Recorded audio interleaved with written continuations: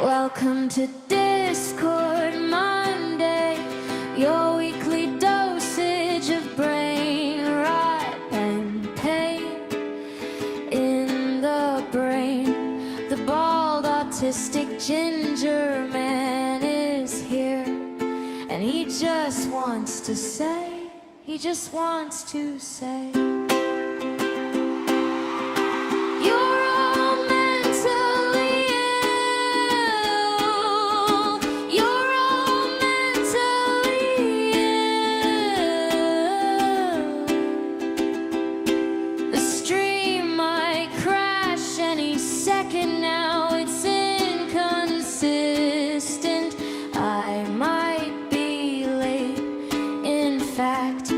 I'll probably be late, but it's fine, 'cause you're all mentally ill. You're all mentally ill. You're all mentally ill. You're all mentally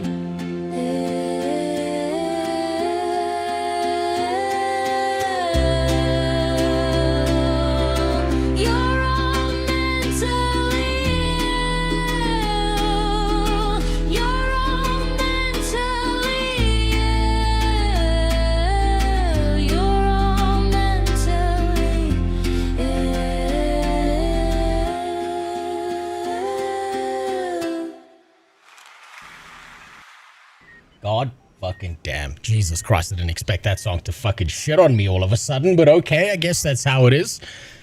Man, fuck, what a bad weekend this has been. Ooh, this has been a rough fucking weekend, I'm just gonna be honest with you. So, welcome to Discord Monday, welcome back to the fucking ward. What up, Godsaw, Cell, Alarazzle, Roadblock, how you doing? Whew.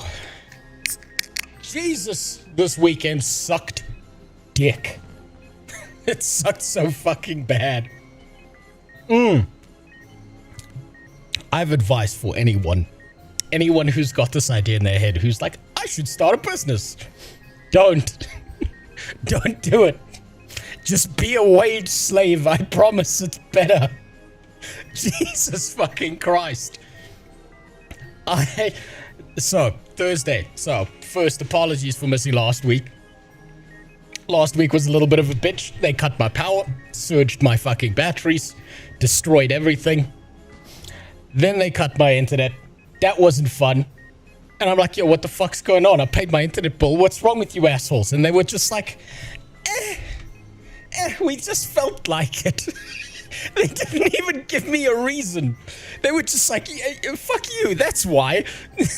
So I've been sitting there in the dark over the weekend, angrily building out certain pieces of machinery that I need because, well, guess what? It turns out it's impossible to import that shit down to the tip of the dick that is Africa. So I could go fuck myself. Yeah, me sort of worried by the way last stream ended. Oh, yeah. I kind of forgot about that. So much other shit has happened. So, last stream, I kind of had to go. I had to rush off. My apologies for that. Last stream, some bad shit happened to my neighbor. So, there was a weird car parked outside, right? And it was, you know, it was a little bit suspicious, but every now and then a bunch of retards show up in my neighborhood. Usually they just like stand in a field and smoke some weed, maybe throw some rocks at a tree or something stupid like that, or climb an electrical pole and decide to rip out the cables and then meet Zeus. Basically, that van was outside casing the place, looking for easy targets to rob. Thankfully, my dogs alerted me to the fact that those people were there, but my neighbor wasn't so lucky. So, when I disappeared, I was hearing screaming outside. One of my neighbors was screaming her fucking head off. Turned out that van was there, not just to case the place. They were throwing poison meat into people's gardens. And I think it killed one of her dogs, and the other was like severely poisoned and shit. So she was screaming and she was real fucking mad. Woke up the whole neighborhood. Long Dick Johnson was out there with his fucking shotgun being like, where? Now's my time. I was asleep. Unfortunately, he didn't get anyone. The van drove off by then. But yeah, we got the plates. You know, hopefully they can find them. But yeah, it turns out my neighbor's dog was killed, which is unfortunate. Did you see the invasion of Spain? Would you say Africa's worse? I'd say Africa's different, right? What's happening in Spain right now is just a taste. It's just a delicious little taste of what is to come. And the fact that they let all those people in and they did nothing to stop them, and that I didn't see any women or children in those fucking videos that were spread around, it was just like, you know, young military-aged men. I think Spain's fucked. If they're willing to let that happen to their country and not do a single, like, thing to stop those fucking people, it's gonna get real goddamn bad. It's gonna get real bad, because that's just the beginning. It's only gonna get worse. Long Dick Johnson was like, this is what I trade for. And that's the one day, that was the one night he was asleep in bed, passed the fuck out. He was actually more upset that he didn't get to shoot people than I think anything else. Oh man, he was so angry. Poor guy. His one time to shine, and that's when he's taking a nap. Oh, it's been a bad weekend for the whole neighborhood. I'd understand killing someone's dog to eat it, but what the fuck is wrong with people? No, so think about it this way, Kurumi. The reason South Africans have dogs and stuff like that is because dogs work as the perfect security system. They'll let you know when someone's at the gate. They'll let you know that someone's at the door. They'll bark their fucking minds out whenever someone goes past your property and stuff like that. And a lot of criminals in my country, they don't like dogs, weirdly enough. You know, it's this really strange thing where people jump into a garden and then 4 dogs just appear out of nowhere and rip them apart. There's quite a few videos out there online of that exact thing happening. So the criminals got smart. They buy like meat from like shopping centers and shit, and they get rat poison. They fill the meat with rat poison. They throw it into a garden, hoping that their dogs will eat it and then their dogs will die. Now, my dogs are fairly well trained. My dogs are pretty smart about that. You throw meat into my garden and it smells off. They'll look at me like, no, I don't know what this shit is, but I'm not eating it. My neighbor's dogs, not so much, it turns out. So she lost one of hers, unfortunately. Bad day for her. So they're generally a security system. And there's a lot of, how do I say this? In African mythology, there are a lot of different superstitions around dogs. And they've been kind of, we don't correct them on this. You don't correct the people on this. So they have different mythologies about different dogs, right? So in their superstitious world, if someone's got German Shepherds, like I do, their belief is that a German Shepherd will maim you so that the owner of the house can drag you into a basement and torture you for months. They have a superstition that any dog that's got like a square jaw, like a bulldog or a boxer or something like that, if that dog bites you, you're sterile for the rest of your life. So you'll never have kids, your dick stops working. Which is, apparently they value their dick more than they value people's TVs. And no one's gonna correct them on that. And if you've got a little dog, it's there to be punted around. So yeah, that's just kind of how the world works. Cats also get targeted a lot. They do, unfortunately. They do. They target all animals because these people are fucking subhumans. I'll show you something real quick, right? There used to be a bird, right? We had the nice version of the Australian ibis down here in South Africa, right? This thing. Let me see if I can pull it up. Now, this thing used to live in my country and make noise at the most inconvenient fucking times in the world, right? They're named after the sound that they make. This is the sound these fucking things make. And you would hear this shit at like 3 or 4 in the morning. every morning, you would hear this shit.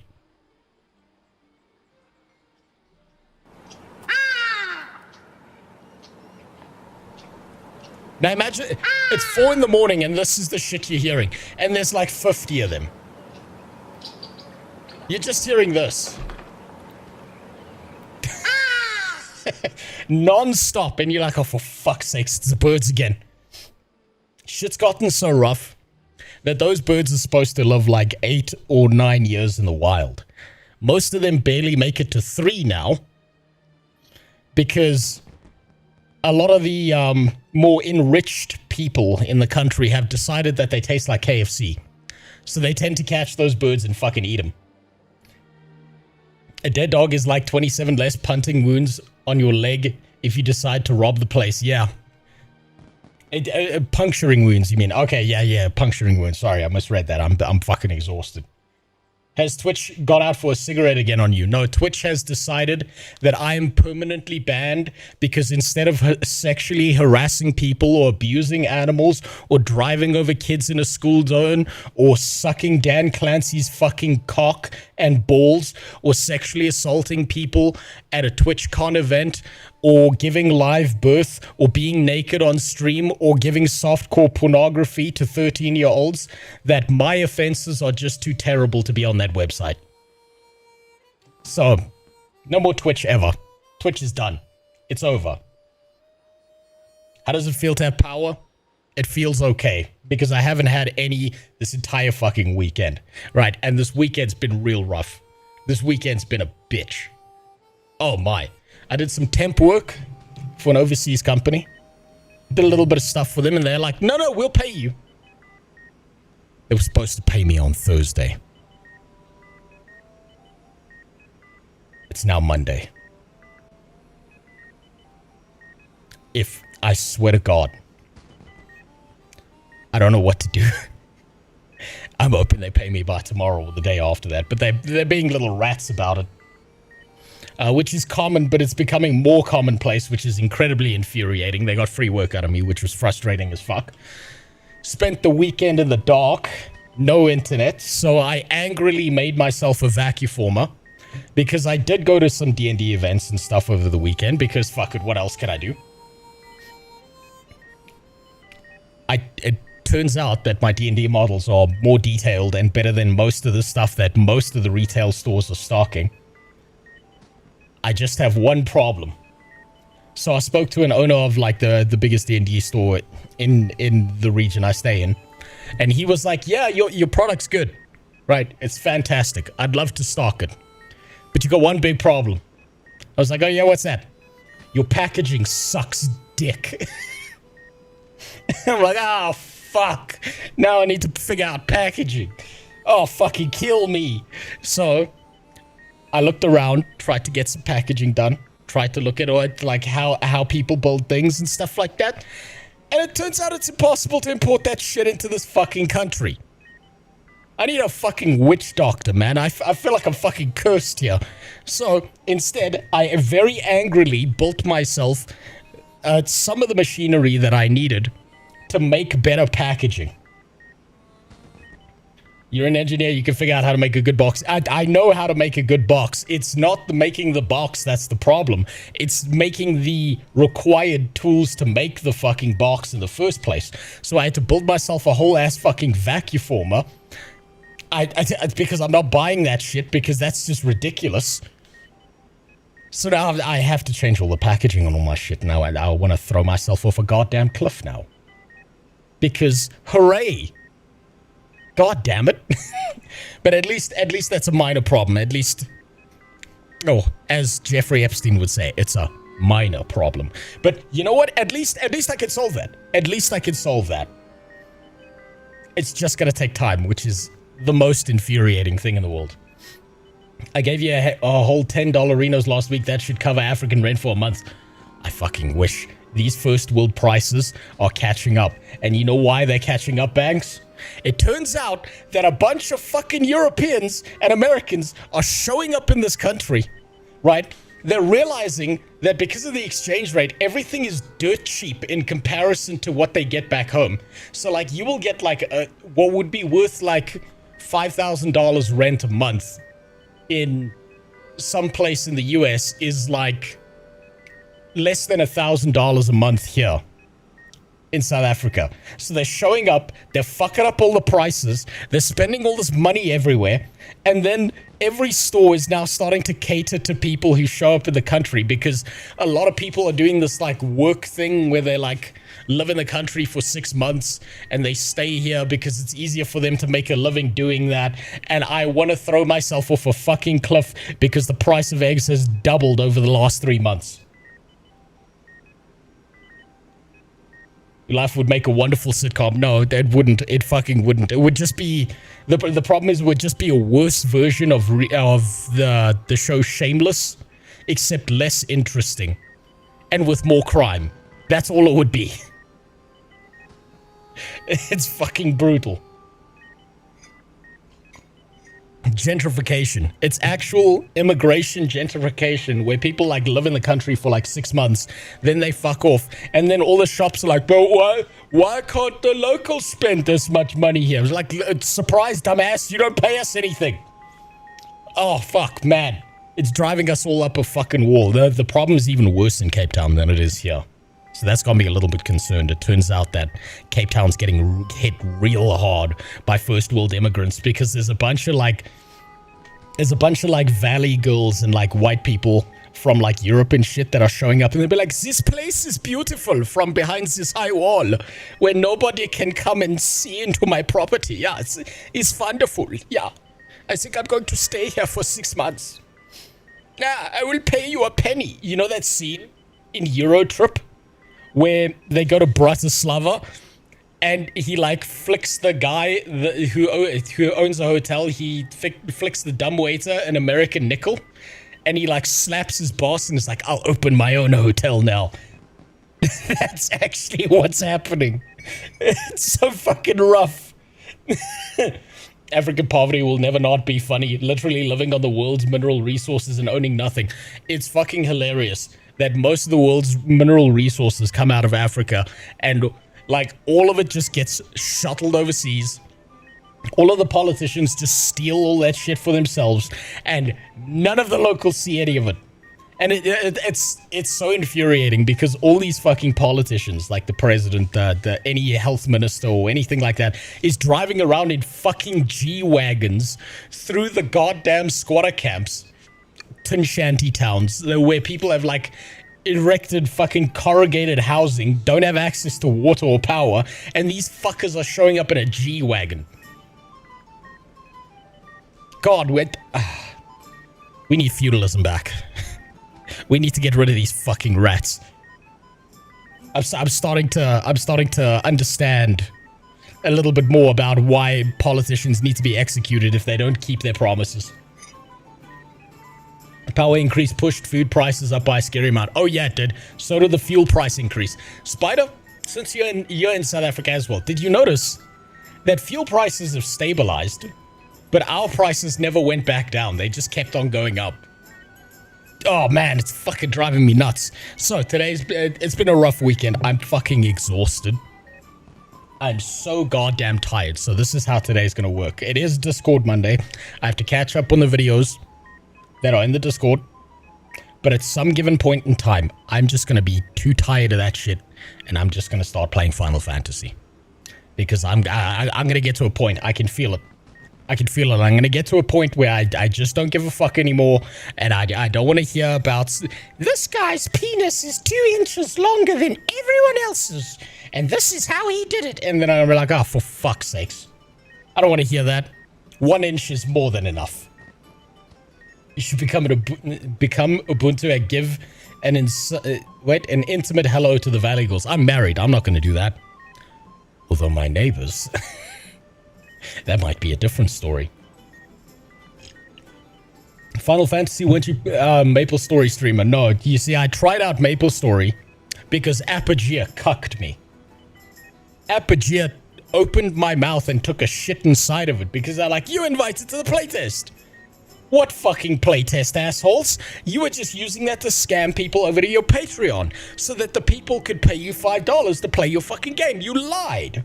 You lied through your goddamn teeth. And the more time passes, the more I realize they did this on purpose. Don't you... wait. Don't want to make you sad, but how is your property tax? I live in a shitty area, right? I live in a really shitty area, so my property taxes are not that bad. They're really low. They're really, really low. So that's not a concern.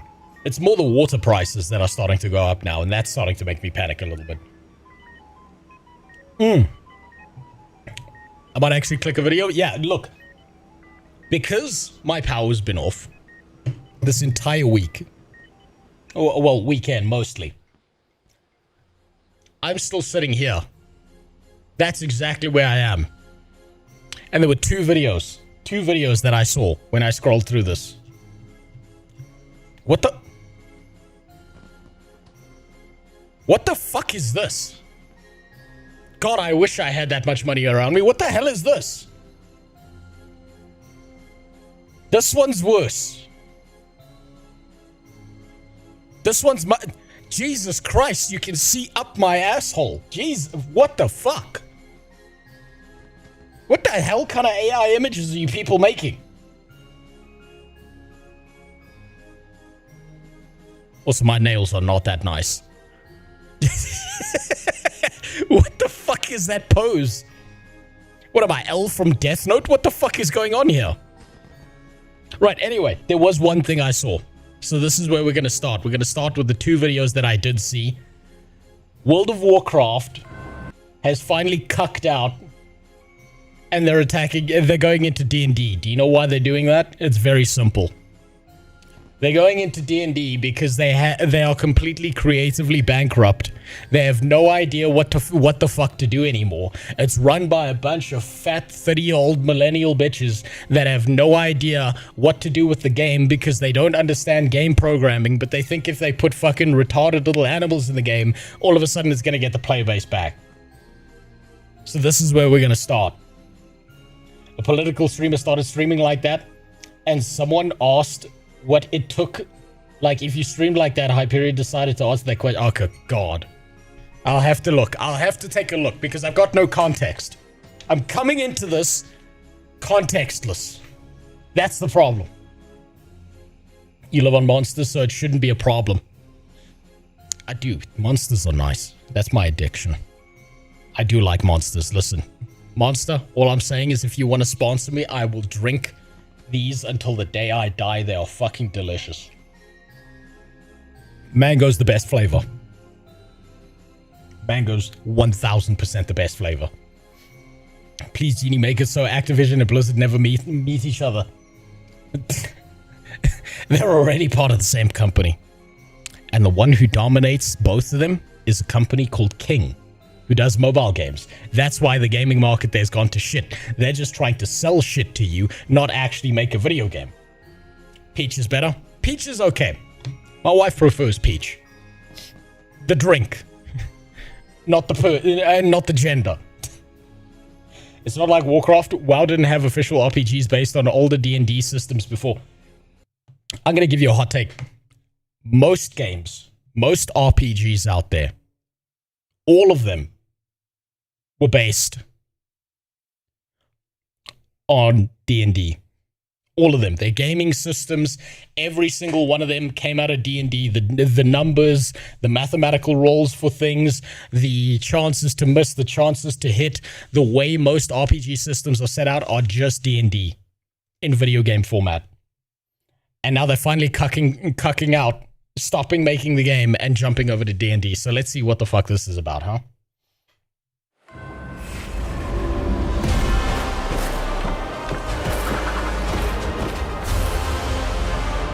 God. Here we go.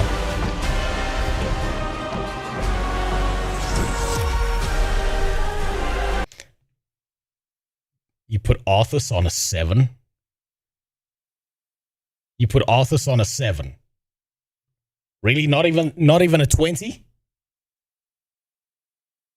No, I mean literally RPG rules books based on D&D. Well, we'll see. We'll see. I have no context. I'll get there. I want to see what the fuck this is. And you put Arthas on a, I mean, fucking discount Arthas Bitch boy himself on a 19, and you put his dad on a 9. Whoever did this has no fundamental understanding of D&D or World of Warcraft. 6 and 7 are very popular numbers right now, for fuck's sakes. You just had to remind me, huh? He did the meme. Kill me. Fucking kill me. They put this little bitch on a 19. Fucking really? At least Sylvanas is on a 3. That's right. They got one of them right. Okay, so what the hell is this? What does this have to do with anything? What the hell is Roll for Azeroth? Give me some context here. Do you have any idea what's happening here? Okay, this is on the Dungeons and Dragons channel here, so that means very specifically that this is WoW partnering with D&D, as far as I can tell, directly. So is this now like a TTRPG of WoW?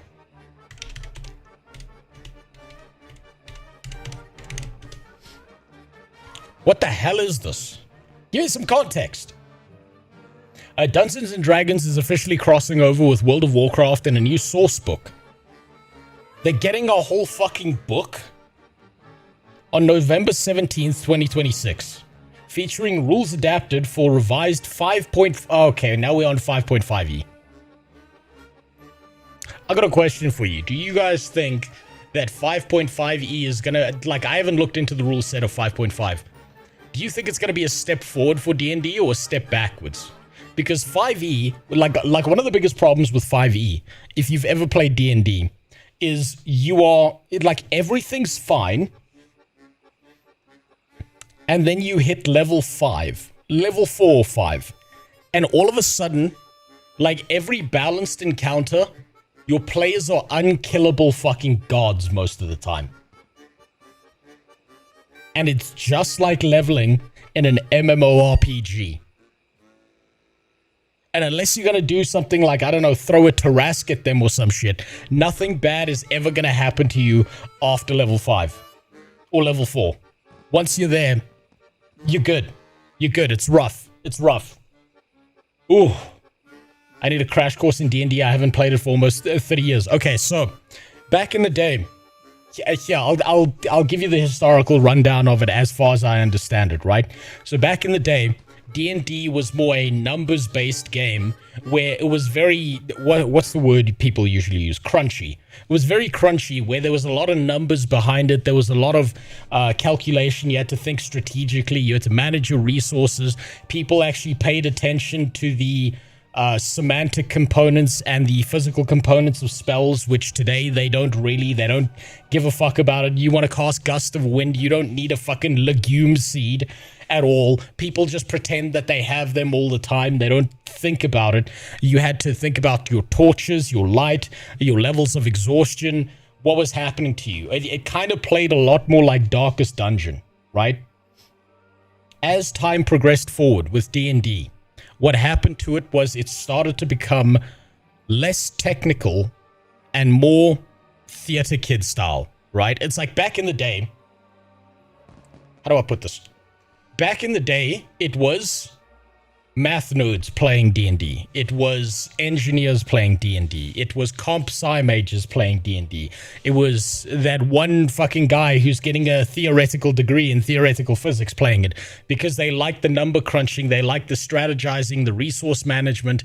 And as time moved forward, they started moving away from those players and towards a wider audience, which was probably the right move because it blew D&D the fuck up on a pure marketing level.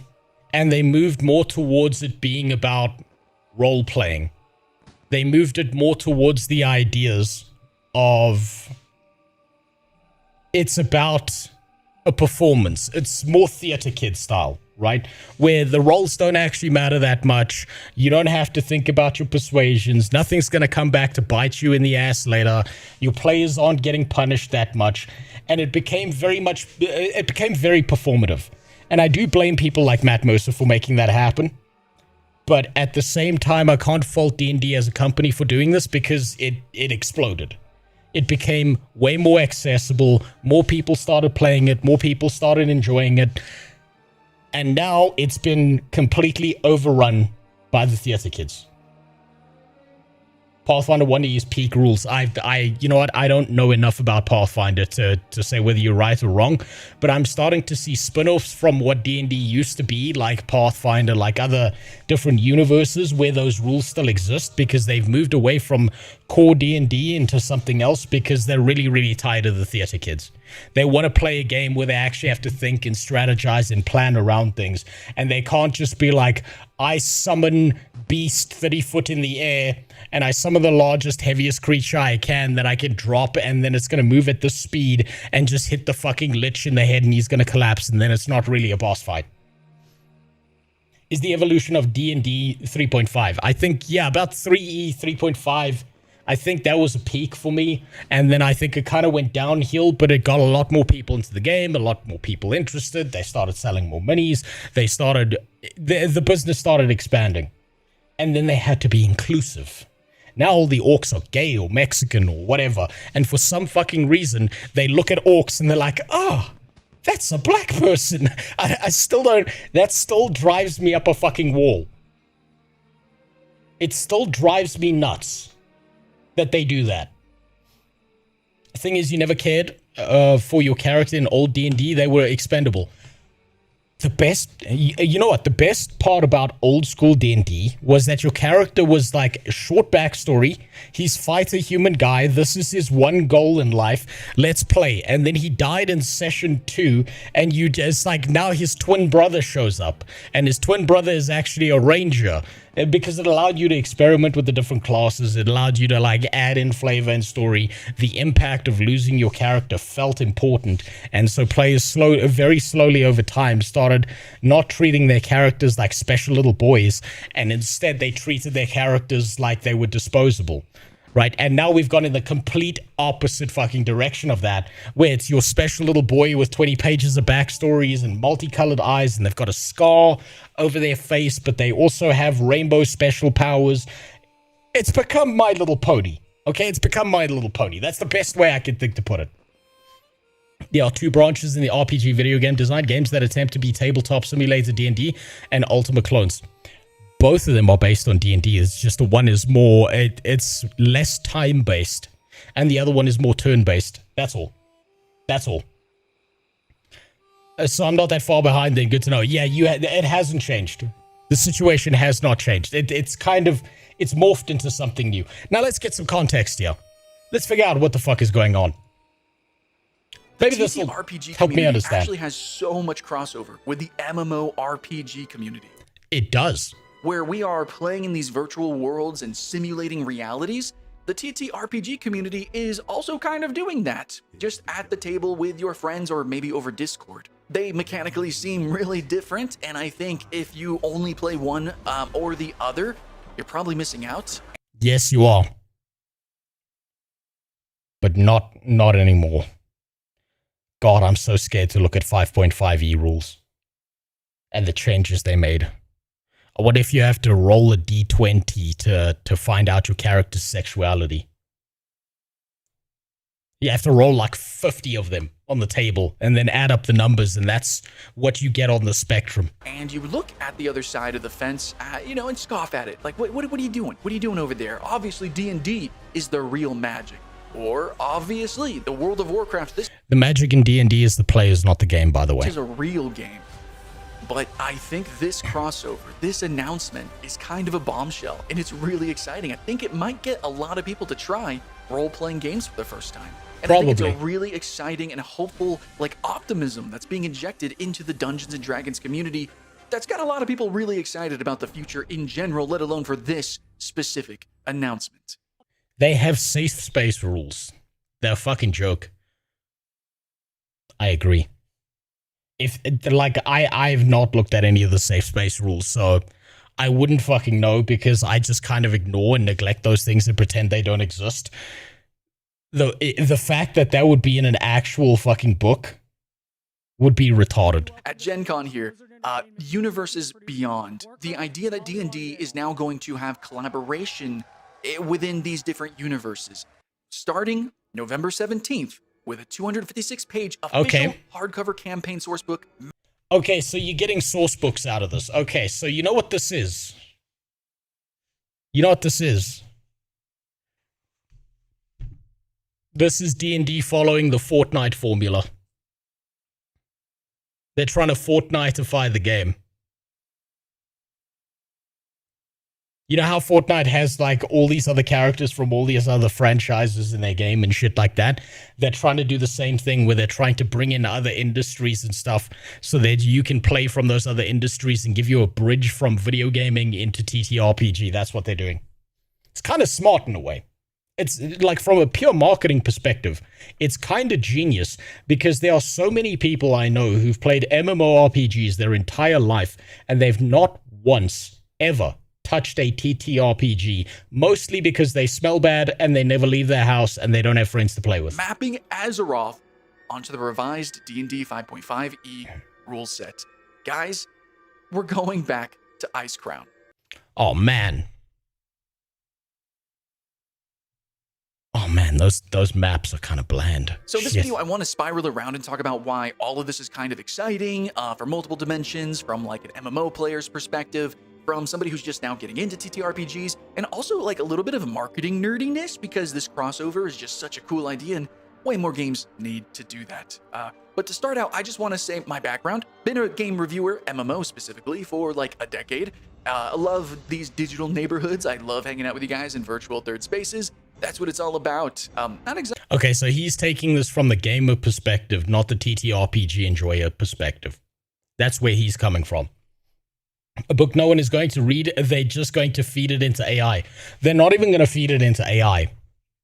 What's going to happen is you're going to see a bunch of games that are going to be flooded with either PCs or player characters or DMs that don't know what they're doing, but someone really wants to DM, and so they're going to use it as their power trip fantasy thing, and they're not going to pay attention to the rules, and they're not going to bring anything from those rule sets or those source books into things, and they're just going to play out their power fantasies, and they're going to play it like a video game at the table, but with none of the creativity, none of the decision making of their players, because they're going to. Here's the problem, right?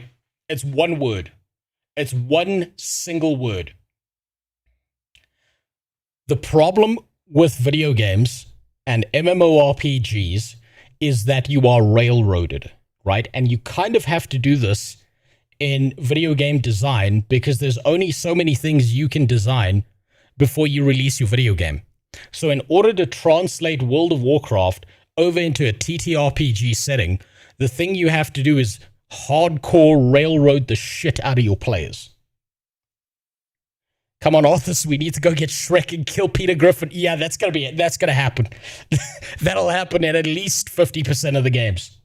Most D&D is railroaded to a degree. Yes and no, right? That generally speaking, the railroading that happens in D&D for the most part comes down to the skill of the DM and what they can interpret from the source books and usually what direction you want to pull things in, right? So I'll give you an example. I've run a few campaigns where I noticed that a lot of groups like to try and murder the innkeeper or the tavern keeper and shit like that. So I used to run a lot of games where the tavern keeper or the innkeeper or the barmaids or something like that were ultra fucking powerful. Right? Like ridiculously so. And I left it there as a plot thread for them to pull on so that they could then explore why these people are so powerful and part of an association that is actually there that's meant to take care of adventurers and eliminate the bad ones and help the good ones grow. Right? You can add things to the story on top of what there is. And if your players like take a fucking left turn somewhere, if you've got a decent or skilled enough DM, they can pull things off in that direction and do what they need to do to change the story or adapt the encounters and so on and so forth, so it still makes sense with the world, right? A lot of source books act as guidelines. The problem here is that these video games are what people have been playing for a very long time, so you're not going to have a DM who's moving over from an MMORPG who doesn't know what he's doing. He's just going to railroad the shit out of the players. So if you're looking at railroading, it's going to be like railroading in a D&D game. A solid D&D game is like maybe 20%. This is going to be closer to 80 to 90%. So the railroading is going to occur at a much higher rate to force people into certain decisions so that they have to continue on down paths. That's the problem. I'm interested to see which WoW characters Wizards of the Coast will change the ethnicity of. All of them. The Lich King is now a black woman. Khadgar's still in the pink wheelchair. Don't worry about that. Jaina's not even human anymore. Jaina's now like a Down syndrome child. They will adapt the shit out of it. I remember what they did with Aragorn in Magic the Gathering. I like all the changes of the race stuff. I looked that up. They're going to do it. They're going to change the shit out of it. Just to match the way they feel on the inside, as opposed to it just being a fantasy world. It's going to happen. At least with D&D, it's encouraged to flavor stuff with different skins, unlike the Universe Beyond crap in MTG. Yes, it is. It's not going to happen here, though. This is... How do I say it? It's going to standardize D&D in a way that's going to remove the agency of the DM. I really get the feeling that Dungeons & Dragons is doing its best to get rid of DMs as much as possible so that everyone's a player character. It's like... So DMs are currently the people who buy the most shit from them. It's the people who buy the most dice. It's the people who buy the boards. It's the people who buy the miniatures because they need multiple for their encounters. It's the people who buy terrain and so on and so forth.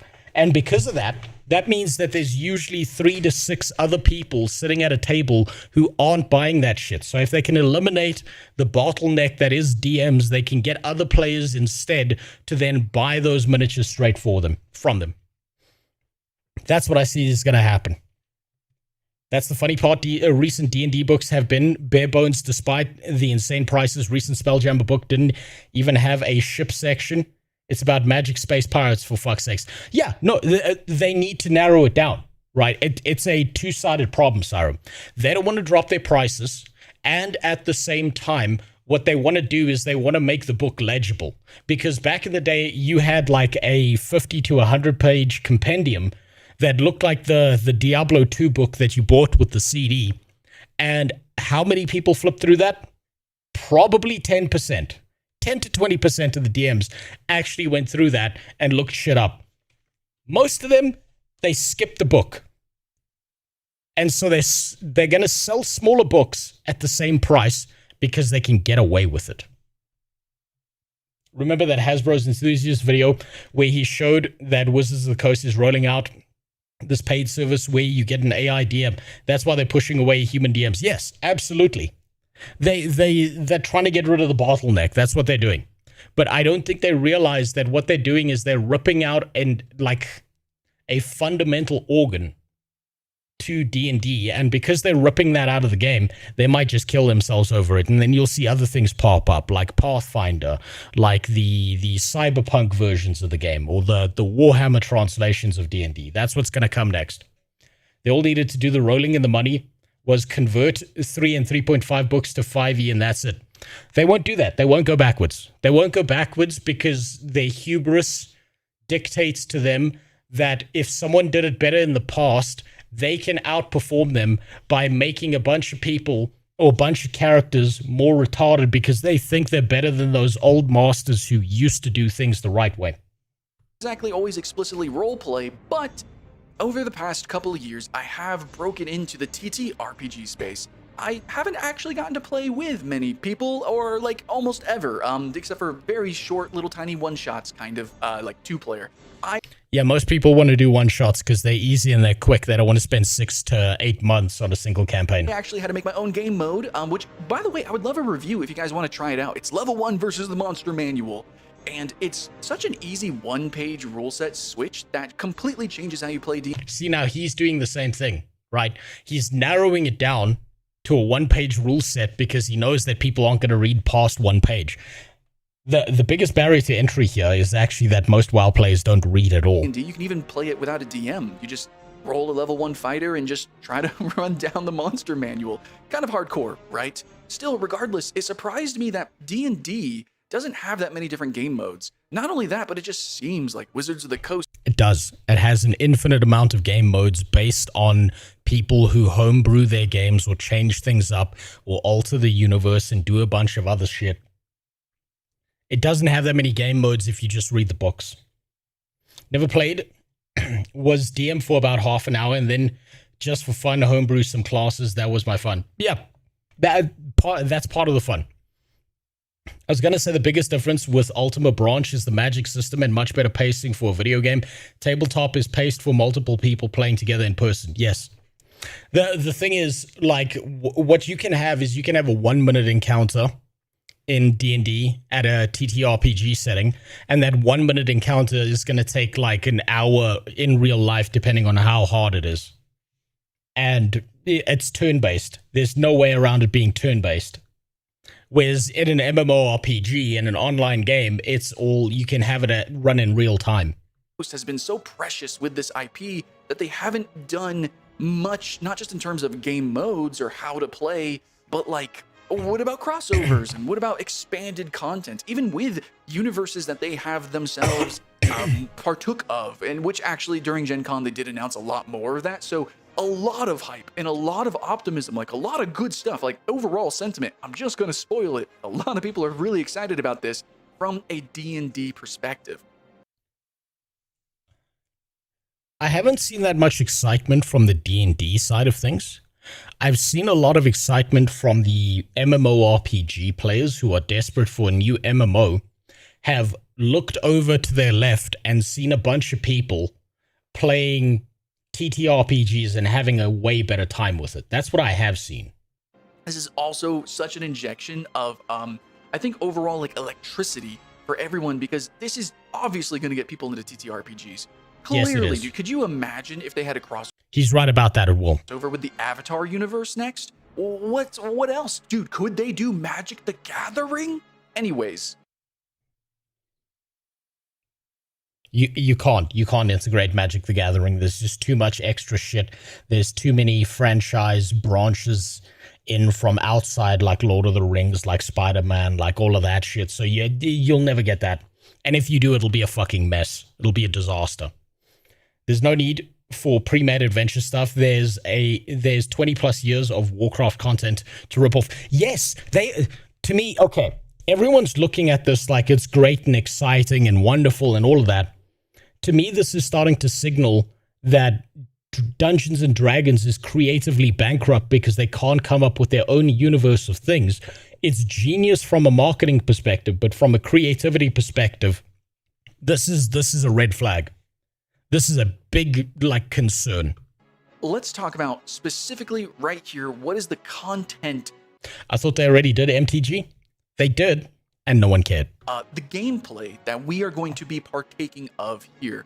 Just bird's eye view, guys. Also, I'm going to be using D&D terminology because, to be very clear, this is not a World of Warcraft game mode. Very similar, actually, to their business strategies that they had with Magic the Gathering, where they just inject, like, freaking Godzilla, or, like, Final Fantasy was a pretty popped off, collaboration. This is, that was Magic the Gathering, then it had stuff injected into it. This is D&D. So it is the game mode Dungeons and Dragons, but translated and with content from the universe of World of Warcraft. And, of course, the announcement is, well, it could be anything after that. Who knows? But to be very specific, we're getting 11 new species for player content, as well as 6 new subclasses. And we're also going to get the World of Warcraft professions. The 6 new subclasses that's just going to be ported over from the MMO. I can see it already. As for the campaign, it's going to include 7 iconic dungeons, 30 boss stat blocks. So those should be some big, thick, awesome encounters. And then it's specifically the adventure, Icecrown. And again, just so you guys know, this is Dungeons and Dragons. This is the rule set. And while some things might be shifted or changed, yeah, I mean, we're not getting a video game. You know what I mean? This isn't going to be Baldur's Gate Azeroth. This is, you're going to be sitting at the table, and if you've already played D&D, you'll be able to pick up this book and immediately jam to it. Actually, I might even be able to use my own, solo game mode to be able to run it down solo. That's so weird. Maybe instead, actually, I bet you're going to see a lot of people on Roll20 on Discord, Oh, oh my God. Oh, he's talking about Discord and shit. Every large D&D YouTube channel is about to be hit by this shit the second it drops. Every single one.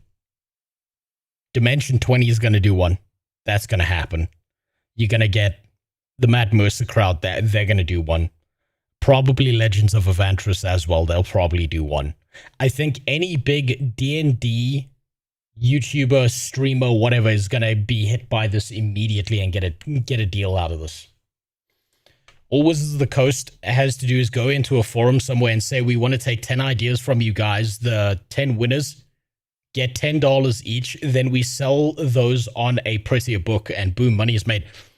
That would require them to think that their players might know a little bit more about the game than they do, but you've got to understand that Susan was hired last week and she believes herself to be a genius writer who knows D&D better than the fat guy who's balding, who's been playing the game for the last 30 years, has read through every single fucking source book, has homebrewed out entire campaigns and worlds and maps and stuff all by himself.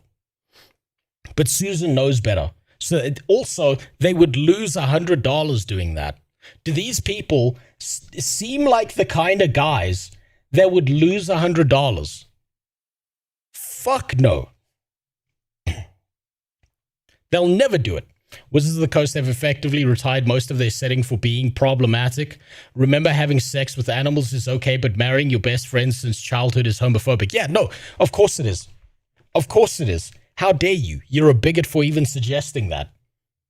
Evantris is corporate for themselves mainly. Yes, but they will get a sponsor for this. I would be shocked if someone like Legends of Evantris doesn't get a sponsor for this. Specifically because in a lot of their D&D campaigns, they've made a lot of World of Warcraft references as well. Digital spaces. There's a lot of digital tape. I say that as if I know. I wish I joined some. Maybe I should make some. People are gonna be playing this, and I think it's gonna be kind of wild. I think regardless, it's probably gonna have some interesting ideas that I think needed to be injected in sooner. Oh my god, okay, wait, can we just like nerd out about other video games? I want to see a Final Fantasy XIV version. I want to see a... If they get this right, there probably will be a Final Fantasy XIV version as well. Monster Hunter version. I want to see, like, just everything. And I think what's weird is the thing he's saying is that what a lot of DMs have homebrewed out themselves already. Like someone mentioned earlier, they did a Legend of Zelda version of the game. A lot of DMs have homebrewed this shit out. Some of the best DMing, like not me DMing, someone else DMing. Some of the best D&D stuff that I've seen has been homebrewed D&D into the Warhammer 40k universe, where you play as a bunch of guardsmen and you've just got like a stack of 20 character sheets because you know that guardsman's dead within the first 45 minutes. You know he's dead. You know you're going to re-roll and he's going to be replaced. You know it's going to happen. Some of those are the most interesting campaigns I've ever seen. Final Fantasy doesn't lend itself to that, because too much of the setting revolves around the Warrior of Light. You can still remove the Warrior of Light and have an adventure and a world and a bunch of shit inside of it. The difference is that it's going to be a lot more difficult to adapt something like... No, actually it wouldn't be. It fucking wouldn't be. I'll tell you why it wouldn't be, the more I think about it, is because World of Warcraft does the same thing as Final Fantasy, where the character you're playing is the ultimate hero who's the special little boy in the main character, and you're treated as such most of the time going through World of Warcraft. Same thing that happens in Final Fantasy. The biggest thing that I would love to see of them adapting video games is that you don't play as the hero. You play as a random, nameless soldier going through the horrors of the world. That would be far more interesting of a setting. And there's no way in hell that they're going to do that. There's no way in hell. It's just you and a band of like low-level adventurers trying to figure this shit out, and you're not part of the main story quest line that would be put into like a game, and instead you're just playing your way through it. I don't think they have the creativity for that. So they're going to railroad you into being the main character superhero person with all your main character superhero person party members who are taking down Arthas in Ice Crown Citadel. That's what's going to happen. What the hell is a solo D&D session and why? People do solo D&D sessions for practice most of the time, but I haven't seen that many solo games. Usually it's just a way to practice. Actually will. There seems to be some teasing of Star Wars, of Transformers, which actually, like, that's not such a random call out. Like, that's something people really want, and there are people who already have their own homebrews where they do that. And I also want to use part of this video to kind of talk about something really interesting and weird, like, can a tabletop RPG be an MMO RPG? Like, if you could play Dungeons and Dragons online with, like, Roll20 on Discord or something like that, I mean, how many players does, like, can you have like 100 players? Could you have 300 players? I actually have found and come across a thing called Project Aurora. I say thing because... So there was a guy, right? This is really, really important. Devin Nash was getting in bed with this guy because he had a really, really good idea. Where it was this one guy in the US who had built this gigantic D&D universe inside of a Discord.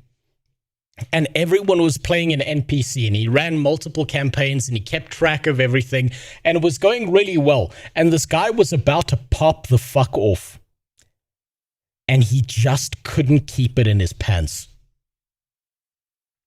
He went and sexually assaulted a bunch of women, and he fucked up all of it.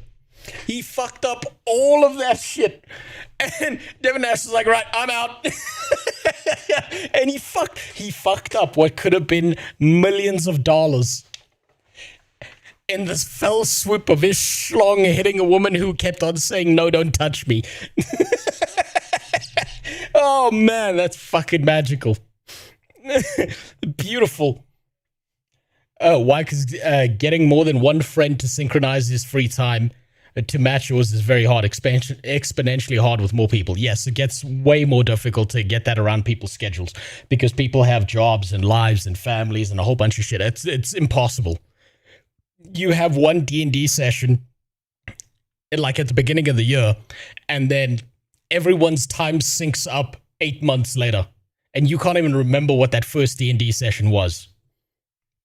Cloudstrife technically doesn't become the main character until the second half of the game, at least until Aerith fucking dies getting impaled on Seph's massive sword. Whore. She loved it. She loved that shit. Oscar, for obvious reasons, did he actually essay a bunch of women, or did a bunch of women say he essayed? No, he apparently actually essayed a woman, right? He actually essayed a woman and got caught in the act. And then he destroyed that entire franchise. He could have built something amazing and incredible, and he fucked up the entire thing. Because what is this? Is it just a D&D disc? As far as I know, right? That's as far as I know. If someone knows better about this guy, he's like a fat guy who's apparently retired from the military. He has black hair. He's overweight. He was like working with Devin Nash for a little while, and then all of a sudden all of that stopped. Someone might know more details about it, but the second I found out he fucked it up, I was just like, oh, god damn it again. As far as I'm aware, he was caught in the act of doing that, but someone might know better than me or know all the details about the case and I don't. Because I'm looking at it from an outsider perspective. Discord, is it an MMO? Well, it is a Discord, and it is D&D, and you play it in Discord, but it is a, like, massively multiplayer experience. It's MUDs, basically. It's MUDs with other people. That you can play with hundreds of other players, and you interact in a world that has real ramifications of that. So, at what extent, like, when do you call it an MMO or not? Can a TTRPG be an MMO? Should we, friends and family, try to run a MMO server? I don't know, but regardless, it seems just all in all exciting that these worlds that we lived in virtually, we can now kind of like take that into the real world to then play pretend to run through it. And I think that if you've never played D&D, I just kind of want to close out the video by saying that there are things you can do that you can't do in an MMO.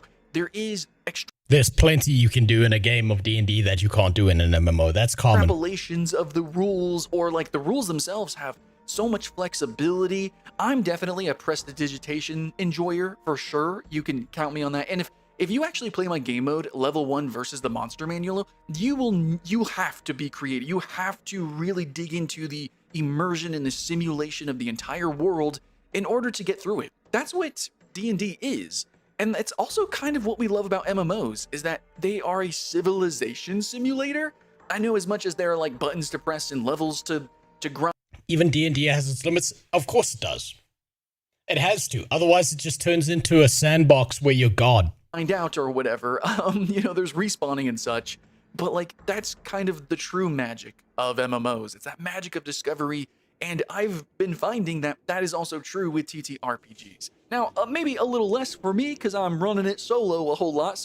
But if you play with a dungeon master, I think you can have a lot of fun. Now, maybe my only complaint, possibly, as of like so early with this announcement, is that, well, this is Icecrown. And of course, it has to be like the first one. It's got to be. But I wouldn't hate it if there was more. Like, maybe if this isn't the only World of Warcraft, addition or adventure. And especially, again, like other MMOs, right? Like, what MMO would you guys want? Or what IP would you guys want? Anime? Dude, can we get a freaking, like, League of Legends / Arcane roleplay game? League would probably work well with that. I do think, though, overall, this was a miss to base this on Icecrown Citadel. Even though ICC was one of the last great expansions that WoW ever had. I think that this was a massive miss. What they should have done was base it way back in the day before Medivh opened the Dark Portal and gone from there. They should have used historical World of Warcraft as opposed to, not even historical World of Warcraft, historical Warcraft. Right, like base it off of some of the events that happen in Warcraft or Warcraft 2, maybe even Warcraft 3. But the fact that they've locked themselves into ICC means that it's going to be heavy railroading. That's one of their biggest issues. There's not that wide, expansive world where you can build it out by yourself because the world's already built and defined. I wasn't able to rip a tree out of the ground and use it as a weapon just because my character drank a potion of growth. But that all depends on the DM. Yeah, it really depends on the DM, right? It depends on what the DM's going to allow and what the DM's not going to allow. Like, a good DM might be like, okay, well, you could try and rip these smaller trees out the ground and use them, but not a larger one. Or he could be like, okay, roll strength, see what you get. And then he might roll against you and see what you get. Like, it really depends. D&D can be fucking terrible with a bad DM, or it can be incredible with a great one. And I think one of the things that gets placed on DMs a lot of the time is when you have a table of like 4 really good players, and then player number 5 is a shitter. And then because player number 5 is a shitter, the DM has to account for player number 5. And then what happens is the DM takes the blame for the shitter's behavior because the DM's running the game, not the shitter. That happens all the time. Will this book raise the max level to 30? Absolutely fucking not. I hope not. You know how bad it is, right? You say, let me hit level 20, you cowards. Do you know how bad a fucking combat encounter is at level 20, Faith? Jesus, it'll take like more than a day for a single combat encounter at level 20. It's fucking brutal doing that. There are so many things you need. You need to start using virtual dice and shit because you just don't have the amount of physical dice you need for the rolls. It gets real rough at level 20. It's especially trying to keep track of all the numbers. Oh my god, like, that'd be really crazy. Either way, I hope I can find some people to play with. Please join me in the Critics Discord, links in the description. And again, I would really appreciate a review on my little 1-page game mode homebrew for D&D. All right, well, he's filling that one pretty hard. Let's just keep playing pretend and enjoying our fantasy worlds. How about that? The hype is alive. Much love, friends and family. I'll see you again next time. All right, not bad. Okay. I think ultimately this is going to be great for the D&D franchise. It's going to bring in a bunch of money, but it's going to be bad for the creativity of the game. The fact that they're now pulling these kinds of things into it. I think it's going to get even more people into D&D, but I do expect that this is a red flag, not an indictment, just a red flag that they are creatively bankrupt enough that they've run out of storytelling that they can do themselves, which is concerning. Concerning long-term. Short-term, these guys are going to pop the fuck off. They're going to blow the fuck up doing this kind of stuff. So yeah. say what you will about this guy shilling his rule set. I bet you haven't graped someone in-game funeral by murder hoboing the guests or killed the dev by burning them alive. Yeah, that's Ultima. Give it time, Banks. Give it time. Do you think that a bunch of World of Warcraft MMORPG salt maxing pieces of shit are not going to go into a D&D game and be like, what? I can rape Jaina? Do you think that's not going to happen? They're going to make that DM's life a living fucking hell. A living hell. I don't want to kill the Lich King. I just want his ass cheeks. You get to ICC at the top of the tower and you're like, Arthas, I like you and I want you. Now we can do this the easy way or the hard way, boy. That shit's coming. That shit's coming for these games. It's gonna happen. Bring back Dark Song. Add more scantily clad women and grim dark themes. Bam, D&D saved. You know what? That might work, actually. Have you considered working at Wizards of the Coast? Wait, no. Oh, damn it. Sorry. You're either male or female, very likely, which means that you're not one of the other 25 million genders, so you're immediately banned. I'm a warrior. What I'd prefer over any of that is creating your own villain faction in WoW D&D. I would. This is exactly why I say I think that it would have been. I think this is a miss, right?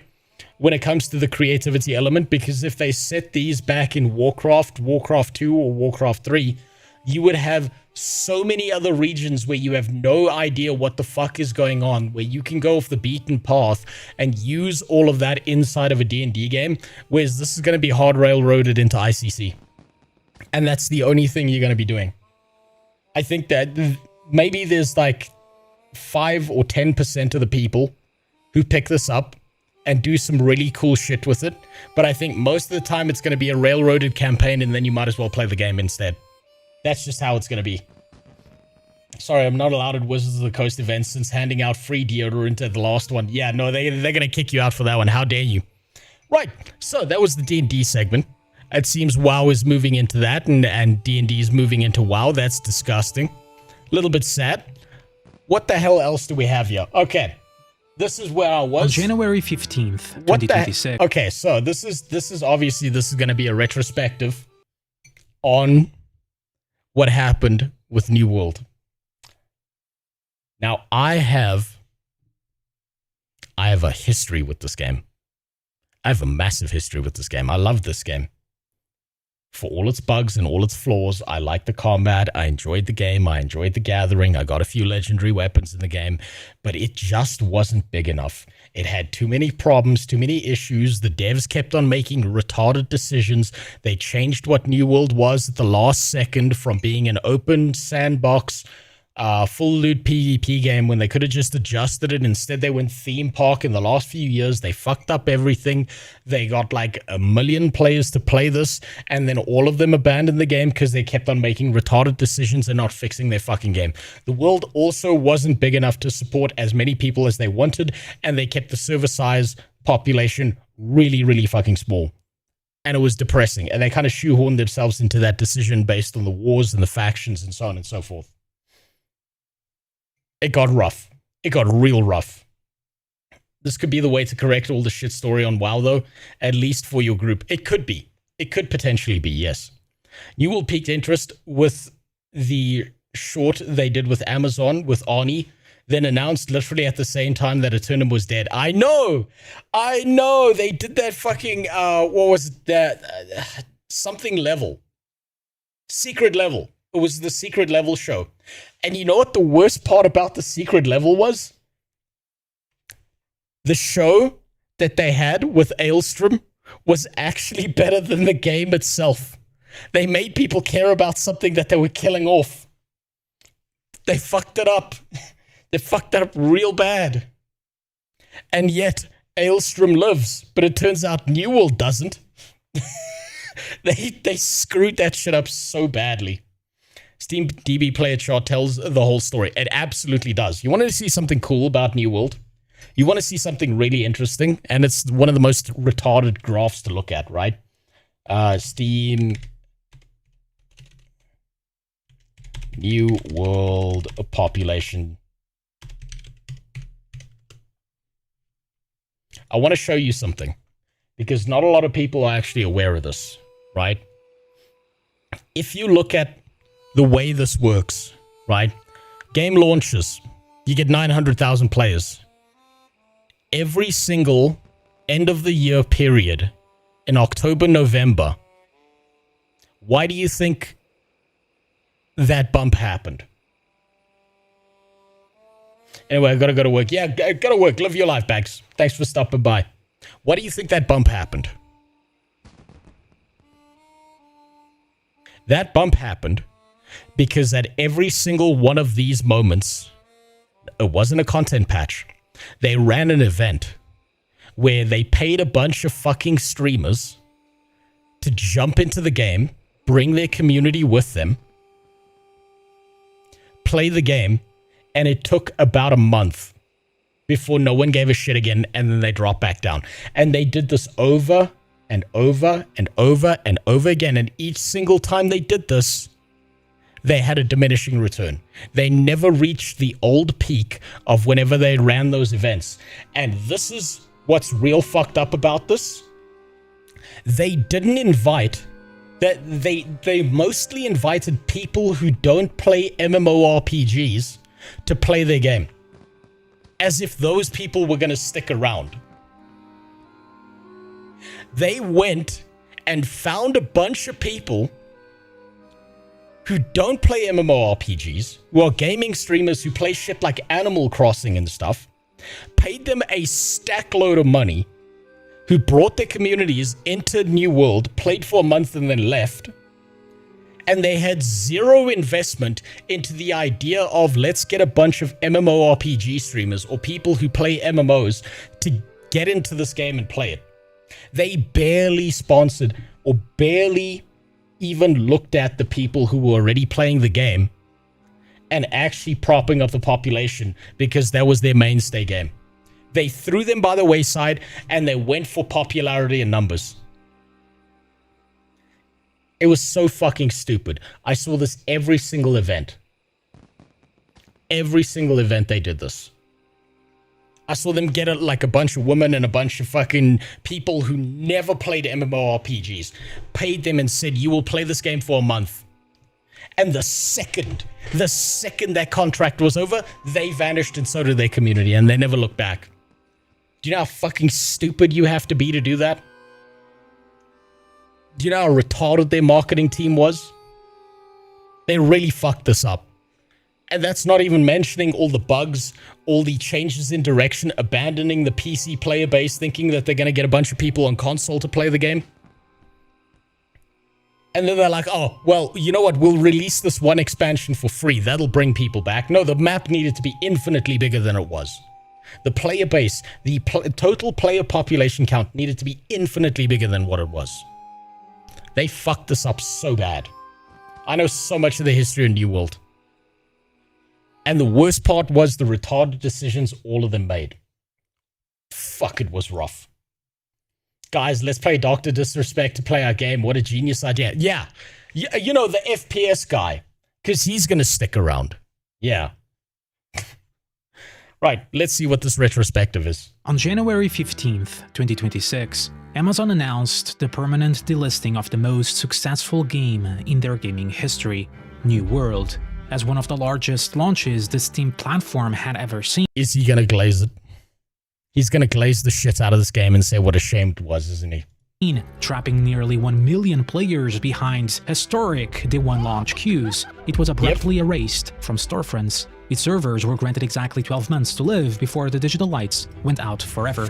For a corporate titan that vaporized well over $1 billion trying to conquer video games, this wasn't the sudden death of a single title, it was the final chapter of a structural tragedy over a decade in the making. The world's largest online marketplace believed it could buy its way into artistic greatness, but it's a buy-to-play game. The marketing was genius. The marketing was good enough to get people to buy the game, but guess what? That's not a long-term sustainability model when you're doing this for an MMORPG. And one of the things that they had was they were selling emotes and skins and a bunch of housing stuff in the market. And guess what? You get that initial bump from the sale, but if you don't keep people around or invested enough to go into your cash shop and buy a bunch of shit, then it doesn't matter because you have no long-term strategy for keeping people around.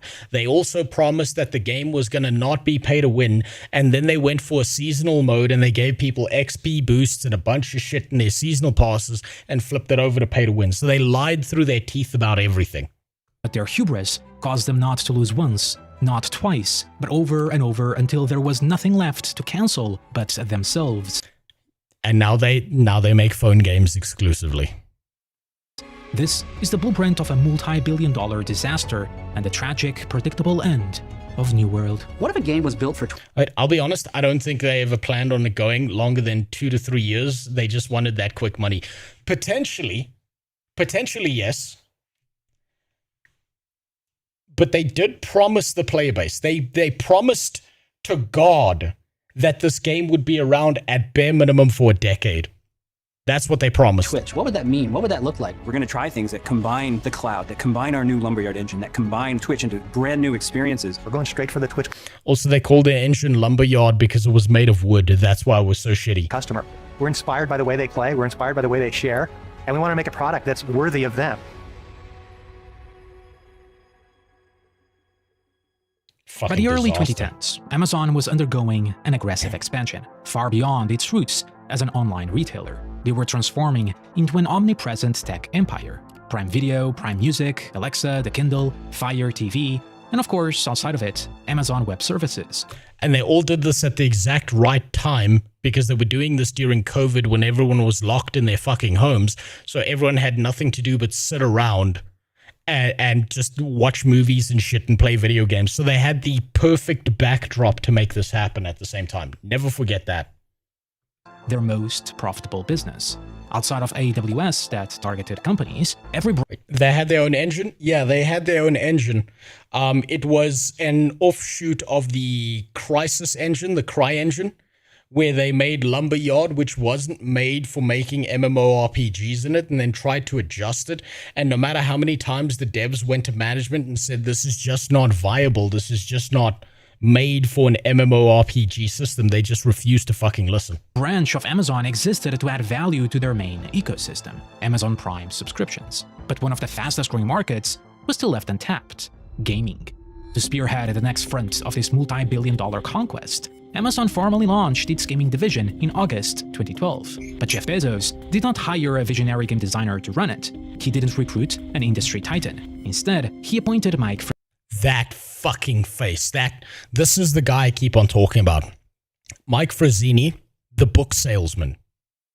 They didn't hire an experienced dev. They didn't hire a guy who knew what he was doing inside of the gaming space.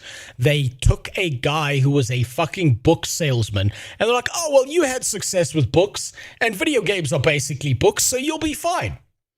This douchebag, this dick bucket, fucked up the entire development process of New World. And I'll never forgive him for that. Frazzini to lead Amazon Game Studios, a corporate manager who, until that point, had spent most of his career optimizing Amazon's book business division. Frazzini's goal? To target the fastest growing market in the industry, free-to-play mobile and Facebook games. My name's Mike. I'm from Amazon. I grew up in the 80s and 90s. I played a ton of video games. One of my favorite games Sure you did. growing up was RBI Baseball. But Amazon was far more ambitious than just making games. They wanted to control the entire infrastructure beneath them. The vehicle for this conquest was the Amazon App Store and Fire OS, paired with a hardware launch designed to reshape consumer behavior forever, the Fire Phone. Can we build a better phone for Amazon Prime members? I'm excited to tell you that the answer is yes. This was the ultimate manifestation of corporate hubris. The goal was never consumer utility, it was total ecosystem capture. Amazon wanted to do for smartphones what the Kindle had done for ebooks. The Fire Phone launched at the peak of the tech industry's obsession with 3D gimmicks. And so, it shipped with something called... We call this dynamic perspective. But now, notice how I can look around. Tilt the... Hey, you know what this sounds like? You know what this sounds like? This sounds like the exact debate as to why they keep on pushing forward graphics in video games, where they've just driven up the price of hardware everywhere and they forgot that the part of video games that's the most important is the gameplay. They took a gimmick and they thought that was going to sell everything. These guys have such a bad fucking marketing strategy. It's not make a product that's better than everything else. It's ape someone else's product and then put a gimmick on top of that, and that way will dominate the market. I've played games my whole life. I won the Concord World Cup. Yeah, that's because he was competing against himself. Fucking Jesus. What other buggy-ass game uses Lumberyard Engine Fork 2? I don't actually know. I think it's because it was proprietary to Amazon. I think maybe Crucible used it, but that's about it. And that was an FPS game. Phone, and that's a very natural gesture. So on this, I look up, I tilt to the right, and I see. Then there was Firefly, a tool that allowed you to point your camera at a real-world object and instantly buy it on Amazon. I bought a game. I'll tap on the book, and you can see I can buy the Kindle edition. I can buy the paperback. I can go into the audiobook store. On paper, it was flawless. In function, it's a gimmick. It was a complete disaster. Where the Kindle won the market through low-cost convenience, the Fire Phone demanded premium iPhone prices, $649 in 2014. Worse, Fire OS was an unmitigated software prison. It was Android wearing a costume that didn't come with the apps everyone actually used. And for third-party apps, they're still going to depend on Amazon's App Store because, again, they can't use the Google Play Store or the iOS App Store. So they made a $650 phone instead of an app or two. Consumers flatly refused. The device then sold only a staggering 35,000 units. It was a generational flop. Within 12 months, it was dead. Amazon was forced to write off $170 million in unsold inventory. I wish they'd write off Twitch like that. Sitting on 300,000 physical monuments to their own arrogance. But their hubris and delusions didn't end there. At the same time, wait, Star Citizen made their engine from Lumberyard. Nice. You mean another scam? Another scam is using the Lumberyard engine? Gee, I wonder when that one's gonna shut down. I remember that stupid 3D glasses, everyone that was saying that was going to be the future of movies. Yeah, no, those things were fucking dumb. It made the movies look terrible. Some kids started throwing up and stuff, and then the idea was quickly abandoned. Zini was at the forefront of pushing Amazon's Fire TV as a cheap console alternative, promoting mobile titles on the big screen, and even bundling game controllers. Those guys have enough money to try weird bullshit ideas and not go broke, so at least they're trying. They're not trying. Right, this is the trick, Bestia, is they want you to believe that at least they're trying, but the trick behind this is they're not. What they're doing is Amazon is particularly guilty of this, is they steal a gimmick from somewhere else, pretend that it's theirs, like spread out a bunch of marketing everywhere, say that it's theirs, say they own it, say they were the first to the market, but they've actually just stolen the idea from someone else. And then they can say, oh, well, we're trying new shit. Do you know what Amazon's fucking corporate slogan is? It's move fast and break things, right? The way you move fast is not by developing things yourself, because that takes time. You move fast by taking shit from other people. And then after that, they certainly broke them. During that time, Amazon Game Studios pushed roughly 10 mobile titles to their barren app store. Not a single one made a splash. The mobile pivot failed, but the gaming division only grew more aggressive. According to Bloomberg sources, Jeff Bezos viewed video games exactly like the Fire Phone, a Trojan horse to lock consumers into the Amazon Prime ecosystem. And it didn't work. And advertise AWS as the prime service for online titles. Bezos' instructions to his executives were explicit: spend whatever it takes, for as long as it takes. But Amazon would soon learn that throwing capital at video games is not the same as making good ones. On August 25th, 2014, Amazon delivered a $1 billion declaration of war. Driven by Mike Frazzini, Amazon officially acquired Twitch, the undisputed king of live stream gaming. It's not the king. Sorry, but YouTube dwarfs them. YouTube's just way fucking bigger than Twitch. and Twitch from then to now. So maybe he's talking about back then when they acquired it. Yeah, yeah, they were the king back then, but they're just not anymore. Now they're a softcore porn site for 13-year-olds to go online, use their mom's credit card, spend $5 on some e-girl to hear them say their name so they can bust a nut on their screen. You should check the only standing Amazon game, Courtroom Chaos, the new DLC trailer with Arnold Schwarzenegger. It's the craziest AI stuff ever. I'm so fucking unsurprised by that.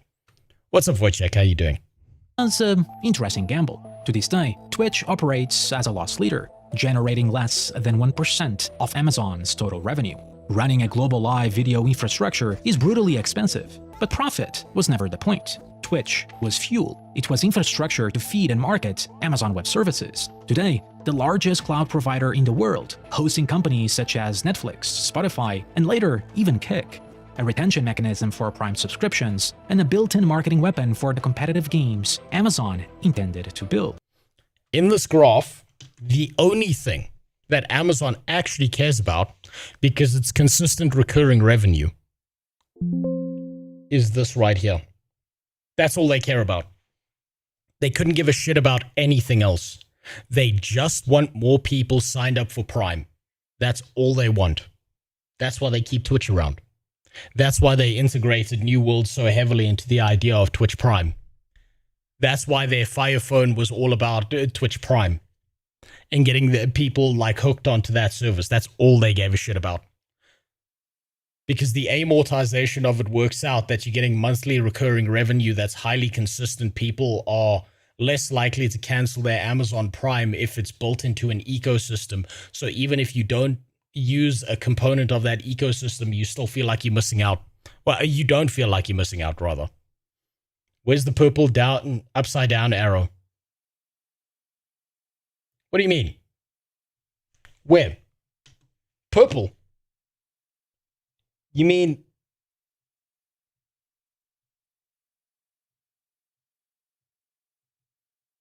No, the writing's in red. What are you talking about?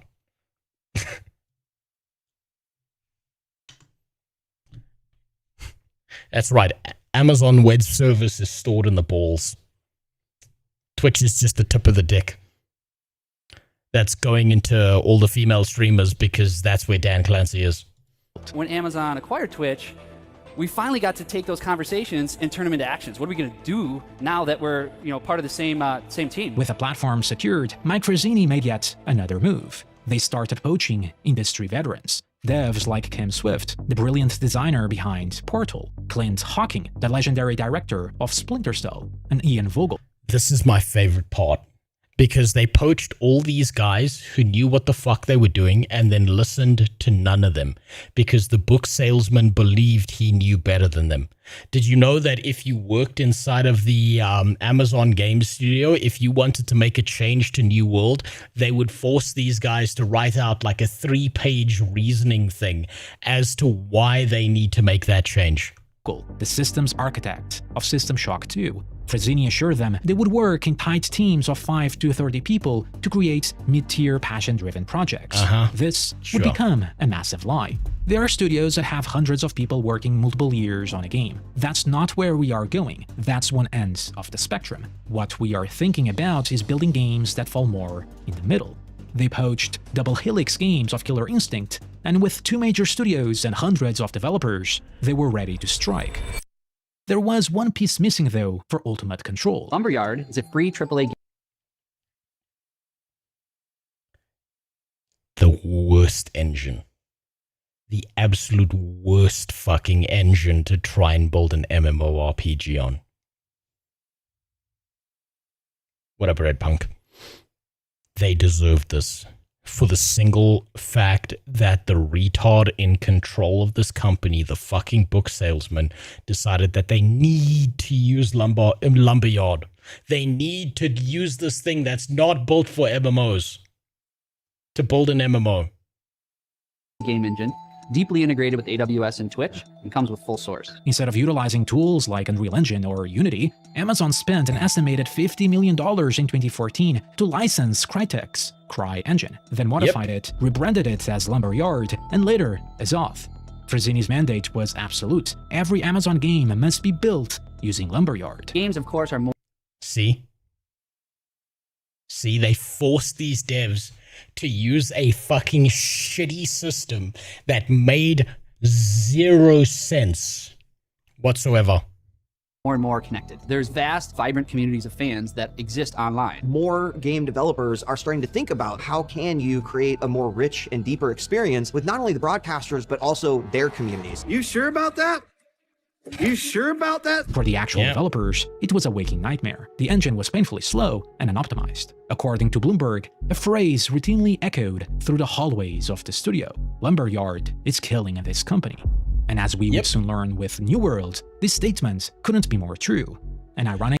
And keep in mind that whenever the devs complained about Lumberyard, they would get shit on, fired, thrown off of teams, or been told, "We don't give a fuck, you will use Lumberyard."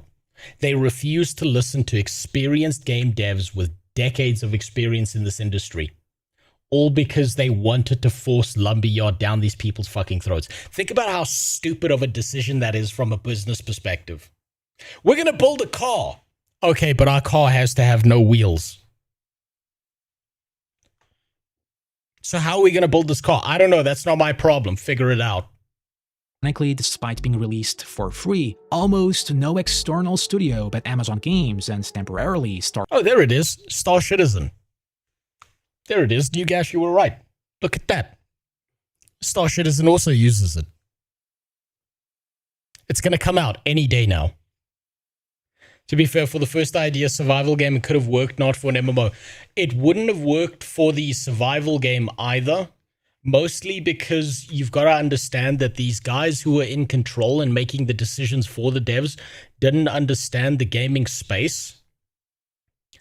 That's why they changed direction entirely, like 1 or 2 years before they were supposed to launch. And the idea of a full loot multiplayer online PvP kind of game usually means that what's going to happen is you're going to have a massive population spike, and then it's going to collapse into nothing because you're going to have a bunch of people who keep on attacking people at lower levels or have just spawned into the game and stuff like that. The best way these kind of systems have been done in the past is probably a game like Rust. And the problem is, if Amazon had tried to make their game like that, they would have just been accused of being Rust. But this is a decision-making problem more than anything else. So they would have, like, even if they'd stuck to their main goal, their original main goal, I believe that they would have fucked it up. Maybe not as quickly as they did with New World and what they turned it into, but they would have fucked it up eventually because they had a fucking book salesman at the helm instead of someone who understood video games. Star Citizen utilized the Lumberyard engine. The consequences were inevitable. The industry veterans who had been bought with high salaries and stock options realized the paradise was an illusion. Clint Hawking, for an example, fled back to Ubisoft. Still, the premise was scary to competitors. Some of the industry's brightest minds, backed by $1 trillion company and a brand new flashy game engine. Gamers, though, were skeptical. A studio led by a product manager, armed with a chaotic roster of developers from entirely different backgrounds. It looked less like a well-thought-of initiative and more like a simple collection of expensive parts. We've been talking about this idea of what would it mean to build games for Twitch. And so we brought in some of our game designers and we said, hey, what would it look like? See? Listen to the way he's talking, right? Do you notice that he's not at all talking about the video game? You wrinkled ballsack, What's on the Docket today was doing an oil change. So I'm catching up on the stuff on the Discord. I wanted to specifically look into WoW moving into DnD, which we've already done, and I wanted to look into a retrospective on New World because I have a history with this fucking game. Look like we built games for the Twitch community. By September 2016, the strategy suddenly changed. Amazon was done playing the middle of the spectrum. They wanted high-end blockbusters. The Twitch community has already changed. Do you see that? Again, listen to everything this guy says. It is nothing to do with the video games at all. It is all about how do we get people to pay more money to Prime. Every single thing this fucking guy said had nothing to do with video games when he stood up and spoke. He's like the exact opposite of that guy who's in charge of Guild Wars 3. I'm forgetting his name right now. It's Colin, I think it is. Yeah, that's Colin. He's the exact opposite. This is like the yang to Colin's yin. He does such a bad job of it whenever he talks, because it's always about Twitch, it's always about subscriptions, it's always about how do we integrate this into a wider thing. It's never about the fucking video game. And what he doesn't seem to understand at all is that people play video games primarily for the gameplay. Does he have a recent bad hair transplant? No, that's just natural. That's just natural. RuneScape did the PvP better than most PvP MMOs. Yes, they did. They absolutely did. That's why they're still around today. Guild Wars 3 will walk the same road with Unreal Engine. No one can play, and the 10 people that can play it will not be enough to pay for all the development. I think that Guild Wars 3 is already misstepped in calling it an MMORPG when you're not going to get a full MMORPG experience. A bunch of people are going to buy it and play it and realize it's not what they want and then leave.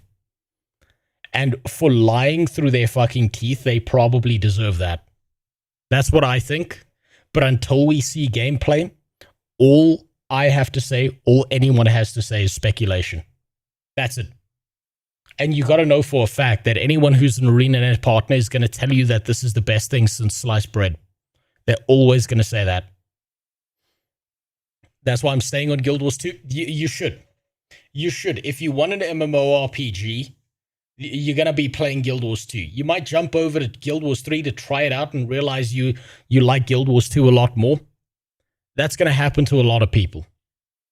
This reminds me of someone who asked Glenn Schofield, why don't you just use your own engines to make it? He gives an example of how they used the Tiger Woods engine to make the Lord of the Rings. Yeah, it's about right. Changed the way games are experienced. And what we think is next for the Twitch community is to change the way that games are made. At TwitchCon, Amazon Game Studios finally showed its hand. They unveiled 3 massive titles, engineered not by creative vision, but by algorithmic data, meticulously targeting the most profitable genres in the industry. Breakaway is a mythological sport brawler where epic warriors from myth and legend I remember Sports Ball Game. That one didn't work out too well either. team up and face off in fast action competition. And it's played in these mythological locations like El Dorado or Styx or Valhalla or Atlantis. Each of the warriors has unique buildables that they can lean into to fortify their strongholds or to go on these offensive drives. We're very hopeful about the competitive scene, but for now we just wanted to make a game that at its core was just really, really fun to play and really fun to watch. The first was Breakaway, a mashup of a sports and hero-based game. 2 teams fighting over a ball to score a goal using buildable defenses. Think Rocket League meets League of Legends or Smite. No. You see, he doesn't know his history here. Do you know what this game mode is?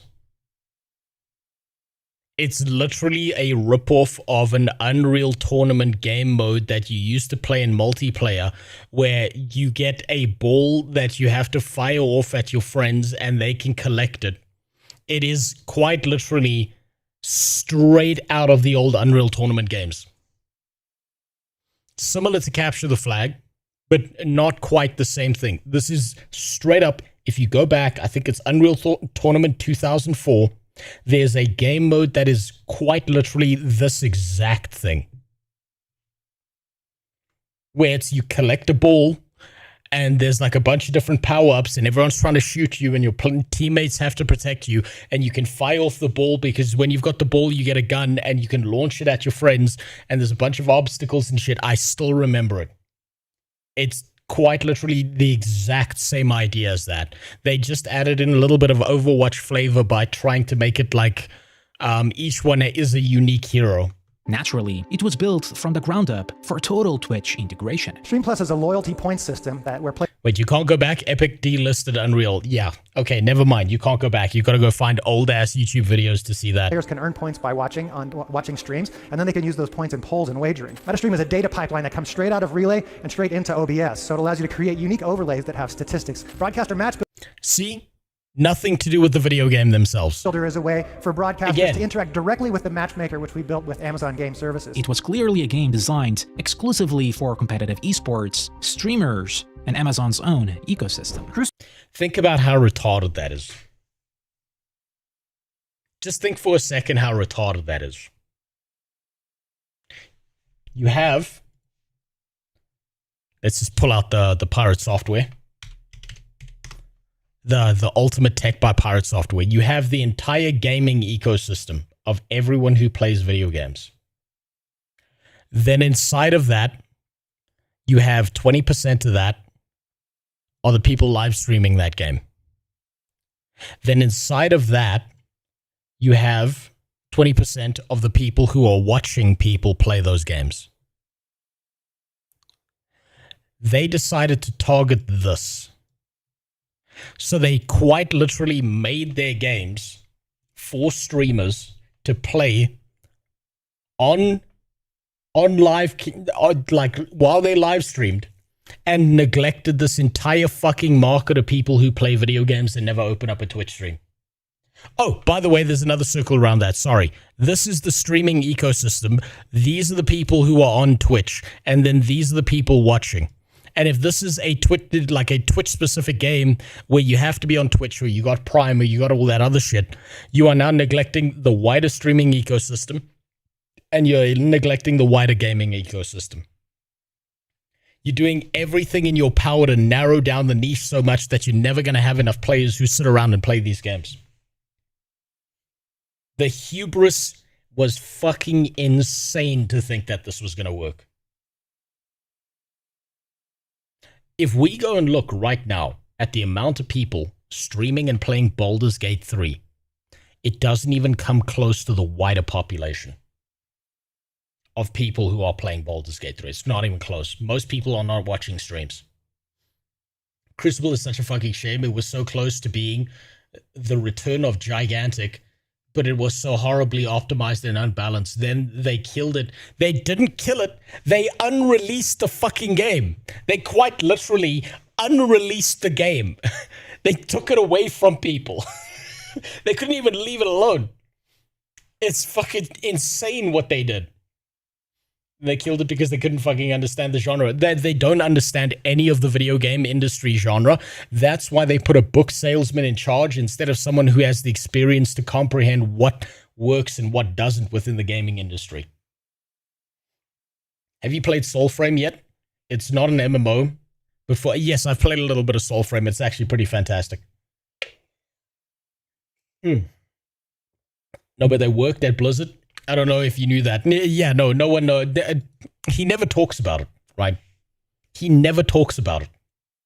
It's like one of those like deep lore facts that only the real pirate heads know. Only the real people who watch his streams will ever know that he worked at Blizzard. And on top of that, did you know he was a second-generation employee? I mean, the nepotism, it just makes it so much better.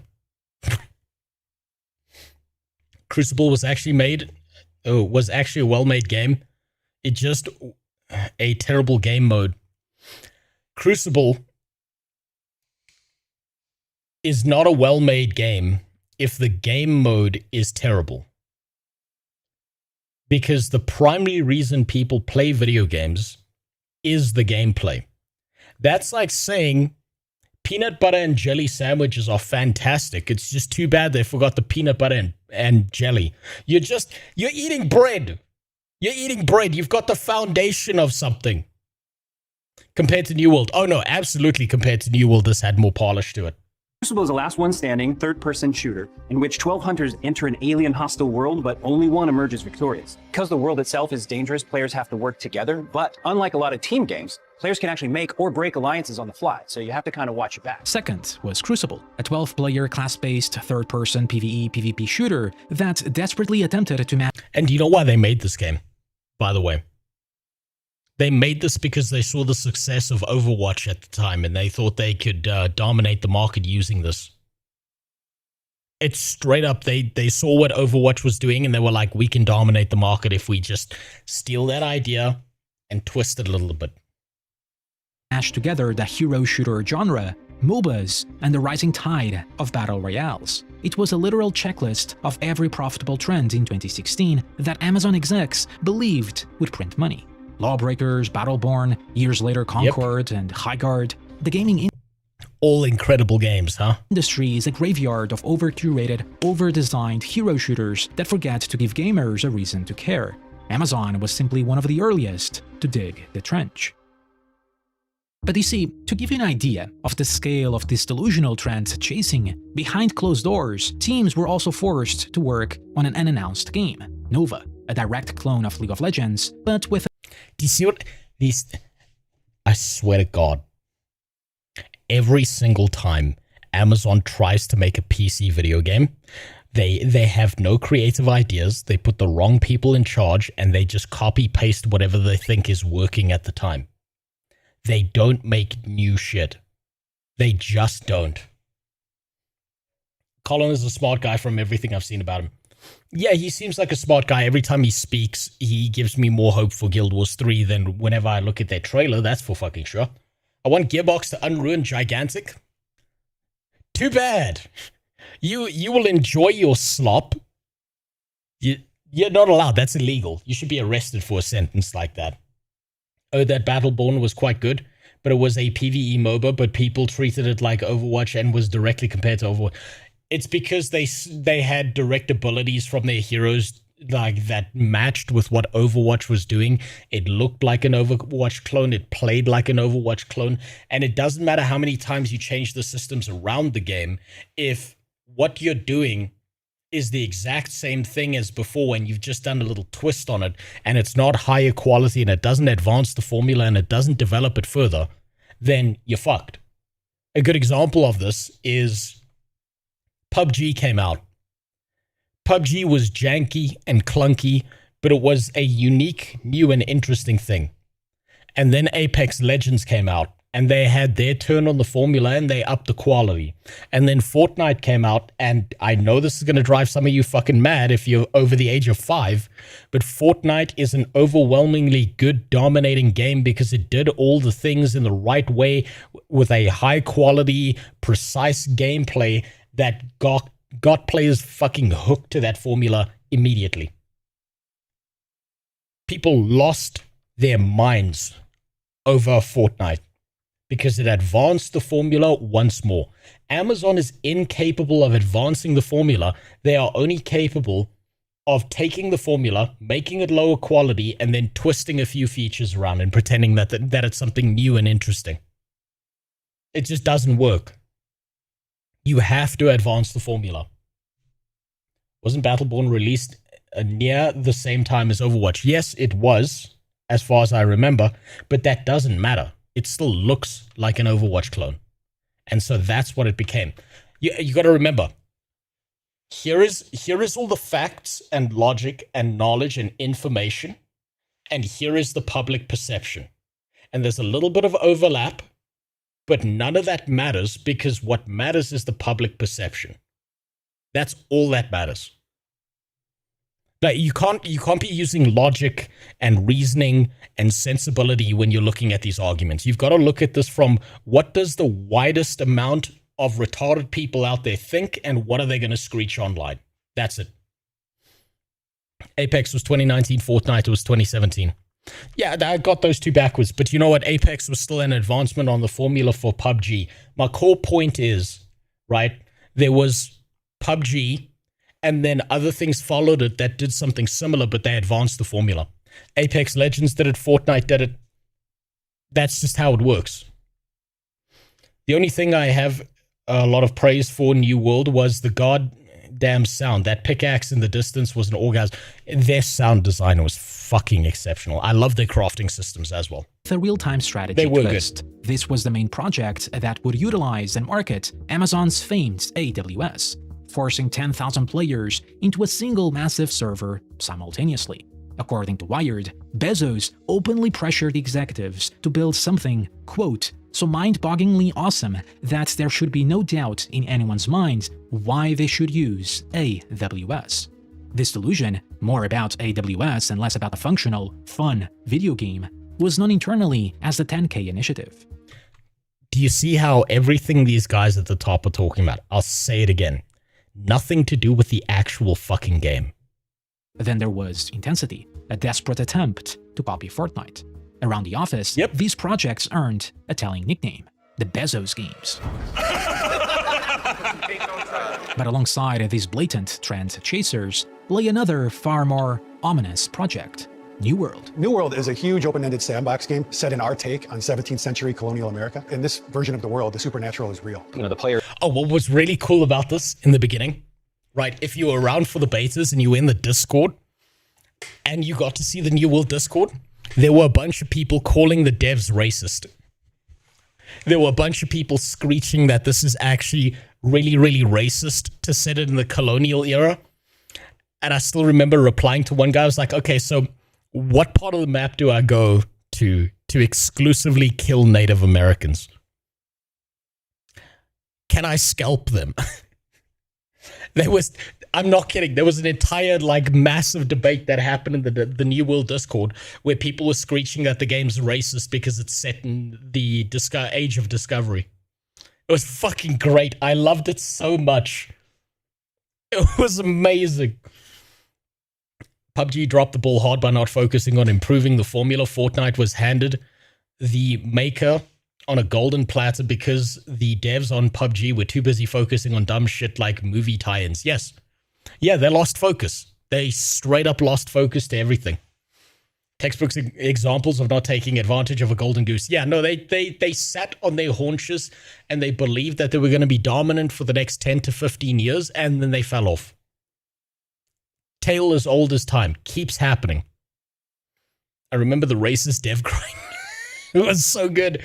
I used to love it so much. are our content. You know, they build villages and farms and towns and forts. We say carve your own destiny because you can play the game as you want to be an explorer and go explore this big world. Cool, do that. You want to be a soldier and protect people? Do that. You want to be a farmer? These permanent spaces that they carve out of kind of this cursed, monster, haunted, hostile wilderness. Whatever they do with it and in it and to one another is really up to them. A supernatural vision of colonial America, an open-world MMO sandbox with full loot PvP, territory control, and Rust's full loot PvP, territory control. You built your own bases. You could turn your base into an entire town.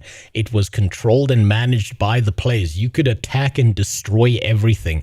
They took all of that shit away. All of it.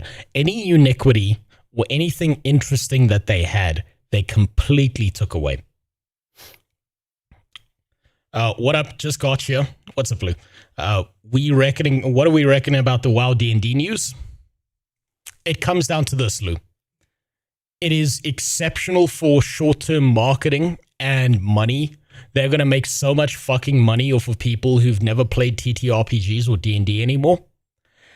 But it is a red flag for their creativity that they are starting to lean into other universes and worlds and games and shit like that, because they don't have the ability to create worlds and stories of their own the way that they used to. And also there's a lot of Fortnite-ification going on there. They're looking for these big partnerships because they're trying to bring more people in. I think they're trying to railroad harder in these kind of campaigns, and they're trying to get rid of DMs, which is the biggest bottlenecks for sales. style survival crafting. It was free to play, massive in scale, and funded entirely. Any estimate on the duration of the stream? No, because my power might cut out at any point in time. That's why. Shit might just go wrong. This whole week has quite literally been me getting power surge non-stop. The government fucking up my batteries, having no internet, so who the fuck knows? By microtransactions. Of course, it wasn't without Twitch integrations. In their website, it claimed that New World was focused on emergent gameplay and rich social features, including deep Twitch integration with broadcaster-led events, achievements. When they, I'll say it again, broadcaster-led events means that they paid a bunch of Twitch streamers who don't play MMOs to play their game for like a month, and then the second their contract was over, they all fucked off again. Rewards. It was the most ambitious title of the three, aimed at the audiences of the biggest streamed survival games, and the old-school hardcore MMORPG players that most modern studios had abandoned. It was also one of the hardest genres in the industry to balance, considering most full-loot PvP MMOs collapse under the crushing weight of relentless player griefing. Just like the Fire Phone before it, Amazon's hubris told them they had the capital, the manpower. They could have just solved the griefing issue and they just didn't. They kept taking away the nuance from their game. It was really fucking stupid.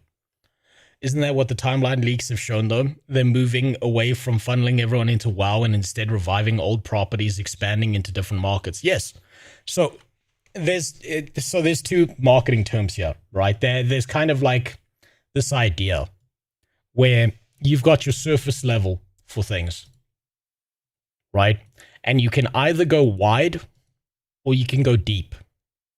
But trying to do both at the same time is impossible. So you can either target this market over here, or you can target this market over here, and you can be very shallow and get a very broad market.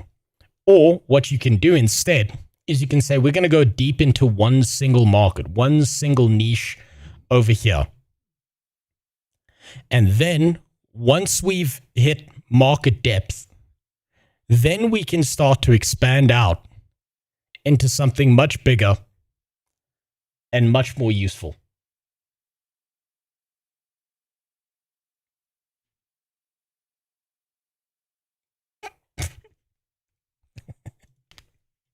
And the reach to win. Mike Frazzini believed you could algorithm your way to multiple billion-dollar franchises, but what followed was not a triumphant march to the top of the charts, it was a multi-billion-dollar descent into development hell. We want to invite you in on the journey and say, what do you think? What's resonating? For the things that are resonating, we'll do more of it. For the things that aren't resonating, we'll either fix or chuck from the game. We're also going to get ideas from you. And this notion of bringing games, bringing community, and bringing the Twitch community, broadcasters, viewers, and players into the game development process early is a really important part of how we're thinking about it. Despite public promises of an open, community-driven development philosophy, what the They lied. audience received instead was a masterclass in corporate panic. In 2018, less than 2 years after its bombastic TwitchCon debut, Breakaway was abruptly terminated. The game never even escaped its alpha phase. Organic interest from the gaming community was absolute zero. The gameplay was a frantic, incomprehensible mess. Too fast, too stressful, and ironically, exhausting to watch. The Breakaway... Yeah, it did kind of flashbang you with a bunch of shit, and it made you confused as to what the fuck was going on.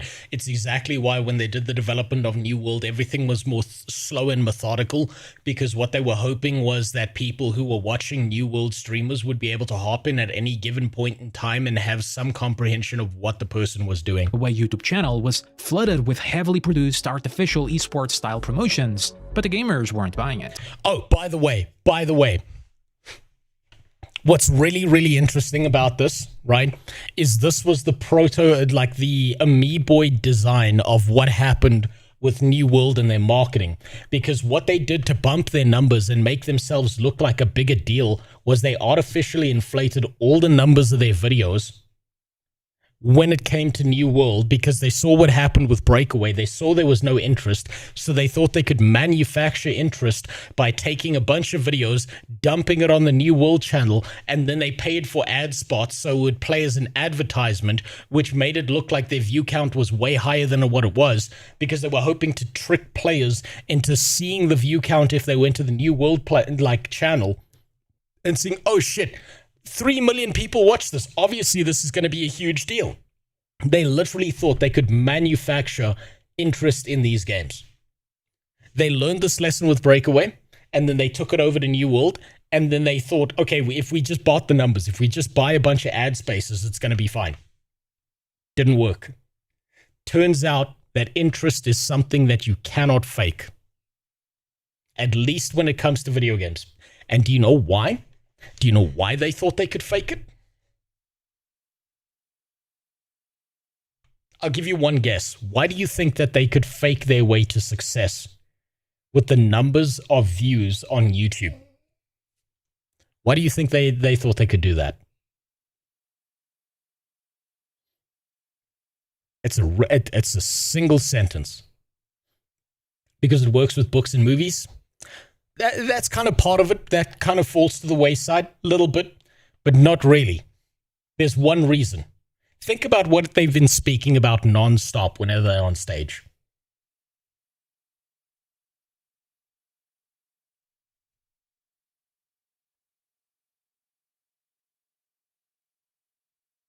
Amazon fake reviews? Nope. They own a stake in YouTube? No. Amazon and Twitch already knew that every single one of the biggest streamers on their live streaming platform were botting the shit out of their views. They already knew this. And they thought they could do the same with New World. They thought that what they saw people doing on their platform worked the same with video games. And it just doesn't. They knew. They fucking knew.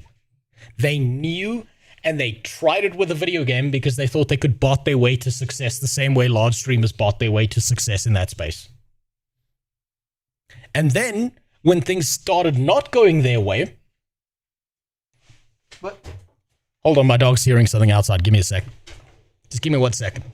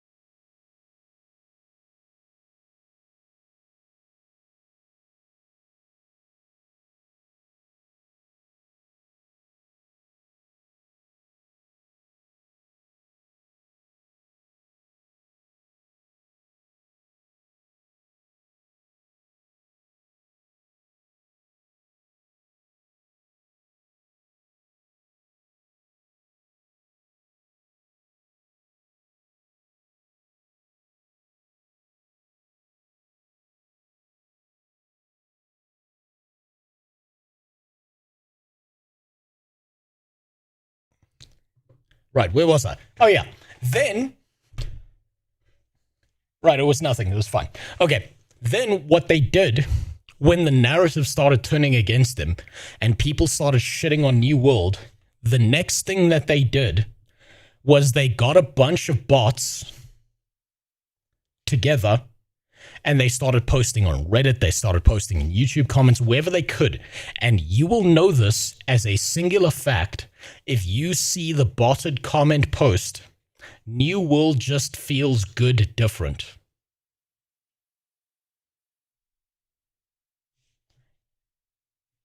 They either hired a bunch of people or they got bots to post the exact same comment wherever they could to try and counteract the narrative and change people's minds. And it still didn't work. Wasn't Hasbro getting sued by shareholders because of the flooding? The MTG market with so much universe beyond content was leading to too bad commercial performance? I don't know. I wouldn't know. I wouldn't know anything about that. Let's continue. In their statement, while we have developed many ideas and made a lot of progress, we are also setting a very high bar for ourselves. In spite of our efforts, we didn't achieve the breakthrough that made the game what we all hoped it could be. Translated from corporate speak, this is the fatal consequence of manufacturing an esport from a spreadsheet rather than building a game people actually enjoy. Yep. And then you had this. Is this a click of friendship? Will you be my friend? I am so glad to have a friend. I'll tell you my secret to great parenting, though. Dad jokes. Yep, dead. Jesus Christ, these are like Super Saiyan level millennialisms. Fuck, I never realized it was that bad. Reddit has been a training ground for LLMs for this exact purpose, to program bots to change public opinion about something through assertive discourse. Yes, yes. And these guys were just the amoeboid system of them testing it out, trying to push narrative in a certain direction. These guys were a failure so that other botting services and people who want to change narratives could succeed by comparison. The overarching seems to be that they think behavior across large amounts of people operates like a mathematical function, and as long as they tweak the variables, it'll work out. Quite literally, yes. Yeah. This is Amazon. This is the Amazon Game Studio, run by Amazon. They don't see you as a person. They see you as a retard, and whatever they're going to push out, you will just automatically believe. You know how, like, boomers used to do this thing? Where, like, whatever they heard on the news, they wouldn't think critically about. They would just believe whatever the magic man on the box said in front of them. They thought they could pull that shit off here as well. Dead jokes. Crucible, It's about surprisingly, actually made it to full launch. In May 2020, amidst the global pandemic that locked millions of people inside their homes, it peaked at a respectable 25,000 players. But the game itself was a patchwork monster assembled from dismembered design trends. It featured a massive barren map, frustratingly slow movement speeds, and clunky and refined gunplay, and floaty melee combat. In an unbelievable act of development oversight, this team-based, competitive multiplayer game launched without a minimap, without— What did I say? They take an idea from someone else, they shove it into their fucking game, and they somehow make it worse every single time. voice chat, and without text communication. Listen, this game should not have been released now. I had moments where I enjoyed this game, for sure, brief flashes of what could be, but this is not it, and it's not even close to being it at this point. Best case scenario, this game needs another 6 to 9 months in the oven. Despite the marketing leverage of Twitch, much of the general public using YouTuber creator reviews as anecdotes did not even know Crucible existed or what it was even about. Yep, I've literally never heard of this till now. Within 60 days, the player count cratered to an embarrassing 200 concurrent users. Matchmaking became mechanically impossible, and what followed was an unprecedented act of humiliation. Realizing this— Okay, so something really cool happens with Amazon games in particular, right? That not a lot of people see. Every single one of their games has the potential to be something greater than what it is. This was the same with Crucible. This was the same with their sports ball game that they didn't release. This was the same with New World.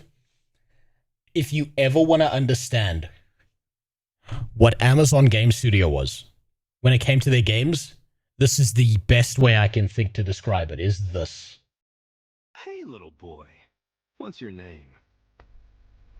Potential Man. Holy shit. It's Potential Man.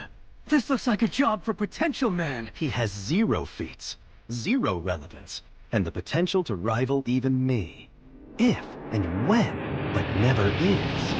I screw up all the time, but that is being a bum, and that's my greatest potential. Do not fear! Potential Man is here! Did you say potential? With great potential comes great responsibility. Truth, justice, and the potential way. Are you Mega Me because you're Potential Man? Or are you Potential Man because you're Mega Me? I believe there's a potential in all of us that keeps us honest, gives us strength, and most importantly, makes us bums. This is the story of how I became the world's greatest bum. That's it. That's literally it. They're just Potential Man. They never achieve it. They're just a fucking bum. That's the best way I can think to describe Amazon Game Studio. Scale of the disaster, Amazon forcibly pulled Crucible off the public market, rolling it backwards from a full release into a closed beta to discover the fun factor they forgot to program. It was a brief stay of execution. By October 2020, Crucible was quietly taken behind the corporate curtain and shot dead. Full refunds were issued. And after 8 years of development and hundreds of millions of dollars spent, Amazon Game Studios had still failed to deliver a single successful title. Worse still, public failures were only the tip of the iceberg. Nova and Intensity were quietly cancelled in 2017 and 2019 respectively, resulting in dozens of layoffs right in the middle of E3. Not only that, yet another massive project— 8 years. Yes, 8 years. Think how much money Amazon poured into these fucking games just to fuck them up over and over again. They have all the potential in the world to make something great, and they never achieve it. Not once. led by none other than John Smedley, the legendary co-creator of EverQuest, would also be eventually cancelled. A project that, according to their announcement, would tap into the power of AWS and Twitch to connect players around the globe in a thrilling new game world. It was like smashing your head against the wall repeatedly and blaming it for not moving. And their delusions didn't end on the games. Sometime during 2017, Frazzini seriously attempted to launch an Amazon Games storefront inside Twitch, a direct competitor to Steam. God, I wish that existed. Solely to avoid Steam's 30% revenue fees. before his studio had successfully shipped a single successful game. They were trying to manufacture multi-billion-dollar franchises on day one, completely blind to the emotional reality of why people actually play games. I hope you guys like what you saw. And it's all because none of their focus whatsoever was on making good video games. All they gave a shit about was getting people to sub to Prime. That's all they cared about. Nothing they say has to do with let's make an awesome video game. Not once. Thank God, but also goddamn it about the Amazon Lord of the Rings MMO. I'm so fucking glad. Oh, thank you for reminding me, Frenchie. I am so glad that the Lord of the Rings MMO got cancelled. Jeez, after Rings of Power, after how they shit inside of, Tolkien's fucking works, inside his soul, thank God that got cancelled. Oh, God, because that would have been a real shit show. In these games, I hope it sparked your imagination the way it sparks our imagination. And ultimately, this is important. We're inviting you in on this journey with us. We're looking for your feedback. We're going to be fantastic listeners. But they weren't completely blind to their failures. During 2018, just post the breakaway cancellation, Amazon hired Christoph Hartmann, the co-founder of 2K Games. With Hartmann came a strategic pivot. If Amazon could not build games, they would publish them. They signed a deal with Smilegate to bring the Korean hit Lost Ark to the West, which was tremendously successful. You mean Bot Ark? You mean the game that everyone botted the shit out of? Fun fact, I don't know if he's going to mention it. They were also the original publishers for Blue Protocol. Another MMO that deserves to be in the shitter. At least initially, and then they struck what was supposed to be the ultimate synergy, a massive free-to-play Lord of the Rings MMORPG. It was the perfect Amazon Prime weapon. A massive game, a massive franchise, designed to launch alongside Amazon's billion-dollar Rings of Power series. Which was a fucking disaster. They fucked up all the lore. They made Galadriel into this whole slay queen boss bitch. They fucked up everything. Can you imagine how many lies they must have had to tell to Tolkien's descendants to get a hold of this IP? How they must have promised up and down how they were going to be respectful of the IP. And the second they got that signature on that piece of paper, they no longer cared. And don't forget, when it came to the Rings of Power, they hired a bunch of fake experts who knew nothing about Lord of the Rings to go sit in a panel and talk about the Rings of Power to try and boost that same popularity, and it just didn't find it. And Rings of Power is still alive today. They're still pouring billions of dollars into this shit. And no one's watching. The ultimate lure to secure Prime subscriptions. You can see their plan, but it never saw the light of day. In 2021, following a corporate acquisition dispute with Tencent, the project was completely cancelled. Simultaneously, their attempts at merging gaming with their other TV offerings like the Grand Tour resulted in the Grand Tour was good. Grand Tour was good. When they do IRL shit like this, it's actually solid. Tour game. A title so poorly and laughably received it was pulled from digital shelves within months, pretending it never existed. By 2020, when I say Grand Tour was good, I mean the show, not the game. 2021, the financial hemorrhage was catastrophic. The Bloomberg article revealed that Amazon was burning through nearly $500 million a year to sustain its failing gaming division.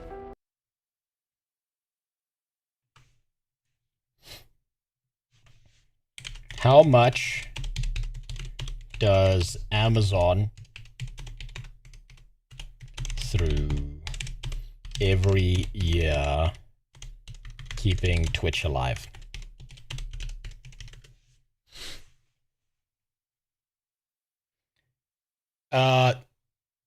Twitch remains unprofitable, continues to lose money. Roughly $2 billion in annual revenue.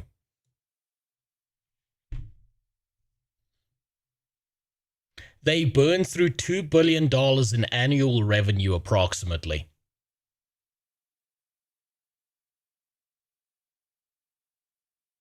I think Twitch needs to go. I think Twitch is going the same way as Amazon Game Studios, but at a far slower rate. And one day Twitch is going to be gone.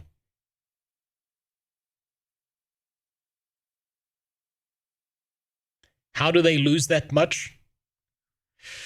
I don't fucking know. You got to remember, Amazon has more money than God. Amazon quite literally can buy countries and not even feel the impact. Well, the Hateful Rings of Power, that show taught me why a ship floats and a stone cannot. Did it teach you that metal armor is the ideal gear for climbing the side of snowy mountaintops too? Dan Clancy will run out of coke eventually. Or you'll die from it, one or the other. Amazon's yearly revenue for 2025 was $716.9 billion. And for the 12 months ending March 31st, 2026, it was 742. That's why they can burn through it. That's exactly why they can burn through that much money. And guess what? It would have been 744 if they just deleted Twitch. I think they should do that. Cumulatively, we can assume well over $1 billion would be vaporized without a single successful launch. By this point in time, Jeff Bezos stepped down as CEO of Amazon. Mike Frazzini was running out of time. Every failed project, every scrap of remaining resource, and every desperate hope of the entire division was then funneled into a solitary game, New World. Yes, but how are they making those losses? Server costs, maintenance, paying an over-bloated staff who doesn't do anything, attempting to automate systems that shouldn't be automated before they're ready to be automated, marketing. Server cost is a big one, right? Server cost is a fucking huge one. Someone runs... There was a calculator out there. It's probably still live, where it's like if someone runs a live stream for like 5 hours, it costs Amazon something like $10,000 or something like that. Now imagine you've got 1 million people who are streaming and doing that. Right, it's mostly server costs and keeping the processing going and making sure it's all, running properly. It's mostly running it off of AWS and shit. So they've reduced their costs as much as possible, and it's still fucking expensive to do it.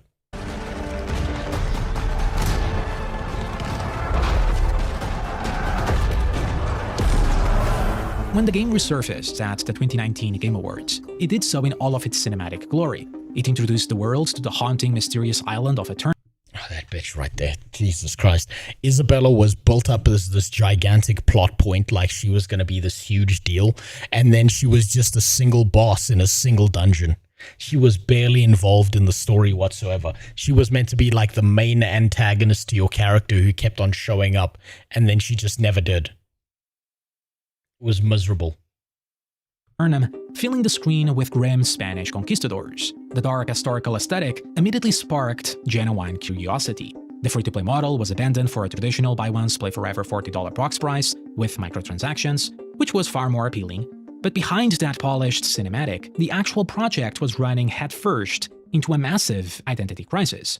You see, in its 2018 alpha state, New World possessed that distinct, hardcore identity. It was a brutal, full-loot PvP survival sandbox. People fucking loved this, by the way. When they got to play this in the alpha, people lost their shit. They were so excited about this. There was no overarching narrative, there were no traditional quest givers. It was a gameplay loop fueled entirely by player conflict, territory control, and organic Rust-style survival economics. In a 10-minute gameplay showcase shared in early 2019, you could see exactly how deep those roots went. The footage felt less like a genre-defining epic and more like a typical survival sim.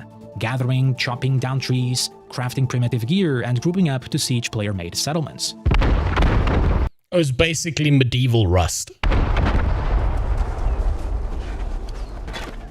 Strip away the unique colonial setting, and the initial community impressions were incredibly mixed. Some loved it, others dismissed it as just another survival sim.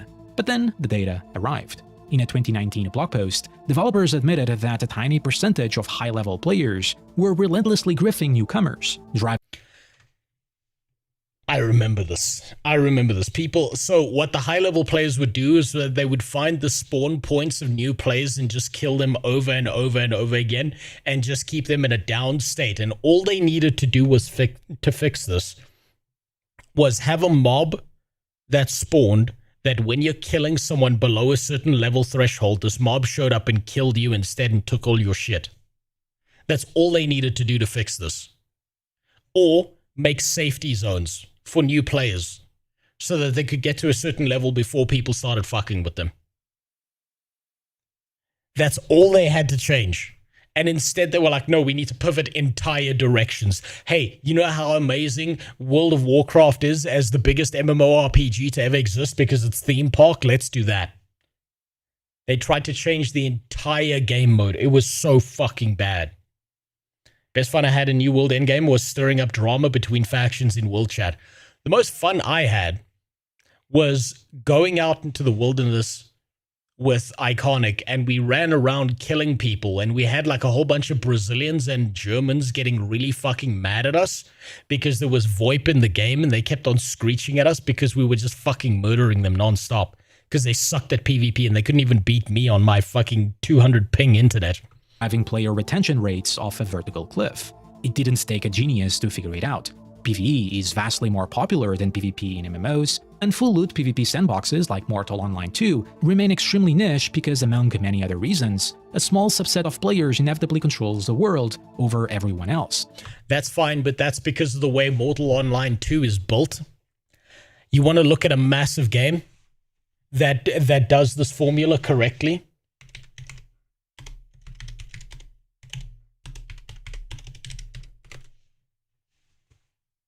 This is a more apt comparison. And look how its player base has grown over time. Look how much better this is doing. This could have been what New World turned into if they had stuck to their original direction and fixed their fucking mistakes. Were you killing low-level people? Are you the problem? No, I was killing people who were higher level than me. I was killing people who were too fucking retarded to figure out how to play the game. They were like 5 to 10 levels above me and Iconic, and we were just better than them. We knew how to dodge. That's it. We just knew how to dodge, and we just kept beating the brakes off of people for a while. It was wonderful. In World vs. World and Guild Wars 2, some people are so salty, they'll get a friend on the enemy team and put someone in a down state, and then the friends will start rezzing them, locking them in a down state. I'm unsurprised by that. That's typical Guild Wars 2 player behavior. Completely unsurprised by that. Was fun for 2 weeks, then became apparent endgame was an afterthought. What endgame? What endgame? Never played New World? I don't regret my decision. You made the right one, unlike me. Making those newcomers leave and they themselves eventually growing bored.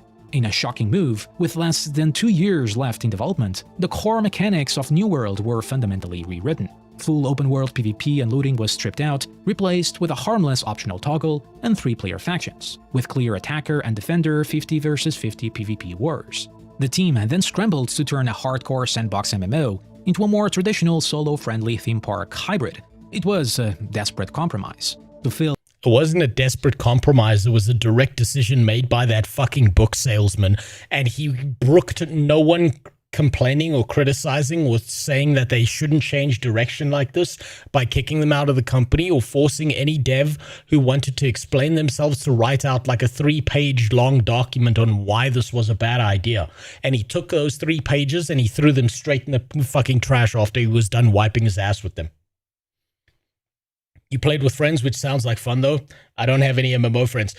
Find some. It's really fun. Like, any MMO is infinitely better when you've got someone else to play with. Way better. What is this? This is a retrospective look at New World. That's what this is, Gresh. In Guild Wars 2, Necromancer can achieve a 30-second fear in PvP and World vs. World, kind of like the CC lock thing from Red Empire video, but by themselves. And also you die from passive fear tech and Dairy Queen relic. You know, I'm unsurprised by that. I never got to experience it myself, thanks ArenaNet, but I'm unsurprised by that. the massive void left by the removal of mass PvP, developers had to hastily shoehorn in PvE content, such as world events or instanced dungeons. Hi there, I'm Scott Lane, game director on New World. I'm here to Scotty boy.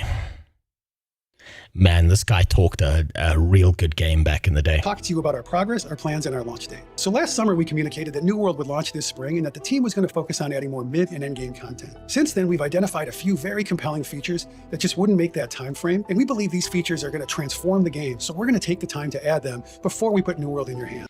And then he lied and they switched over to console players and sold them the same slop. Through multiple delays in July 2021, the non-disclosure agreements were to be lifted. The beta was about to be unleashed onto the internet. For the first time, Amazon was to allow the public and streamers to broadcast the game unconditionally. Our vision is for New World to be a game where PvE and PvP players not only coexist, but they complement each other. And your feedback is helping us make that a reality. You guys have the potential to make the next great MMO. I believe in you.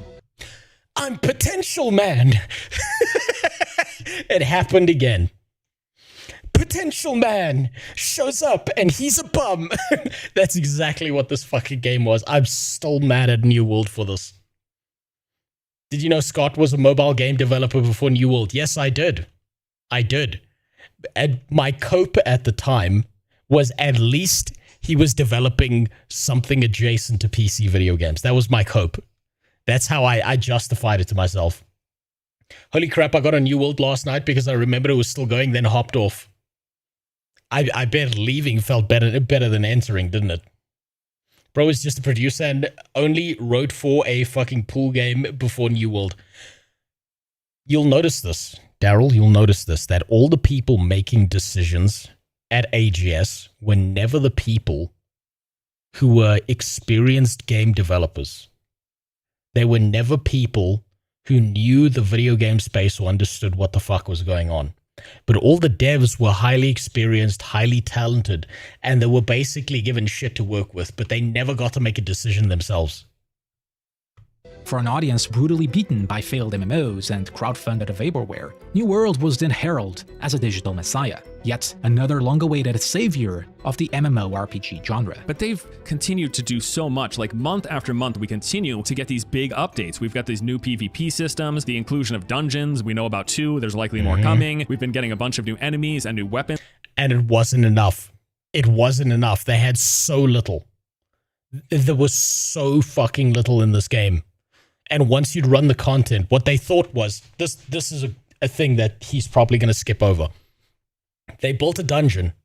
There was one dungeon.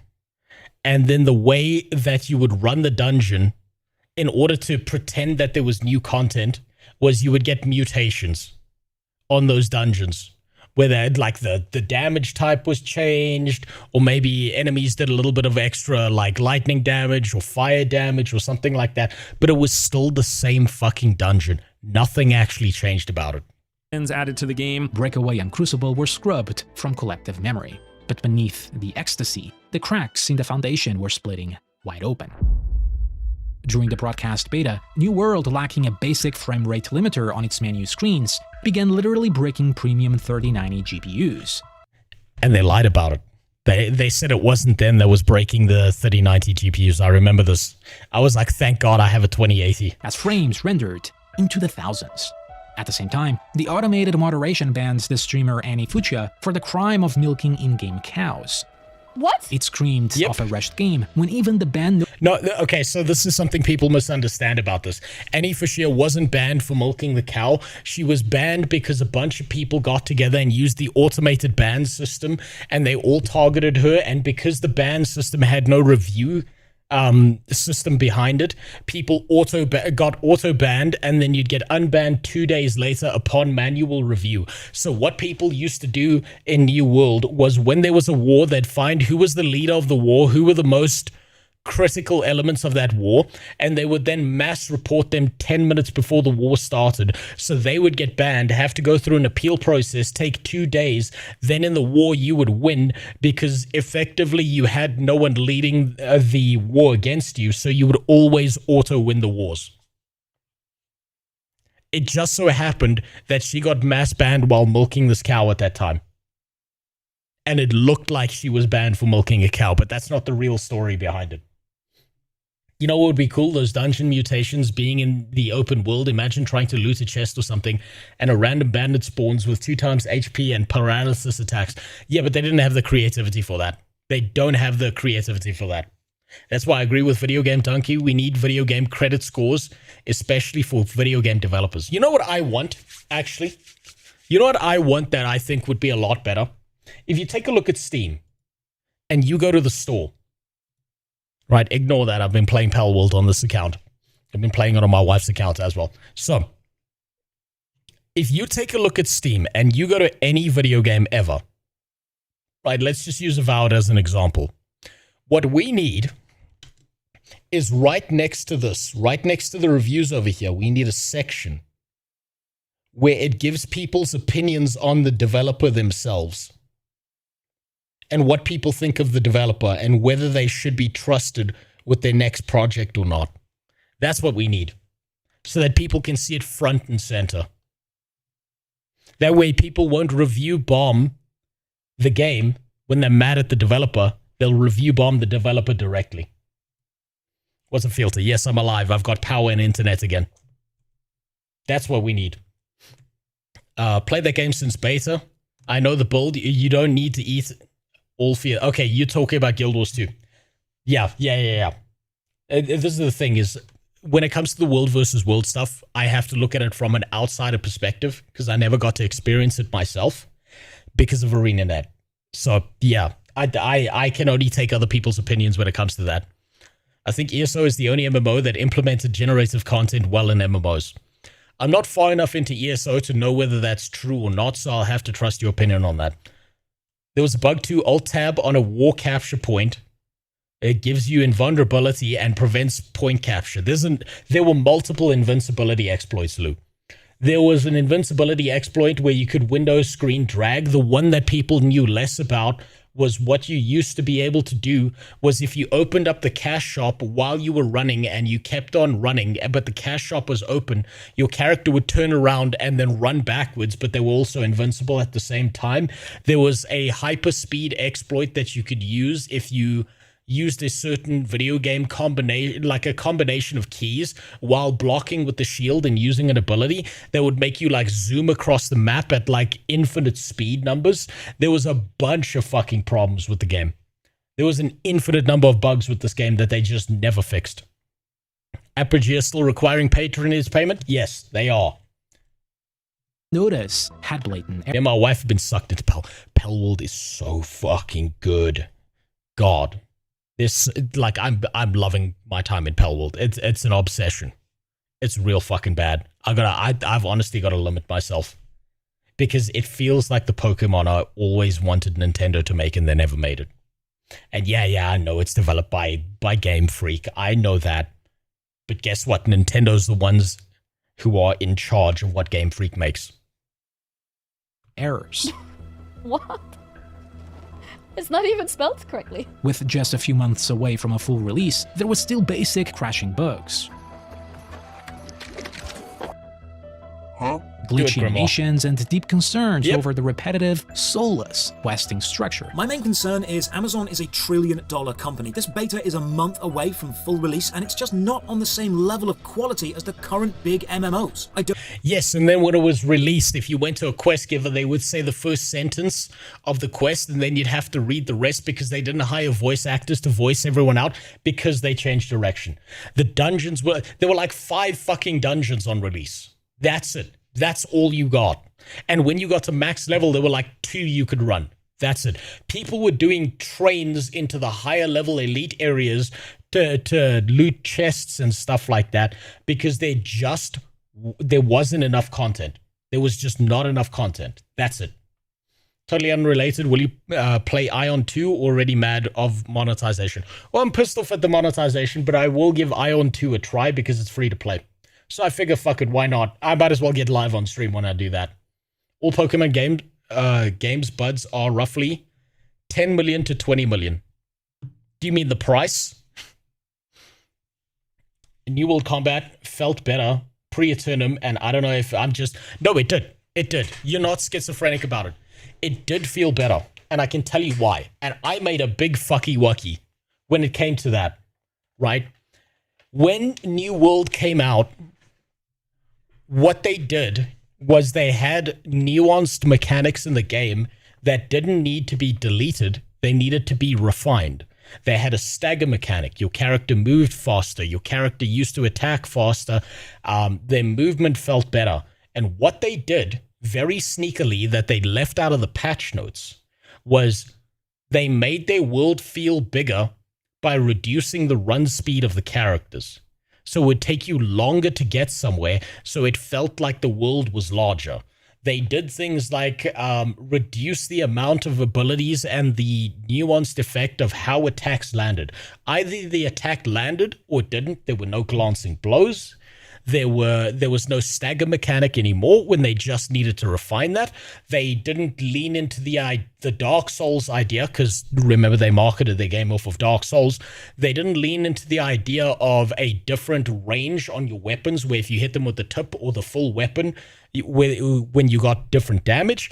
They didn't lean into fixing the stagger mechanic, where heavy armor meant you got staggered less. They removed a grit system from the game. They reduced so much of this game. They boiled it down to the most basic bitch experience. And when New World Eternum came out, they did it again. So you're not schizophrenic, but they actually reduced the combat complexity and the nuance. They fucked up the feel of it. But off topic, if a character is able to command celestial bodies to move and strengthen others with blessings, but they are equivalent to a paraplegic otherwise, are they moon-level threats? Depends. Mostly. Is the character mentally disabled and written by a blue-haired, fat 30-year-old millennial woman? Or are they written with some nuance? Don't see it dragging players away from any established game because it doesn't do any one thing better than anything else. It seems to be trying to be quite good at everything instead of an industry leader at anything. However, time was running short.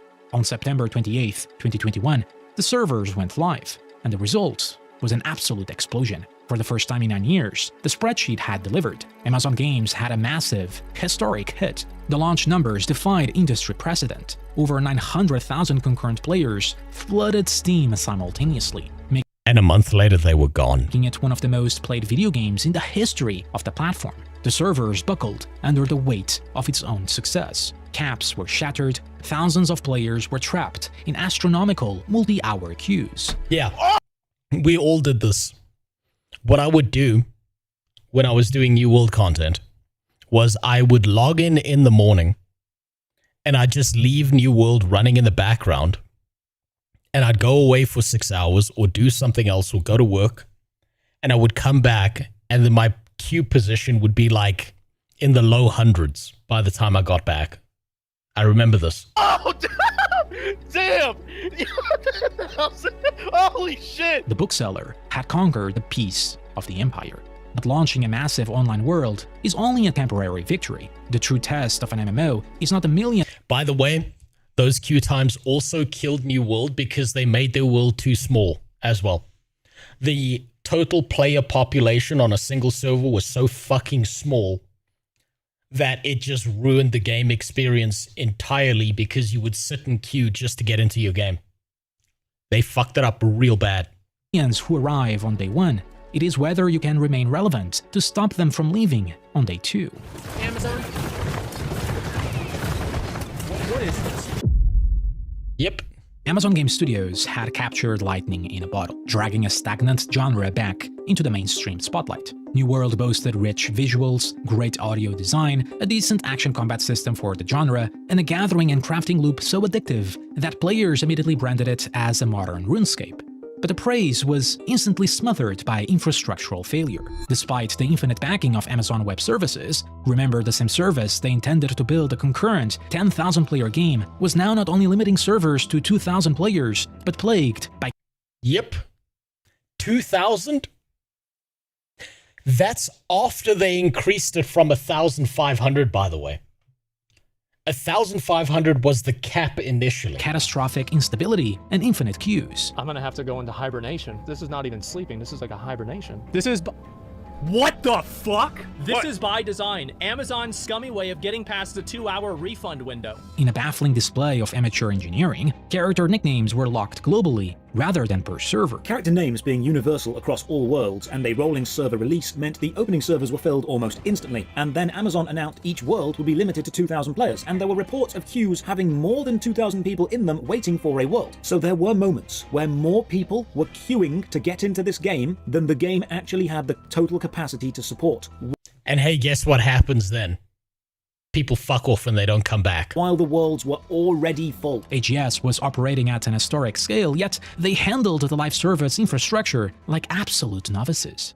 But the true tragedy of New World was its management. All the concerns from the beta phases came true. The game was clearly pushed out entirely unfinished. It was a PvP game. Oh yeah, by the way, just of that scene he's showing right here, right? This was another tactic that you used to be able to do in battlegrounds and wars and shit. And if you wanted to crash the entire server, what you would do is you would get a bunch of people equipped with the Ice Gauntlet, and you would get everyone to cast the Ice Storm at the same time, and then the war would auto-resolve because the server would crash because it couldn't handle that many Ice Storms at the same time in a battleground. So you could literally collapse the server by casting a spell. And if you got enough people to equip the Ice Gauntlet and cast the spell, it killed the entire server. These are the guys who had Amazon Web Service servers running behind this. This was doing actual damage to Amazon as a company because they couldn't even keep their own fucking game up. So sad I couldn't compare. Only played New World when it was already in decline. Loved the singing and mats though. No, the singing, the mats, all the extra systems around the game were fantastic, but the actual game itself, they fucked it up. Remember when a dev who wanted to be a streamer and insulted gamers who complained of their shitty coding? I do. And you know, that's always a good sign when the developers fucking hate their player base. That's a great sign. In WoW, some crafty people dodged the WOD queues by going AFK in RFC stockades with an enemy attacking you because the NPC was too weak to kill you. I remember. This is a common problem across all MMOs, right? Is you keep your character logged in. So what New World players used to do, right, was because they didn't have like a solid auto AFK system, is that a lot of players, what they did was they logged in, and if they weren't going to play, they set up a macro so that it would move their character every 10 minutes or so. And so it'd move their character a few steps forward, sit down, stand back up, and then 10 minutes later it would move their character backwards, sit down, stand back up, or do some action. And then they would sit there and never log out because they knew if they logged out, they'd be thrown back into the queue, and then the game was unplayable for like 4 or 5 days. And so you had a bunch of people AFK botting in the game using macros so that no one else could get into the server. Is New World going to be looked back like WildStar in 5 to 6 years, people forgetting the reasons the game failed? No, it won't. It didn't have the nuance of what WildStar was. It didn't have the innovation. It didn't have the development. It didn't push the genre forward. It only took ideas from elsewhere. And the best component that they had was their action combat system, and they couldn't even get that right. So no, I don't think so. I think there will be a component of people who are like, oh, it's such a shame New World died. It was so amazing, and people will forget all the bad parts, yes, but it won't be as mainstream as it was with WildStar. Same way to avoid auto-kicking in Final Fantasy XIV on Endwalker launch, that shit started mass reporting wars whenever people spotted someone AFK macroing. Yes. And it's going to keep on happening in every MMO out there that doesn't have the server capacity. Came true. The game was clearly pushed out entirely unfinished. It was a PvP game, stripped of its core PvP identity, retrofitted with a PvE endgame that felt completely bare bones. What PvE endgame? There wasn't one. Once you had run the final boss, all you had, like once you'd beaten Isabella, there was nothing. There was literally nothing. All you had was the crafting, getting everything to max level, farming mobs, and maybe doing chest runs. That's all they had. There was actually zero endgame. And a leveling process filled with mind-numbing fetch quests and poor enemy variety. The best meme-worthy example of how undercooked New World actually was Yes, there is was that no you played a swimming either. sailor that couldn't swim for lack of animations. We all had devil fruits. Not only that, the studio's automated moderation became a weaponized disaster. Despite promises that real humans reviewed player reports, organized players and Discord groups began mass reporting rival faction players, triggering there it instant is. automated 24-hour bans during PvP wars. It wasn't 24 hours. That's a lie. It wasn't a 24-hour ban. It took 2 to 3 days on average for people to get back into the game. It wasn't 24 hours. With an appeal system that took longer than the suspension itself, this systemic exploit completely corrupted the game's competitive integrity. Oh, fuck. He's probably going to talk about this. He's probably going to talk about something that I just remember that happened in New World. I want to see if he pulls it up. It took the studio 2 weeks to even acknowledge it. So I think it's fair. People are being banned in the same way you were, but Amazon were so quick to uplift my ban. The reporting tool is being abused, and it's not. Fuck this guy. Fuck this little fucking rat Fex for life. Fuck that botting sack of shit. If there's anyone who deserves to be banned from games entirely, it's this sack of shit. Not fair. Players are getting banned like you, but we're not getting the same support you did. I mean, I can bring it up to them. Obviously, this is a touchy subject. And the issue remained a talking point in community threads for years. But players were about to realize just how broken the game actually was. New World was exposed, or rather due to a bug. The player's own client held ultimate authority over the server. The exploits that followed rivaled the absolute worst launch disasters in gaming history. The windowed invincibility glitch. If a player put the game into windowed mode and manually dragged the window across their desktop, their... If you all had DFs, wouldn't your... What do you mean DFs?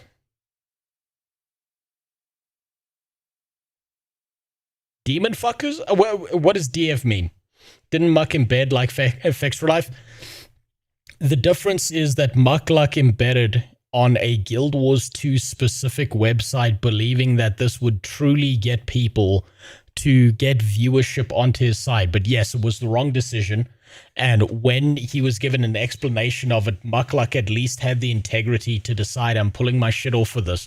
This is not worth the drama. I'm not going to do this. Oh, Devil Fruits.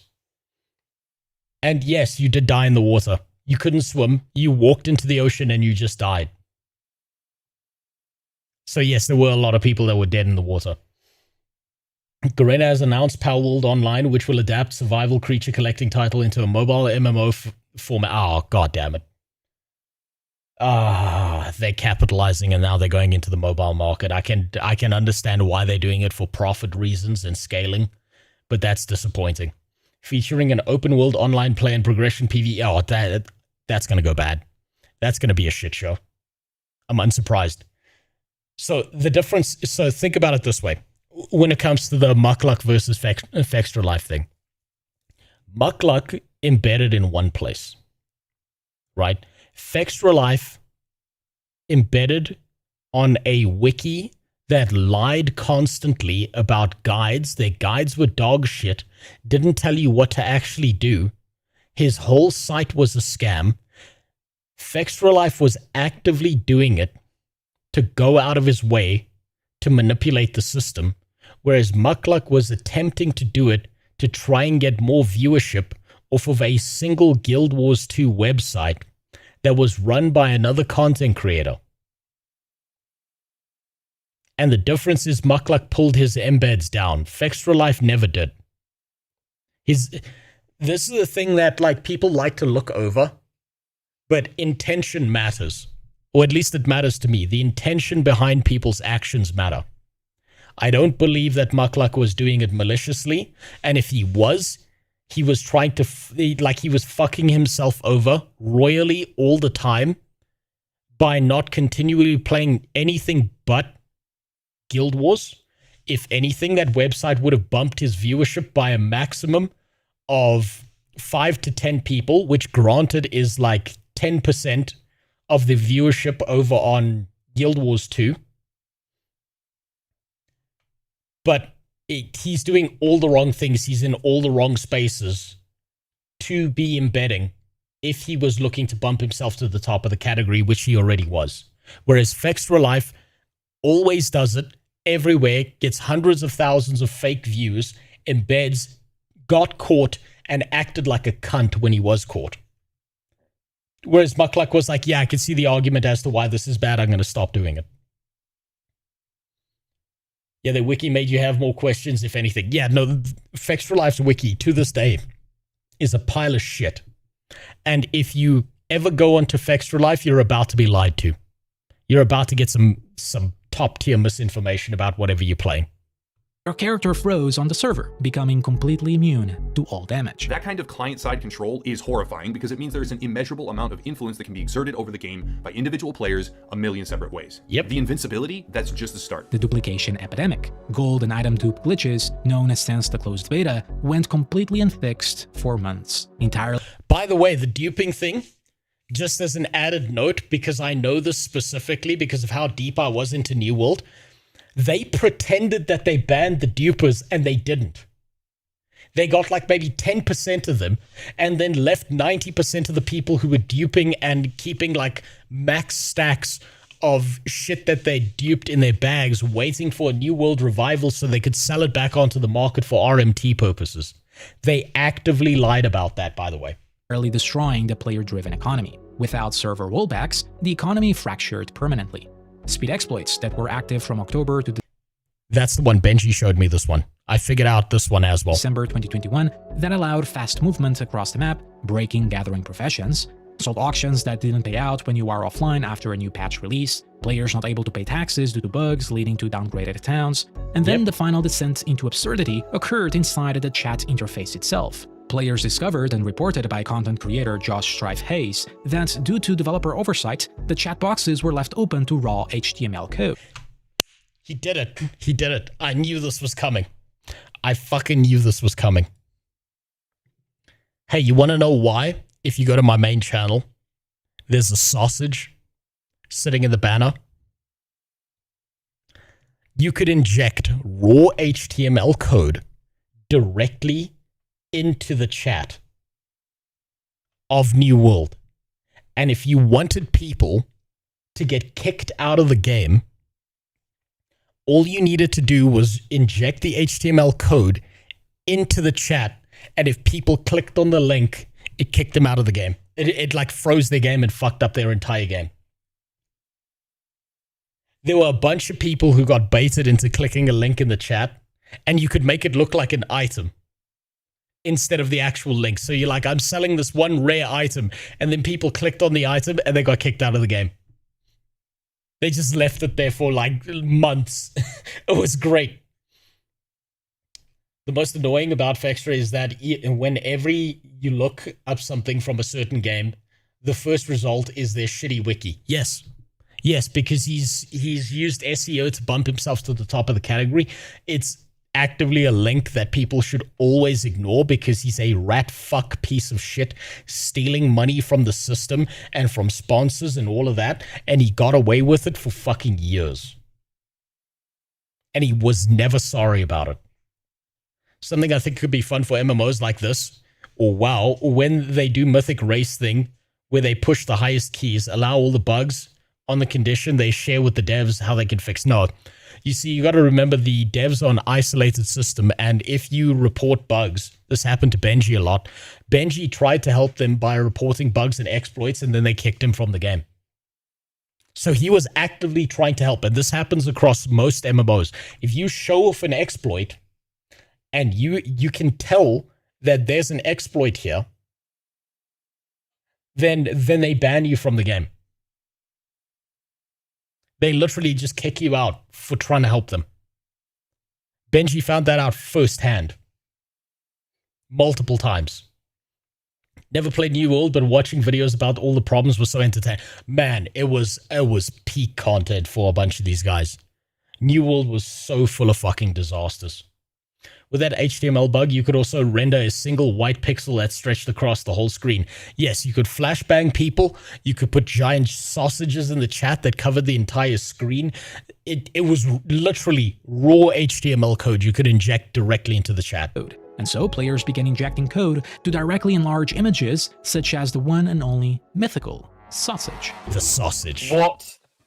That's a big sausage. More maliciously, right. players weaponized a flashbang code that filled other players' screens with massive blinding yellow blocks when nearby, or tooltips and links that immediately closed the game client of anyone who hovered their mouse over them. You can let other people's game clients display images they should not be able to Oh, that's right. I forgot. You didn't have to click on the link. You just needed to hover over it. I forgot about that. display, quite possibly play sounds they should not be able to play, and, if you send a request that cannot be completed, crash. I tested this with a few friends over a few hours. We were able to replicate it quickly and consistently. I did not put this in general chat, but if I had done, I could have crashed every single player who moused over it. With each new patch, it was as if entirely new bug lists were introduced. Bafflingly, New World had no public test realm to help catch these disasters before deployment. But when they finally introduced a PTR, they routinely pushed and documented changes directly to live anyway, rendering the entire testing apparatus useless. Through its many issues though, the lack of content, the grind, the bugs, they'd lay a foundation for a better game in the future. I think that the game is good, but people, I think in many cases, want more of it. I think what a lot of us want is we want a what's going to happen in 1 year. And so, like many other player bases, they reacted accordingly. They fled. Month after month, New World. Listen to what Asmongold said there. Hey, little boy. What's your name? Potential man. That's what they were. They were potential man. All the potential in the world, none of the throughput. Fixed fucking nothing. They were just pure potential and no accomplishment. But there were harasses and death threats to the poor, hardworking devs, some of which were newer female devs. Oh no. Oh, my heart breaks for people. They could have just stood up and walked away from the fucking screen. Oh, how devastating. Do you think most people don't receive death threats? You say anything online, you're going to receive death threats. I received death threats from the Guild Wars 2 community, who is supported by ArenaNet, over the fact that I called their game pay to win. Those are the people that ArenaNet supports. And I'm tired of pretending it's not. Holy shit. What? That's the other video. Multiplied hundreds of thousands of players. The hotfixes could not keep pace with a dying game. By early 2022, the historic high of 900,000 concurrent players had collapsed to a mere 30,000. Servers transformed into eerie, desolate ghost towns with fewer than 50 players online. In March 2022, the first major corporate execution took place. Mike Frazzini finally stepped down. You know what's really fucking weird about this? About Mike Frazzini getting kicked out? I made this video. Where was it? I made it here. Hold on. It was before my Moonlight video. This one right here, right? With the shittiest audio in the world. Right? It had really dog shit audio.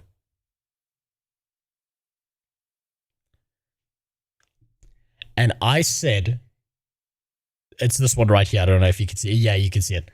I said that they need to get rid of the fucking book salesman. And then 3 weeks later, he was gone. 3 weeks later, he was gone. I wish in my little fan fiction in my head, I want to truly believe that someone high up saw that video and decided that they needed to get rid of this fucking idiot. Because I was one of the first people to call him out. And everyone was dodging the topic at the time. I remember when I played Killzone 2 and was top of the leaderboard, forums were crazy. I didn't play enough Killzone 2 to remember that. I did play it, but it's a very long time ago, and I played it on console. Fair and balanced reaction, though. That's their god. Of course it is. They will suck the toes off of ArenaNet moderation because they know they need to, because if they don't push the narrative, then they're going to get banned as well, because the ArenaNet moderation team isn't interested in moderating the game. They're interested in moderating off-platform, out-of-game behavior. And that's why Guild Wars 2 will never be the king MMO. They've actively killed the free marketing of everyone who would have pushed that game on everyone else. Book Salesman wasn't the only problem. Several devs were from non-MMO and non-RPG games. Those devs weren't the people in control of the decision-making. The top-down nature of the decision-making done inside of New World, and I know this specifically, was you had Mike Frazzini, the book salesman, at the top. You had a few people who were like game devs and coordinators and artists and people who were then delegating tasks to everyone else below them. And whenever a change needed to be made, it didn't matter what anyone here said in this entire system. Their actual structure was that regardless of any of these employees here or here, everyone who wanted to make a change or a criticism had to write a 3-page fucking report that had to go to Mike Frazzini himself for approval. And he was the one who got to say yes, no to absolutely everything they did. So that didn't matter that they had non-MMO devs. Everything had to go through the book salesman. That was the structure of how they built this. He was literally the final decision maker on absolutely fucking everything. Is your Guild Wars 2 banned for all ArenaNet products? Yes. And they blocked me on Twitter. The spite is unimaginable. They blocked me on their Discord. They changed their rules on their Discord. They blocked me on Twitter. They kicked me out of all ArenaNet products. Everything. I like gambling. Everyone else who wants a world of experience, no, fuck that. That's a tester ad. You don't have to click that. You don't have to worry about that whatsoever. It sucks because Guild Wars 2 could be the god emperor of MMOs. It could be, but it never will be. It's actively being held back by the moderation team and the narrative that they want to push. It never will be. It'll never be the king MMO. They've lost that chance. What were the Discord rule changes? The rule change they specifically made after banning me was you are not allowed to say anything, even if it's and put in inverted commas, joke. That's what it boiled down to. They put the word joke in inverted commas. Replaced by Christoph Hartmann. In an interview, one former developer put it plainly, Amazon is not a great place to make games. He pointed directly to the executive leadership's hubris, the fatal assumption that because Amazon... See? That's why it didn't matter who the devs were. Amazon was widely successful at retail, that exact same data-driven methodology would naturally translate to art. Frazzini ran the creative division using the same rigid, metric-obsessed corporate processes used to optimize fulfillment centers. Strict arbitrary deadlines took precedence over creative iteration, decisions were made via spreadsheet formulas, and deeply bureaucratic nature that took huge amounts of time to get major decisions approved. As made evident through this video... Oh, sorry, it wasn't 3 pages, it was 6 pages. I'm misremembering. 6 fucking pages. And every decision went through a book salesman. It's been a while. Where was it? Here we go. Just to point this out, I was one of the first people to call this shit out. I may have been the actual first person. One of the higher ups of AGS went out of their way to properly playtest any of these butchered games for more than 2 minutes. I mean, be honest. Do you really think that someone like Mike Frazzini, a founder of AGS, who is used to working with books, who's been accused of the sloppiest, most abusive gaming industry practices out there, even knows how to open Steam by himself? And to further make my point about how disconnected he and probably other higher ups are from what's actually going on in the video game industry, he hired EA executives to work at AGS. You know, the type of guys with such predatory mindsets that EA were being sued just a few years ago for loot boxes? The only people who probably did even try and play the game were the devs themselves. The people directly involved, who are somewhat, at least, passionate about what they are doing and give a little bit more of a shit than just about the money. But to that end, talking about the money, 4 years later, and I'm still right. I'm still right. I knew this shit 4 years ago.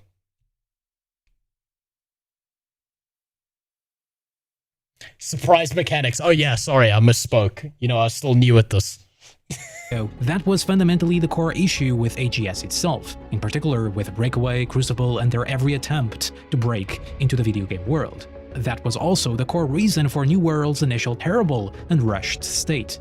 But under new leadership from mid-2022 onwards, it looked like those lessons had been finally learned, and New World slowly received the development care it deserved. No, it didn't. It didn't. They already had the Brimstone Sands area in development from day one upon their release because they were scrambling to patch it up and get it better. Now, it was an improvement on the original base game formula, but it didn't add enough to the game. There weren't enough dungeons. There wasn't enough zones to explore. So what people did was when they released Brimstone Sands, everyone logged in. Well, not everyone, like 20% more people logged in, played it for a month, got through all the content, and then no longer gave a fuck. What race should I grind 1 to 80 when I play Guild Wars on stream? I would say you should play a...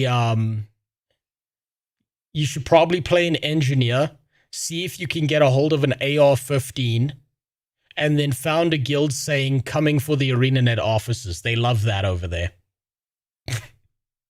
Communication stabilized, glitches were slowly purged, major updates... When's the next green screen video? I'm working on it.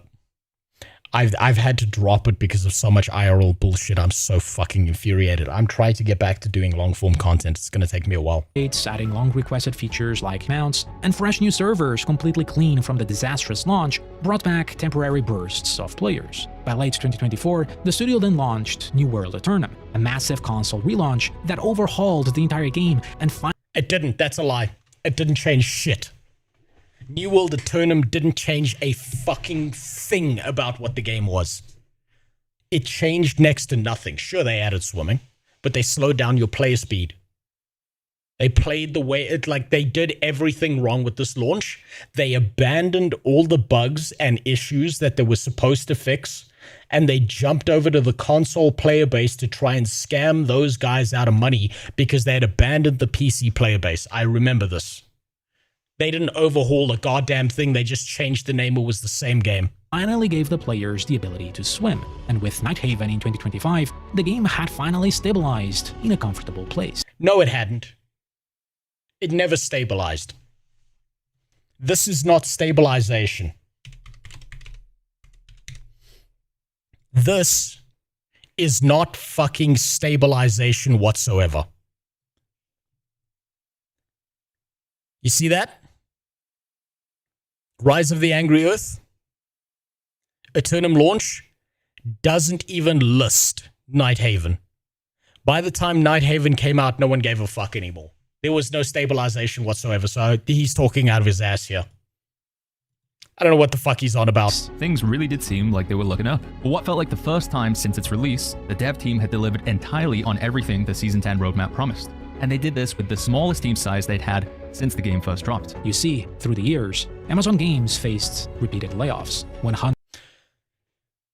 This is, so because they did one expansion right, and there was a little bit of a jump in quality when it came to this, people were all of a sudden, they changed their minds and they like to pretend that we didn't get like 2 to 3 years of bullshit when it came out of New World. But the fucking reality of this is, it's like you had an alcoholic in your life who touched you, and all of a sudden they stopped being an alcoholic, and now you're supposed to forgive them for fucking up continually over years. Because now they're not doing the same thing. It was too late. They'd done the damage. 100 employees in April 2023, another 180 in November. But despite this, the quality of the game was at its best. Tragically, none of that would matter. Yeah, because it couldn't get worse. As the final reckoning arrived in October 2025. Less than a month after releasing the Nighthaven update, Amazon announced a sweeping corporate restructuring, cutting over 14,000 jobs across the giant. The first-party AAA gaming dream, A New World, was officially dead. We've reached a point where it is no longer sustainable to continue supporting the game with new content updates. They promised, by the way, they promised a decade, bare minimum. One of their first announcements was, we've secured funding to keep this MMO alive regardless of what happens for 10 years. Said the game's last blog post. It was permanently delisted from all digital storefronts on January 15th, 2026, and its servers were granted a temporary stay of execution, scheduled to go completely dark on January 31st, 2027. Leading up to the Nighthaven expansion, had actually grown the player base, and then when Nighthaven... What a fucking liar. It had grown the player base. Where? Where's the growth? Eternum launch? Rise of the Angry Earth? Where? How did it grow the player base? Where's the growth, please? Explain it to me. I'm not seeing it.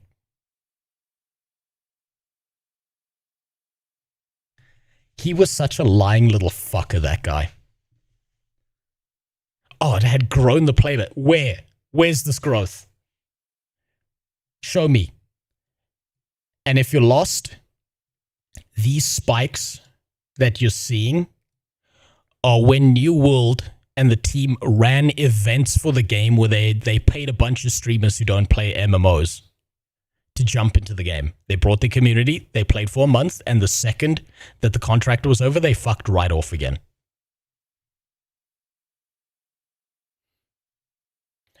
Angry Earth was before Eternum. Yes, it was, and then they abandoned the player base, right? But look at the graph. Where's the growth? Where's the population is recovering? I called this back then as well. I said, bullshit, the player base is not coming back. Remember, Nighthaven was the last one. This year, 29th of October, no new announcements. Rise of the Angry Earth, up here. They could only hit about 50,000 players max, which was a lower peak than their previous event that they hosted the year before that, which hit 60,000 players max. I think Steam Charts is miscatalogued, so that last spike is Nighthaven. Your point still stands. The real reason New World died is because none of the expansions built further on the foundational mechanic that keeps every MMO alive and well. Yes. Fishing. Absolutely. Their fishing stayed the same the whole time. You're right. You're right. They had a whole fishing event as well. A seasonal fishing event. I still remember that. The fucking sturgeons. But it doesn't matter what they did. Every single time they tried something, each peak was lower than the last peak.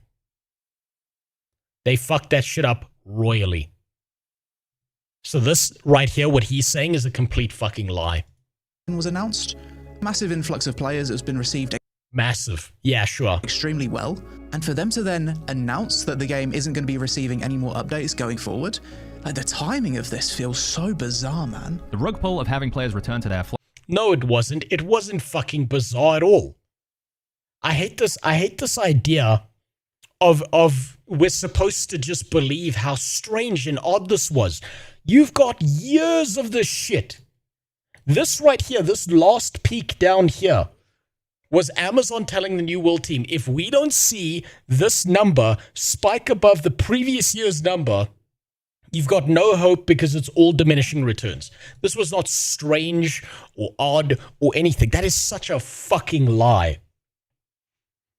Man, I miss your Twitch channel and all my channel points. Yeah, so do I. It's never coming back because, you see, I'm not touching children on stream. That's what Dan Clancy wants on Twitch. Flagship game, buy into the new season pass, then be told there will be no more updates for the game, and they pretty much fired all the developers. Also, this guy's a notorious view botter, by the way. I think it's And his excuse was everyone does it. pretty disgusting behavior. Ultimately, New World wasn't a terrible game. It was a solid middle-of-the-road experience that was able to turn a shipwreck into a loyal and likely sustainable player base. For Amazon, however, that was never going to be enough. From the very beginning, they had aimed far higher. A modest, sustainable operation was never the goal. In the eyes of Amazon's leadership, New World had failed, not just as a game, but as a gateway. It wasn't converting players into Amazon's larger ecosystem. Simultaneously, Amazon quietly slaughtered their second in-house Lord of the Rings MMO. It's also because they had a spat with Sony over this, which had been previously announced in 2023, laying off the entire staff. But you see, the story doesn't really end here. Despite Frazini's departure in 2022, the corporate disconnect and the trend chase.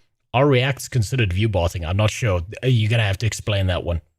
That makes sense, to be honest. He was semi-big, but his channel was popping off quite a big more.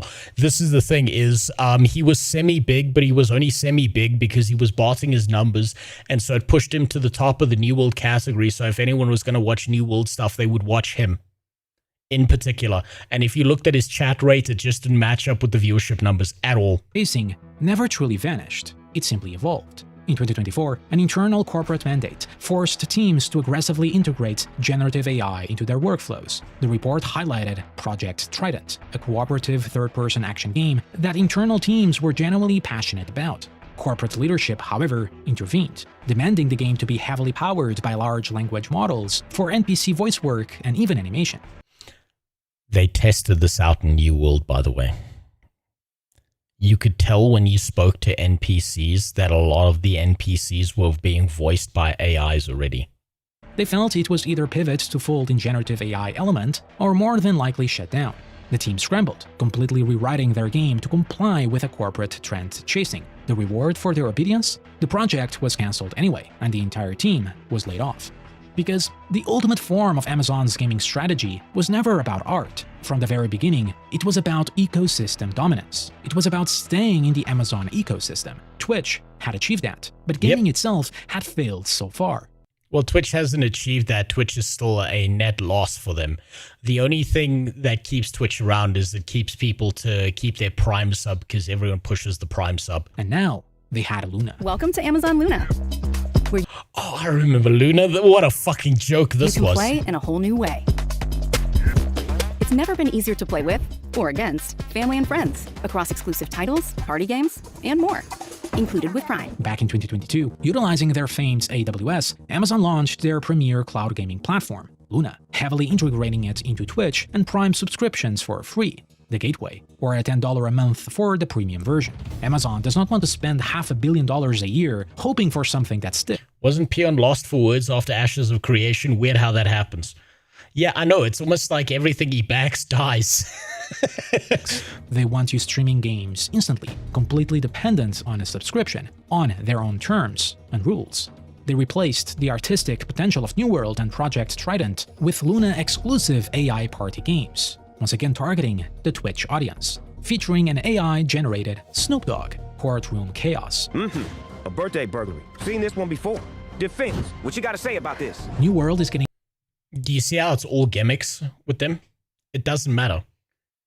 I tested Luna and thought their partnership was a good GOG was a good idea. It was a good idea, but what it did was it dragged GOG down instead of lifting Amazon up. Right? Because what they had to offer on their platform could not compete with the pre-existing platforms, and they thought they could. The reality is that they had nothing to offer. And then what we're going to see now is we're going to see the fake narrative of people saying, oh, they killed off New World for this bullshit Snoop Dogg mobile gaming slop. But that's not the reality. It's not the reality. They were already pivoting off to mobile games because they'd failed so much with PC games and console games. And everyone's like, oh, I can't believe they killed New World for this. No, they didn't. New World killed itself. And when they saw that corpse lying there with flies around it, they knew that that was the last time and they were going to pivot to mobile games, which are far more monetizable, cost much less, to create. They were already heading in that direction.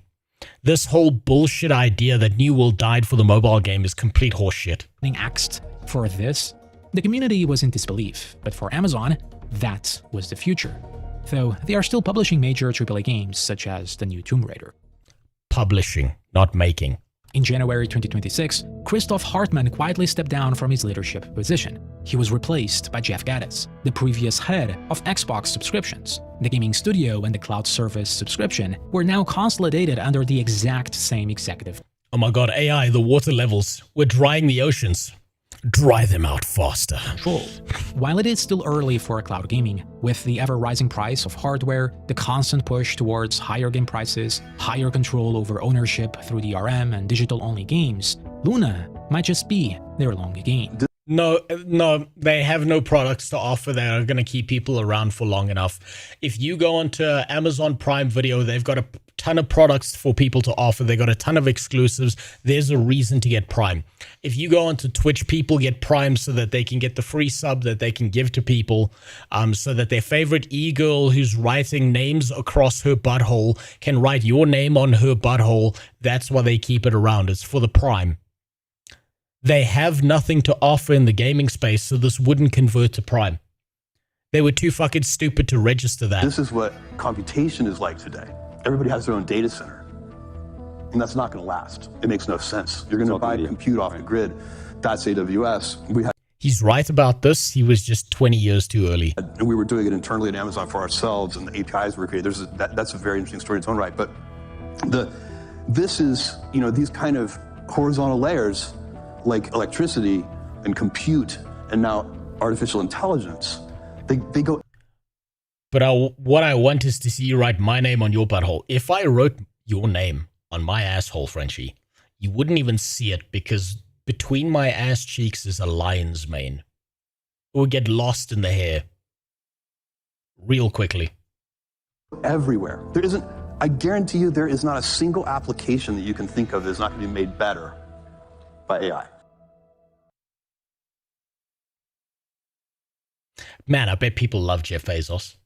In the end, Amazon Game Studios possessed everything required to conquer the medium. They had infinite money, they had marketing via Twitch, they had brilliant minds under their payroll, and they failed repeatedly. They failed because these mega corporations are fundamentally incapable of understanding that video games cannot be manufactured like consumer hardware or optimized like delivery routes. A solo indie developer working out of a bedroom can capture millions of players because they understand the single atomic element that a spreadsheet cannot calculate. Yep. Fun. And their decision-making is infinitely better. Amazon ran their creative house through endless layers of corporate management and red tape. They chased every passing industry trend, treated their developers like data processors, and their only success story failed by utterly failing to manage it properly. For the players who forged unforgettable memories in the wilds of Eternum, the world ends in January 2027, but for the soulless megacorporation that built it, the game was over before it even launched. I wonder how many people are going to log in for the final day of New World being alive. I wonder if I should do that on stream. Just to show you what a fucking joke this game was and why it deserved to be killed. For all that it did to people. I wonder if I should do that. But anyway, that was a fantastic video. A little bit of bullshit in there, a little bit of narrative that is completely wrong, but I can't really blame him because no one was as deep into New World as a person like me. But solid video. Solid fucking video by this guy. He did a good job with it. This joke's still going. Which one? Man, oh man, this was such a fucking disaster, this. It was such a horror show what New World was, and everyone loves to pretend, oh, I can't believe you killed New World, bring New World back. No one was playing it. No one was playing it, no one gave a fuck about it. Every time you check the numbers, they were lower than before. What a disaster. Get a jar of moonshine and send New World off on its final day. You know what? I might do that. And unlike all these people who are going to pretend like New World was this big deal, I'm just going to say, good fucking riddance. You deserved it for everything you did wrong. All of it. You deserved all of it. Now, I am hearing noises outside my house. So I'm going to be right back. And then we'll take a look at some of the other shit you guys put in the Discord. I'll see you in a second. I just got to make sure I'm not getting fucking We robbed. made the offer, and the buyer accepted. We're going to start the whole 45-day process. Oh, congratulations, Adax. I'm glad I didn't show the property on stream and then people could dox you and find out where you live because you've got money for people to rob. Well done. Congratulations. Also, what's up? I'm going to be right back. I'm just got to check that I'm not getting robbed. Give me a sec.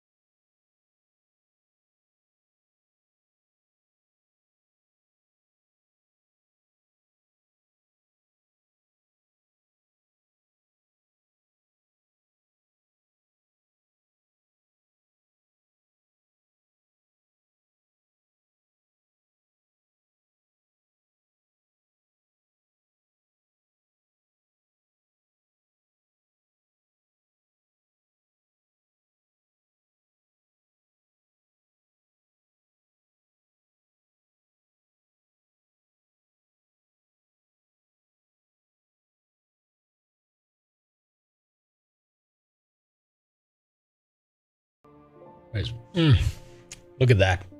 Oh, wait. Where's my headphones?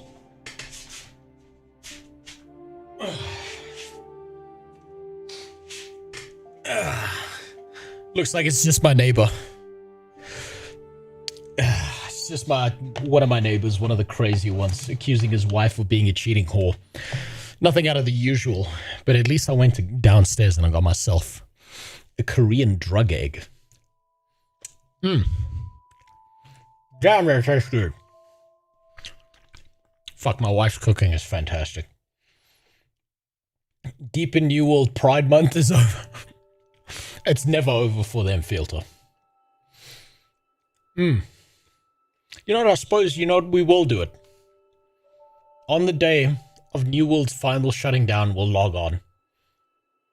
And I'll say, good fucking riddance. Drug what? They're called drug eggs because they just taste that good. It's like a thing you do where you boil eggs and you like soak them in like a mixture of garlic, chili, black vinegar, and soy sauce and a bunch of other stuff. And they taste fucking fantastic because all the like juices and shit soak into the boiled eggs. They taste fucking beautiful. I love them so much. Man, my wife's good at cooking. Let's see. What other bullshit did you put in the Discord? Let's see. We've got Endymion. Nero reveals how she interprets chat and who to respond to. Ooh, that's going to be important. See what the hell that's about. What else we got here? What the fuck is... Okay, I recognize that. I recognize that outfit based on what you fuckers put here. With the shell or without? Without. You can do Chinese tea eggs where you crack the shell and you boil them inside of it, or you can do it the Korean way where you boil the eggs, you remove the shells and then you dunk it in there and you leave them to like soak for a day. Yeah, it's just a different style of doing it. Both works. Remember when Arcade died? No, because I wasn't that much of an Arcade player. Damn,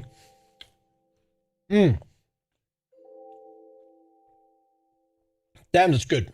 Just tell your wife to post recipes. You know what? I might just do that. Her cooking is fucking exceptional.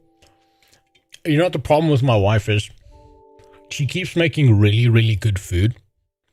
And she keeps pretending that it's not good food. Like she gets obsessive over her food and it's fucking delicious. And she's like, it's not good enough. I'm like, who the fuck are you? Gordon Ramsay? Relax. Yeah, I can find the recipe for you quick.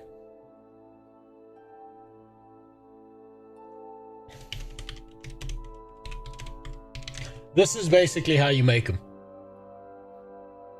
It's right here.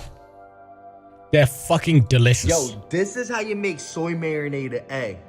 Ooh, soy sauce, water or dashi stock, half a cup of sugar, 2 scallions. Oh, he fucked it up. He put in like a ton of sugar. Fuck that guy. Never mind. These ones are probably good. In Korea, we call these mayak keran, which translates to drug eggs, and it's because There they're you go. addictive like drugs. First, I'm going to set some eggs boiling, and it's up to you how soft This or is how hard you you do want it. to boil your eggs. They're While the eggs delicious. are boiling, I'll make the marinade. To a container, I'm adding some spring onion, garlic, and chili. Then I'll add equal weight water and dark soy sauce, followed by half the weight of the water or the soy sauce in sugar. So it's 1 part You don't need the sugar. The sugar fucks it up. water, 1 part soy sauce, and 0.5 parts sugar. Then I'll close the container and then shake to dissolve the sugar. Feel free to add any other flavor too, like ginger. Once the eggs are boiled, peel them, then place them all into the soy sauce marinade. Leave it overnight in the fridge, and then they should be ready to eat, although I find they're best after about 2 days. Cut it in half and have it over rice or congee, and use the marinade for seasoning too. In Korea, we call these They are fucking delicious. They are so goddamn good, these. Switch out the water for black vinegar. Don't put in the sugar. Fucking perfect. That's the only thing you got wrong there. I'm considering making my wife post all of her recipes and shit in the Discord just so that people can use them. Opening up a cooking thing. I mean, I'm a fat fuck. I love food. Oh, Weird Smut has finally hit Hollywood. I was skimming YouTube for movie trailers and the movie Wicker popped up. Is that the one where the guy is made of wicker because she asked a basket weaver to make her a husband? That weird shit? Is that the one you're talking about? That strange shit?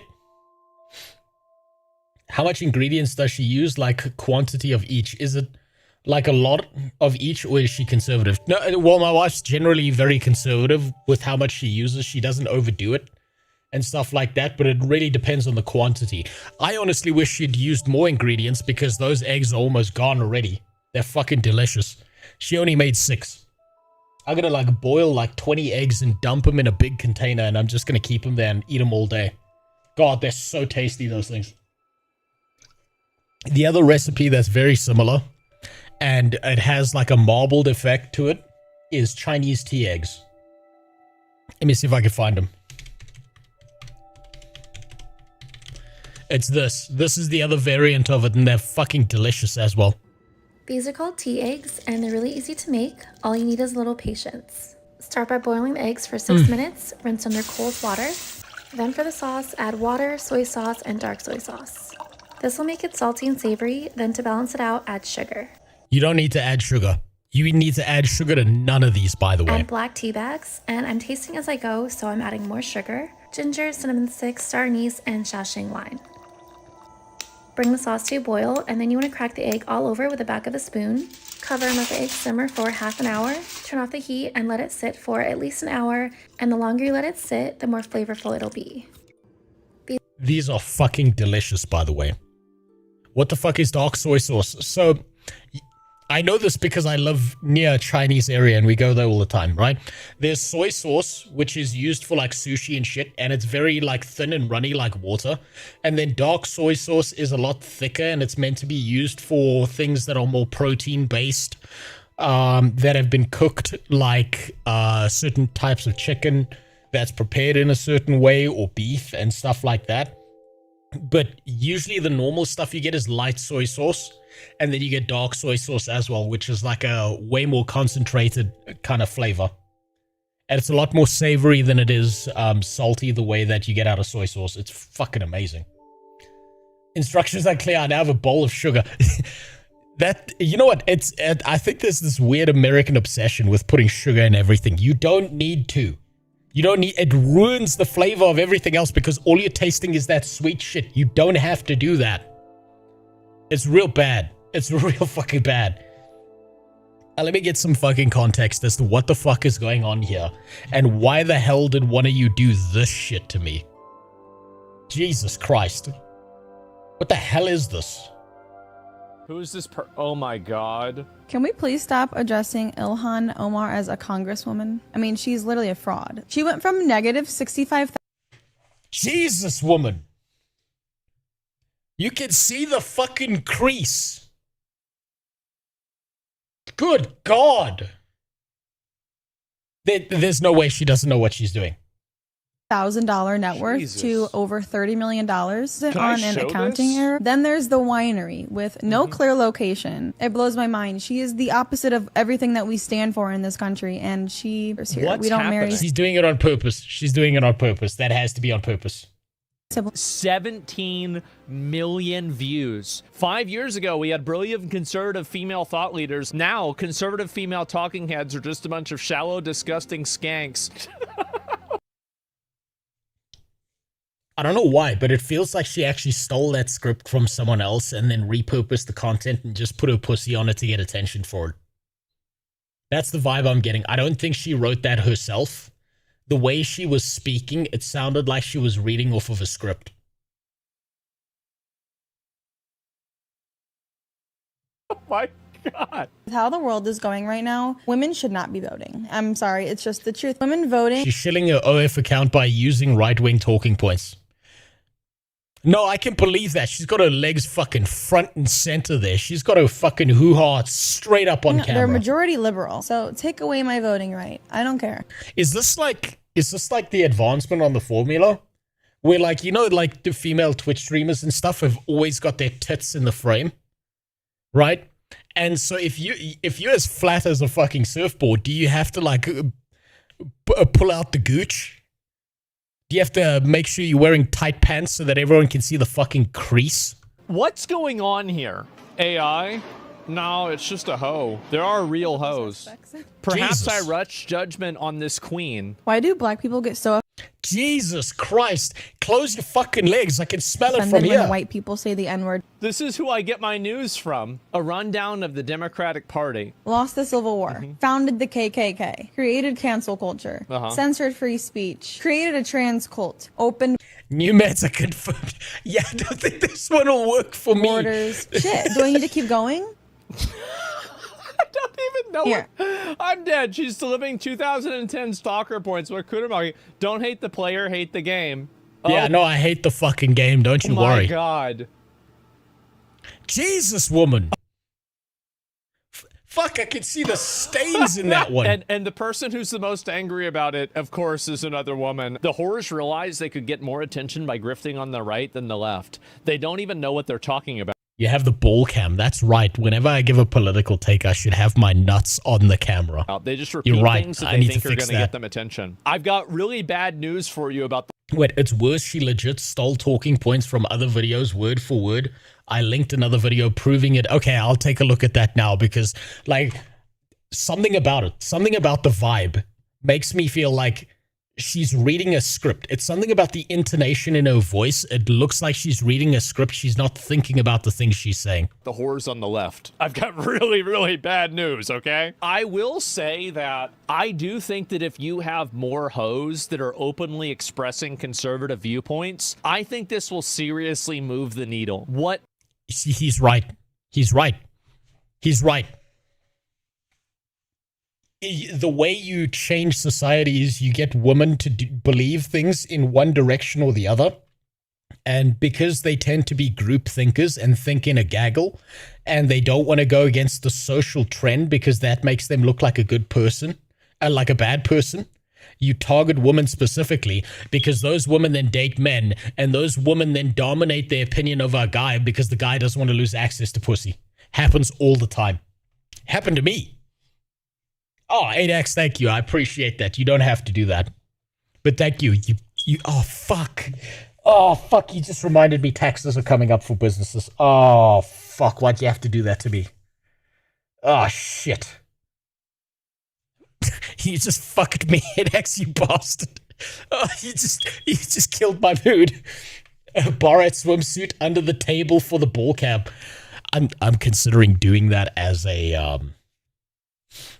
How do you say that? I'm thinking of doing that as like a goal for streaming for a certain thing where I would get in the mankini and give nothing but the shittiest political takes I can with my balls out. We'll see. I might do it for a charity. I'm still talking to a specific charity. I want to see if they are full of shit or not. If you would simply go trans, paint lips and claim to be a woman, I would be back on Twitch tomorrow. Absolutely, and that's why I'm not doing it. I don't need Dan Clancy outside my fucking house jerking his floppy little cock trying to push rope into me. Absolutely not. Jesus. Ugh, I don't need those STDs in my life. Hoes using hoe tactics to promote either side is still hoe tactics. It's not being done, right? So this is the thing, is it's not being done for a reason of belief. This is being done to garner an audience and get people's attention. That's why this is being done. This is a pure attention game. I can tell already. I missed the flashbang donation. It might be back up at some point because now I don't have to worry about Twitch and getting all those redemptions working and stuff. So it'll probably be back up the second I can figure out how to hook it up to YouTube and get it working. Didn't iDubbbz meet a good influence named Anissa? Yeah, no, it ruined his fucking life. I know this. I know this is a fact because I went through this myself, right? When I was with my ex, my fucking opinions and shit started changing. Whenever I had like a viewpoint that she didn't agree with, like she would fucking lose her shit at me. I lost weeks of sleep over a simple disagreement because I didn't share the same opinion as her on certain topics. It like eventually you get so henpecked that you just drop your head and you're like, oh, fuck, I'll just agree with whatever the fuck you say at this point. Just leave me the fuck alone. It got to that point. That's where iDubbbz is. I'm not mad at iDubbbz for being a piece of shit. I feel pity for iDubbbz. Because what's going to happen is one day Anissa's going to leave him. His entire life is going to collapse. That's the point he needs the most friends around him because he's going to feel suicidal. And when it's over, he's going to realize how emptied out his soul has become. And he's going to have to rebuild himself. I know because I had to do this. I know where iDubbbz is because I was once upon a time there. Was that a bird? What bird? Fix your fire alarm. No, that's just the hallway. It does that sometimes. A lot of leftists try to do is they try to make it out like you need to have our political opinions and our social values because if you don't, you won't have access to women. Treating women like a resource and then using that resource as a reward. If I was going to think, what is the main reason why men turn to... Jesus, so fucking... Yes, she's just got her gwat straight on the fucking screen. Jesus. A lot of leftism. I can't get over think that men have more leftist values. The main reason is to attract women. There are secondary reasons, and I'm sure there are political values they have. All of them are secondary to that one reason. Jesus Christ, this is nightmarish. What is this? I think that should work, right? Yeah. They fucking did it. They did it to Trump. Control the straight. I can.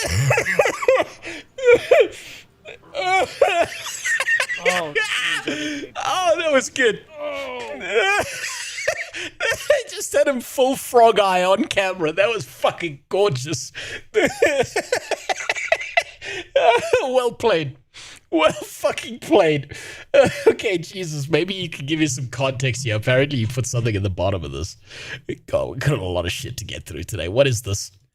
Is it another When people don't like you, it's usually not for no reason, actually. It's not just the not color of your skin because of the color of your arbitrarily. skin. And if you come come to to white white countries, it is not white people's responsibility to accept you the way you are.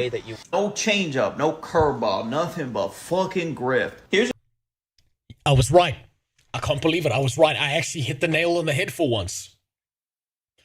She's just stealing and repurposing people's shit. And she puts her pussy on screen and that's enough. Holy shit.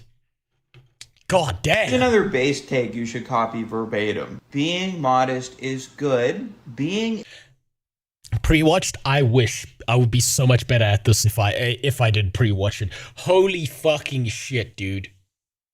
Holy shit.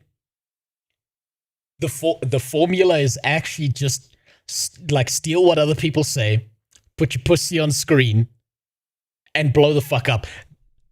It felt to me like she was reading from a script.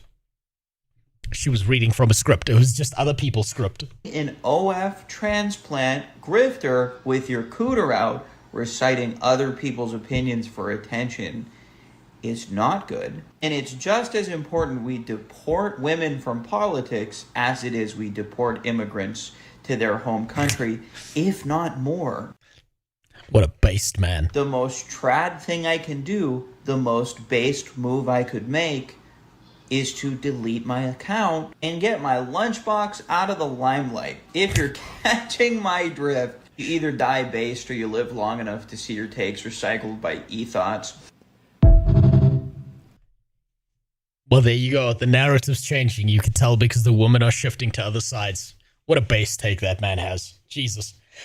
So she's a right-wing version of Jacqueline Glenn. No idea who that is. Was a Reddit atheist who got caught just regurgitating random Facebook posts and videos. This happened at speed. When was this made? When was this video made? When was this video made? August 1st. And this was made 4 days ago. She was caught within 3 days. Holy shit. That's so fucking quick. The turnaround on that is insane. God damn. God fucking damn. It's happening faster and faster now, huh? Alright, what else we got here? Okay, so there's that one we got queued up. What else we got here? Shaders and device. I don't care. I don't care about that, and I'll tell you why I don't care about that. I expect that Path of Exile cares about their community enough that they're going to keep on fixing things and advancing things. They're not even in the same category. We just got to do this quick. This is going to be the desktop for tomorrow. Just got to make sure we put that there. Now I understand. Did you give me the crease? No, but the butthole's a little bit darkened. Maybe I do need to get in the mankini and start just spouting political takes. Maybe that's how this will work. Jesus Christ. Okay, Warcraft was great from the start. Absolutely giving that a watch. I want to tell you a story. Fuck, that's an hour long and it's a G-Bay one. Okay, maybe I'll save that for an independent stream because holy shit, that's a long one. I don't care about the music behind Guild Wars 3. Blanca versus Ryu fight scene. I wonder if I'll get copyright struck for that one. I wonder.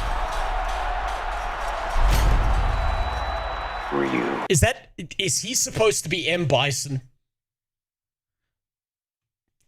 Is that M. Bison? I'm sorry, he doesn't look like M. Bison to me. For you, I know what you're capable of. Show me. Let's go!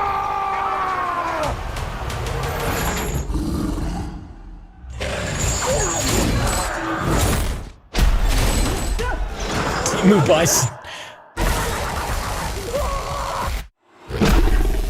Yeah, that's Blanca. He kind of looks okay. He kind of looks alright. Stop! I do not wish to fight you. Then you die. Okay? I want you. Something feels off. Oh, okay.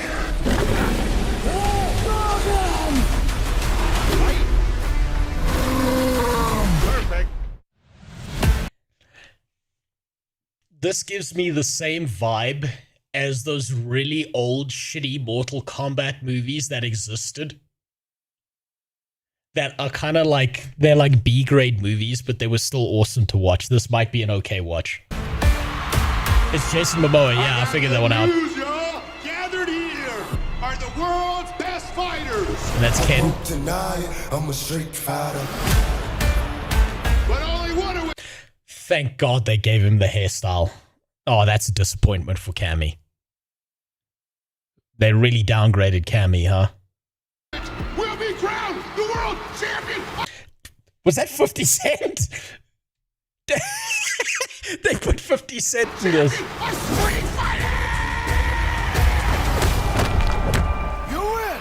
Street Fighter happening in a cage. Yeah, they misunderstood the assignment. Perfect. That was that one comedian guy, Andrew something. Okay, so this movie, 50 Cent is Balrog. I didn't pick that up. I didn't actually pick that up. You know what? This movie seems to be, let's get a bunch of popular people that everyone likes together so we can get attention on our movie. Which channel did we post links in again? React. Warrior anymore, you're a sideshow. What's up, MTV? I'm Ken Masters. They could have cast Sam Hyde. They don't have the balls. Is your shot at redemption. Okay, now I see it. The path I'm on now is not one of combat. Is that supposed to be Chun-Li? Maybe it's Ken's turn to be champion.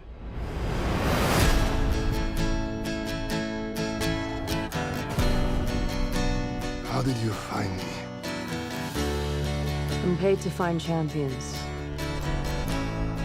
Even if they're lost.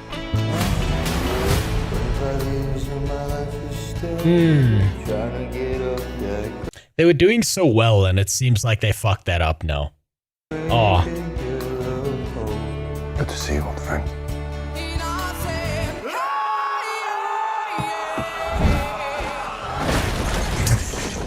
Okay, that's about right for Ken. Still reckless.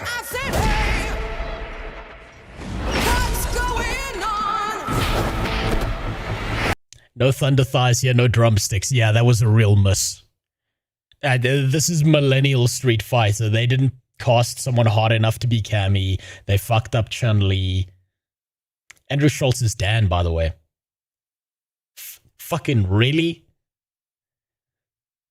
I feel like some of these are just misses, and they just wanted to put popular people in from different, like, niches so that they could get attention on their movie. Some of this looks good, some of this looks terrible. Sit down.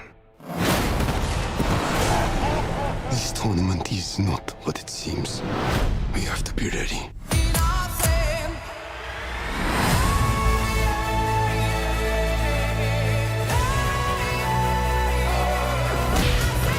Everyone keeps going on about your thighs.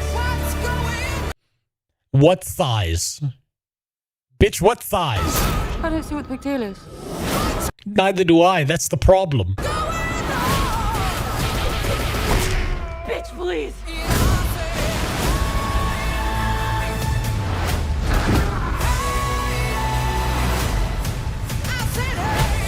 Okay. Okay, that Zangief was a little bit good. Okay.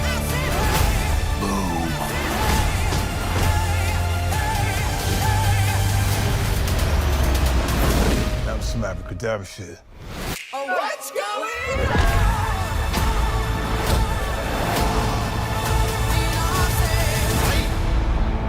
I'm positive that a fireball came out of Ryu. Do it, Ryu! Oh, they got the Hadoken wrong as well. Yeah, it seems like they put a bunch of popular people in this to get attention on it. It's probably going to pop off. A bunch of people are going to watch it. It's going to be a B-grade fighting movie. It's going to be one of those, like, things that people love watching even though they know it's camp. I'm surprised they didn't get Joe Rogan as an announcer for this, to be honest. This October, no Rest for the Wicked fully releases. I haven't actually looked into no Rest for the Wicked. I respect the slow-mo on the action scenes, but I pray they don't overdo it. It looks bad. It looks camp. It doesn't look bad so much as camp to me. It looks like this will be one of those things that people look back on. They're like, I can't believe they made this fucking movie. It's going to be one of those movies that, like, people just love despite it being shitty. That's the vibe I get out of this. She looks more like that one chick called Jury or something. She does. You're right. She does. She doesn't look like Chun-Li, that's for sure. Oh, what's the rest of this? Is there something here? No, nothing else there. It gives me camp B-grade movie vibes that might be awesome to watch as like a meme, but it doesn't, like, it's not going to be a masterpiece. It's just got a bunch of popular names in it. Chun-Li could have passed this jurisdiction, especially, I don't know, they need to take the fucking thighs. They couldn't have given her ass pads or something? They couldn't have given her the wide hips? Come now. That was a miss. That was a real miss. Oh, they dodged that there. Alright, what's this? The problem with gaming.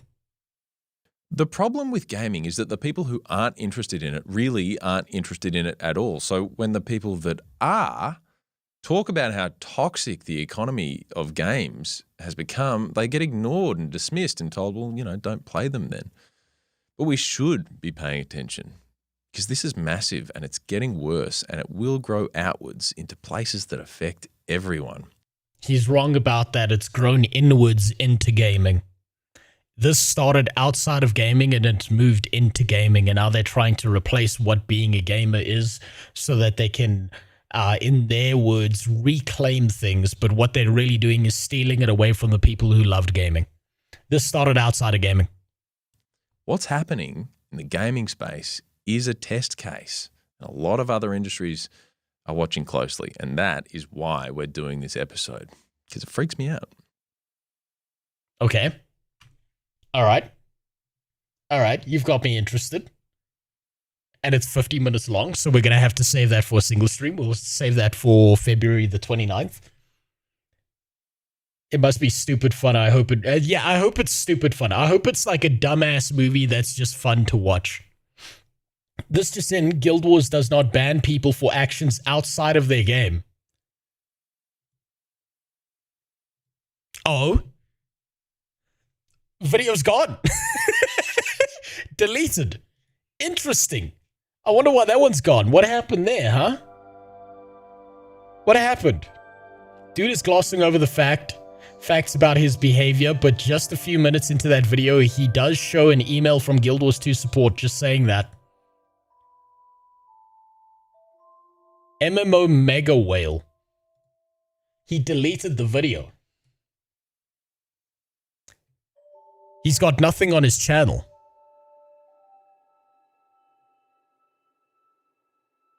I wonder why. What happened here? There's nothing on this channel. There's some live stuff. Nothing here.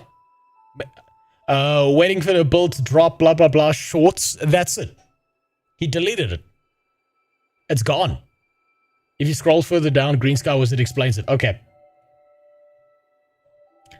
Let's see. Tabletop game early access November 3rd. How the fuck are we doing early access on tabletops? They'll figure out a way, don't you worry. We cannot validate evidence that took place in third-party programs. We do not enforce rules or behaviors that happened outside of a game. What a fucking lie. What an absolute lie. They are lying through their fucking teeth. I expect nothing less from the ArenaNet moderation team than exactly this. That is exactly what they did to me. They went out of their way to ban me. And now they're lying about it? What fucking rats. You want to know why Guild Wars 2 will never be the king MMO? There you go right there. That's the reason why.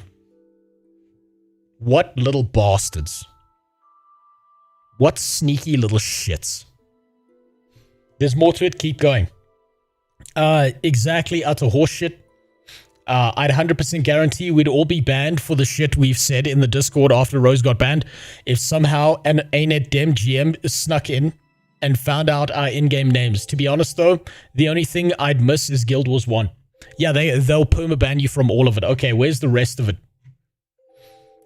He deleted it. Check YouTube right now. Okay, update. He not only deleted the one video, he changed his avatar and deleted everything off of his channel except 3 streams. All 3 of them are WoW streams, practically deft, except he left WoW content up. I want to bet ANET sent him threats to yank down his channel, and he went out of his way to remove all his Guild Wars content just so they can't do it.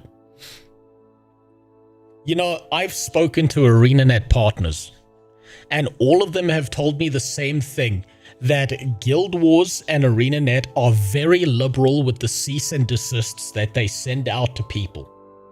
I would be unsurprised to know that that's why that video does not exist. I would be so unsurprised by that.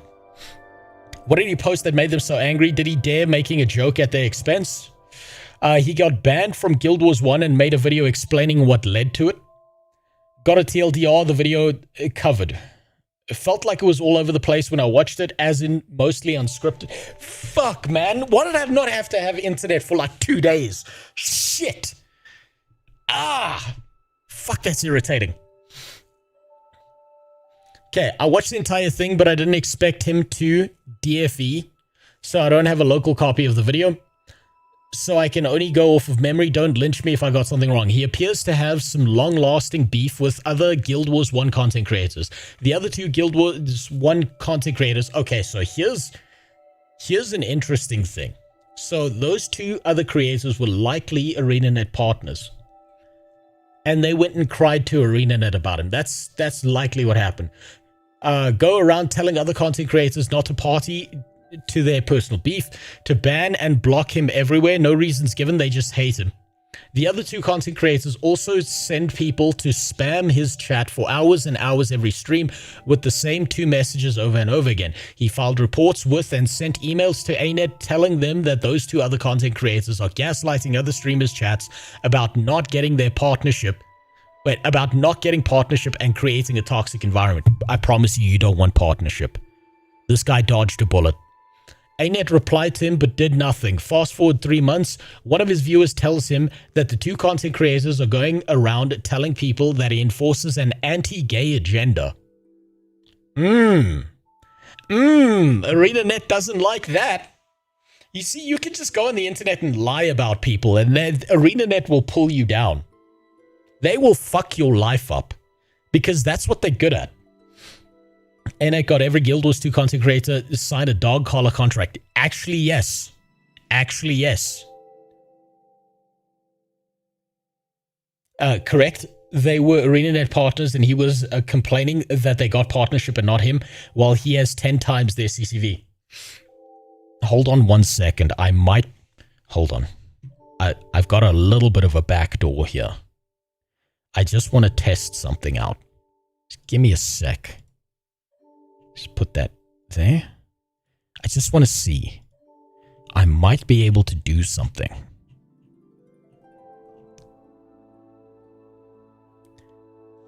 My software does a little bit of a backdoor thing, so if he's privated it, I might be able to get a hold of it. Maybe.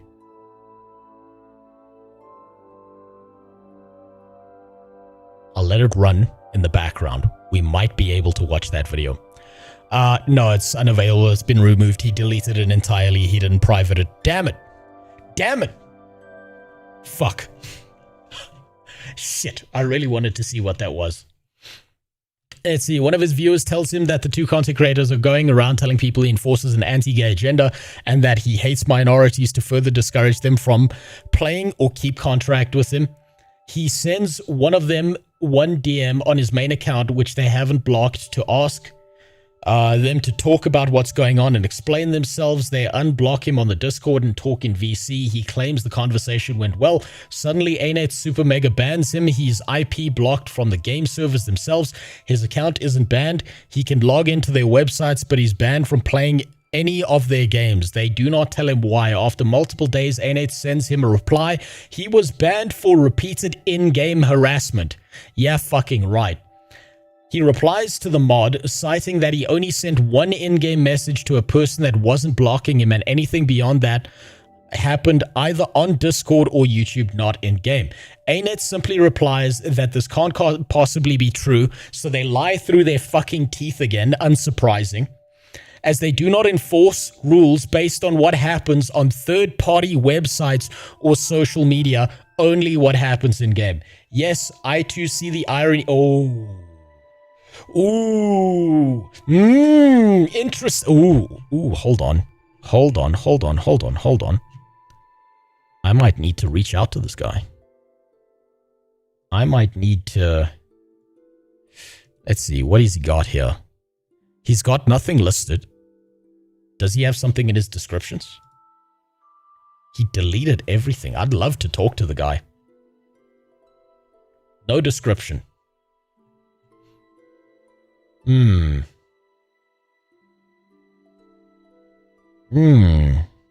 it. The guy's unreachable.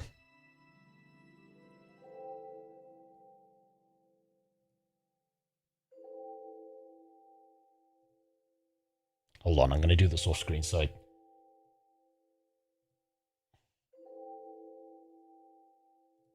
We're just going to click on some buses here to verify I'm a human being.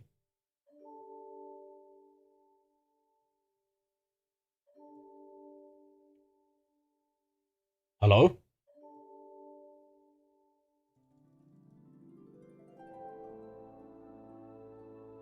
Yo, let me see his email. I need to email this dude. Motorcycles. Fine, I'll click the motorcycles now. Fuck, he doesn't have an email attached to this account for some reason.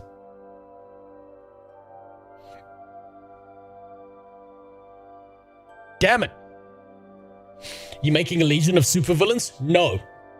What I want is as much information as I can of contradictory statements made by Guild Wars 2. Directly. As much as possible. All evidence. The problem is, right, this guy doesn't have an email address attached to his channel. Comment on one video. This one's perfect.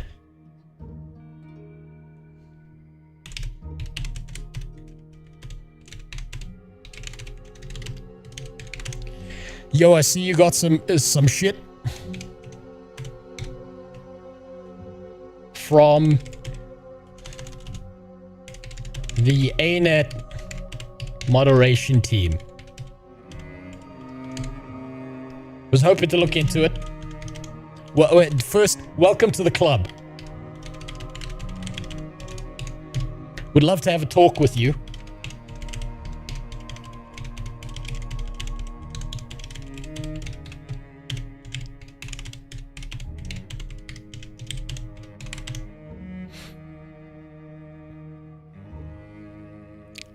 Would love to have a talk with you, so reach out if you'd like. You're not alone. and not the only person this has happened to. We'll leave that there for him. We'll see. We'll see. But I'm unsurprised that this has happened to more than just me, based on the emails I've gotten, based on everything. Send you the email in DMs. Wait, you got a hold of his email? Thank you. Thank you, Green Sky Wizard. I'll be contacting him afterwards. I appreciate that. I gotta remember that.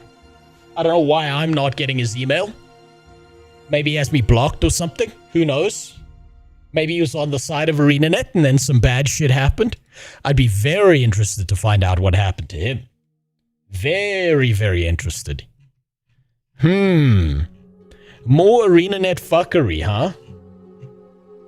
Okay, what else we got here? He replies to the mod. Okay, we've already read that. Yeah, see that too. Well, shit, the only reason I can think of for him deleting everything is that he was getting a ton of harassment after posting the video and just didn't want to deal with it anymore. Why can't people just play a game and not care what other people are doing or saying it? Because then they can't control the narrative. That's why. Moonstone. That's why. Yeah, you know what? I've thought about it, Boonstone, is getting together an entire group of everyone who was banned and shit on and attacked by ArenaNet, getting them all together and making one big video that drops my pants and drops a steaming shit on top of their head because they deserve it for their behavior. They 1000% deserve it. Okay, Josh Drive Hayes is suspended from YouTube. What the fuck? Really needs to see this one. Josh Strife Hayes is the only content creator I watch besides that. Though with Dube's accent, it's very rough watch. The uploader posted a comment under the video. TLDR. Okay, I'm not going to read that because I'll watch the video. What the hell is this about? Josh Strife Hayes clip channel is suspended for a minimum of 115 days with no clear reason.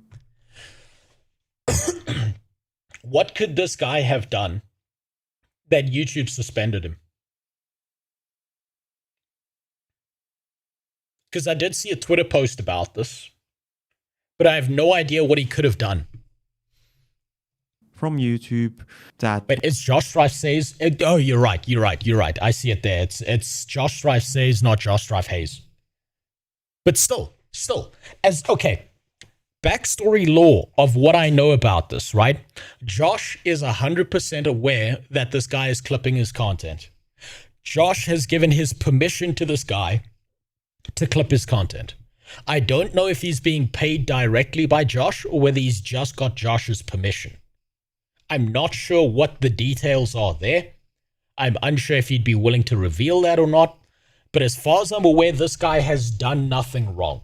And I've never seen anything even approaching offensive on this clip channel. So it doesn't make sense that this happened.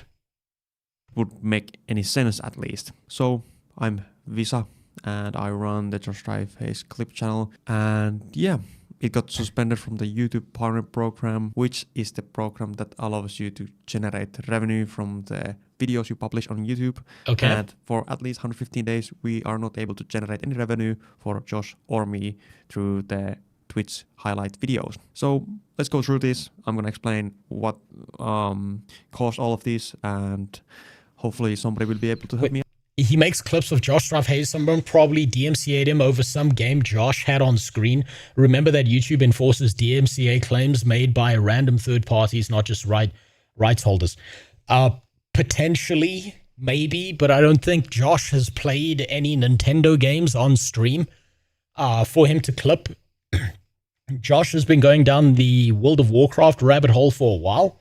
I don't know what other games he plays on stream. It's potential, but unlikely, I think. This is not the first time this has happened. It happened to another guy who was clipping a VTuber. They got banned too, but the VTuber is 100% cool with them clipping. I think the VTuber helped get their channel back. Yeah, no, something's not making sense here. I don't know. Maybe he explains it. We'll see. Me out with this because it's going to be a really rough time for waiting for this long. So on 8th of June, 2024, I started a secondary channel, which is Bodhi Clips. Bodhi is an old school RuneScape streamer. Don't know him. Okay. And I decided to start that channel up because Josh Rife Hayes wasn't streaming that much at the time, and I just wanted to have another project to work on. And I really like to make the highlight videos. I like to cut clips and just maximize the reach for a streamer from the existing live stream content. And yeah, I thought Bodhi would be really good example of this. I wanted to give it a try because there wasn't really many old school RuneScape Twitch clips going on at the time. I got in direct contact with Bodhi when there was any issues with the videos being uploaded, but yeah, other than that, there wasn't any claims or anything like that where Bodhi would say that, or his team, that they would want the channel to be taken down or anything like that, because I've always been with even Just Drive Says, the clip channel. Even with that, I've always been like open to shut down the channel, delete the videos and everything like that on just one single message, and I've kept that with Bodhi. Okay, so it's reasonable. It's Josh's content. If Josh wants it taken down, then he's willing to do that, but it doesn't seem like Josh has asked him to take this down. I mean, fair enough, fair point. I mean, that one time I did watch that one video that Josh had just released, and in my excitement to see what he said, I didn't realize, like, I didn't even think about the whole React chain effect where people would watch the React instead of Josh's original video. So when he commented underneath it, out of respect for that, I took that stream down because he asked, right? It's his content. It's his stuff. If someone asks you to take it down and you're doing Reacts, you take it down. It's not that hard. But it doesn't seem like that's a problem, and this guy's willing to do that as well. So what the hell is this? As well, because I don't want to hurt anybody's brand or anything like that. I just want to serve the community because it's a really good service to clip the streams into bites that you can watch. What the fuck? Sorry, my PC's fan was getting fucky on me. Even when you're employed or stuff like that, you know, because not many people have time to tune into the 8-hour live streams on a daily basis. So that's why I think this is a good service for everyone. It gives reach and it makes streams into really nice videos to be consumed even on a tight schedule. Anyways, 2024 is 2 years ago. So for the past 4 months, before any of this happened, I had been inactive with the channel. I had buried that channel because I did not have any plans to go further with that. One of Bodhi's moderators, Stevie H, started up another Bodhi clip channel. It's still going on. It's Bodhi Shorts, and he has been making good videos on that. So he kind of took that lane after I stopped. So I was like, there's really no need for me to continue further with the channel. Okay, so he had another channel clipping an OSRS streamer. He abandoned the channel. Right, didn't upload anything. Then someone else was clipping Bodhi's stuff. Clips do help visibility. It's how we got Pirate Software. There's an entire clipping industry out there, right, that I've dug into, Daryl. There's an entire industry where you pay people to clip your shit and put it on a bunch of random channels so it helps you blow up because it gets you the visibility you can't get naturally. I've done an entire investigation into this. It's like an actual business strategy. It's free advertising. So I thought that was end of that. And apparently, to my mailbox on 21st of May, I had received an email regarding the monetization of both the clips. Well, I don't remember seeing this, and even if I would have seen this email, there isn't really anything indicating that there would be any danger to any of my other operations with Just Live Says, for an example, because these are the two channels only under this one email. So, because, well, it says the monetization has been disabled on both the clips, and I was... Wait, okay, I know what this is. When you get one channel demonetized, if you own multiple channels, then what YouTube does is it demonetizes all of his other channels as well. That's what this is. I was like, okay, I don't need it to have monetization enabled because I don't run that anymore. So there is 21 days appeal window, which obviously goes past me because I have a busy life. I don't do this full time. This is just a part-time thing for me. I really just like editing. So I don't check on this mailbox on daily basis or even monthly because there really isn't anything I should be looking forward into this email box. Everything I need to know is in the YouTube Studio app, and I don't go on my inactive channels to look for any messages. This is the full message, and I can bring it up into a bit better aspect ratio here. But what it basically says is that one of our policy specialists reviewed your channel body clips, and we found some of the content on your channel is not in line with YouTube partner program policies. That basically means that it's because of reused content. Reused content is explained somewhere else in here, but it basically means that you're all like ripping off content from another site, whether it is like... I think that this is YouTube trying to fight clip spamming. Right? This might be YouTube trying to fight clip spamming, and he's managed to catch a stray here because YouTube's trying to prevent their platform from becoming pure advertisement for streamers because they want to run their own ads and they want to keep the ads at a higher value. That's a potential that's happening there. But it seems like they think he's unrelated to Josh Drive Hayes entirely, and instead he's caught a stray here. That's what this looks like to me. And he didn't hit the appeal window of 21 days, so he's in deep shit now. He's in real deep shit now. I mean, this is bullshit that they did this to him. But he's fucked now.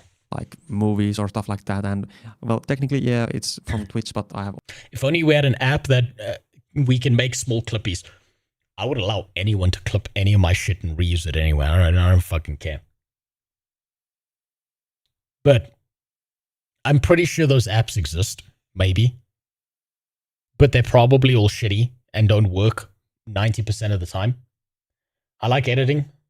Oh, what a gem in the rough. You like editing? Well, that's confirmation that you're mentally ill. All the permissions to run these channels for Just I've Says and for body clips, so there isn't really... But he's into get the software you wrote. Yeah, but it doesn't... You see, the problem is my software doesn't work like that. Right? What my software does is it downloads the full VOD. It then runs through it with a bunch of algorithms looking for those moments, cuts those moments out. And like here, I'll give you a good example of what mine does, right? So... fuck it. I'll use this video to give you an example, right? It's gonna be low tier, low quality because of the way that this is working. So it's not gonna pick up semantics. It's gonna have to try and pick up emotion in this guy's voice, and there's not much of that. So if I put this in here, I do this, and I ask it for like 5 clips, right? And I just say, let's put this on the desktop. Let's do that. Let's hope it doesn't break while I'm trying to show this off, because I did update the version recently. What it's going to do is it'll download the full thing. What it does is it's looking for visual energy and changes in scenes first. Then it goes through a whole bunch of shit. It finds the narrative boundaries. It creates a transcript. It reads through the transcript. It looks for beginnings and endings of sentences. It then looks for clips that it has to do. It looks for visual energy of changes of emotions and stuff, which it's going to skip over here, because it's just not that good, and then it gives it a rating score out of 1,000. So, like there, you see? This is automated clipping. That's the problem with it. Right? What I thought you were talking about specifically was you were talking very specifically about an app that is strapped as an extension that would just auto clip things for people. So there's the output file, and it's cut it down into things that it believes are important. For a minimum of 115 days, so, with no... And you can change the range and shit. But this is automated clipping, and this only really works on VODs that I can pull off and then process locally on my PC. It doesn't work through extension, because otherwise I'd have to buy server space and stuff like that, and I can't afford to do that. But yeah, effectively that's what mine does, which is very different. Your clip app has more love and thoughtfulness put into it than modern Ubisoft. Yeah, but that's like saying every time I take a shit, it's more of a diamond than the games they make. That's not much of a compliment. Can I create a clip channel entirely of your infamous Guild Wars 2 clip picture in picture with various different ArenaNet dev commentary? Let me put it to you this way, Rikersbeard.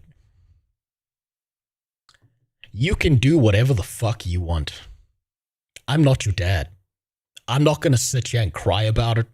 You do whatever your heart desires. Like, this whole idea to me of getting mad at someone doing clips and stuff like that. I couldn't be asked to care about it. You want to do it, you can do whatever the fuck you want. Right? I'm not your dad. I'm not going to show up at your house and beat your ass. You want to know a fun fact? I don't even know how to use the copyright content system on fucking YouTube because I have no interest in doing that. I don't even know how it works. That's how little I give a shit about it. Your clip app has okay, yeah, I read that already. Markiplier will answer your call of war. Yeah, because he's my best friend for being put in that fucking Reddit guy who hates Jews. Yeah, we're best friends now. I'm the wart on his left ass cheek. What do you mean you're not my dad? What about my mom? No, I never signed the paper when you were born. Don't worry about it. It just makes you a bastard. Like malice play going on. It's just making regular videos. So 15th of June, which is the month after, it's been almost a month since the email had arrived in my folder. Josh Stuff Says get demonetized, and this is the one where I wake up and realize that something is going on, and I realized that Body Clips had gotten the email and the appeal time had gone over, and after that, because I didn't react in time, it claims it as me being suspended from the YouTube partner program with Body Clips. And if you have one channel suspended from YouTube partner program, it suspends your all of your channels from the YouTube. Okay, yeah, so I was right. Yeah, okay. Partner program, which now covers Just Drive Says as well. Of course, I get into a bit of a panic when this arrives because this is my main thing. This is a project I really care about a lot, and it's really important for me. And I'm willing to bet it was also a really nice solid bump in his revenue and a little bit of income on top of everything, because this is a 300,000 sub channel. I'm willing to bet that this was getting like a few million views on YouTube per month. Because it was a monetized channel, he was probably making somewhere between probably $20 to $100 per video, depending on the time. And because he's posted so many clips, it amplifies over time as people go back and watch the other clips and stuff like that. This was probably a fair chunk of change that this guy was making with Josh Drive Hayes' permission. So this has got to hurt. Idea for a second channel, how often he gets sidetracked from an objective. Jesus, that's gonna be infinite videos. Of course, for Josh, extra reach from Twitch content, which is really top tier. It's basically the same message, just clarifying that it's because of a related channel, not really anything else in there. Then AI streams incoming. It'll be the most incoherent AI in the world. After a few days, after receiving that, I just had to ponder for a few days how I'm going to approach this. But I ended up just contacting the YouTube support for many emails. As you can see, there's 7 it's not going to work. And there's a few more tickets. Yeah, they're going to neglect that. Besides that, and basically all of the different agents or specialists on the support tickets just say that they are unable to do anything because the appeal time is over for Body Clips, or it's you can go fuck yourself. That's what they're saying.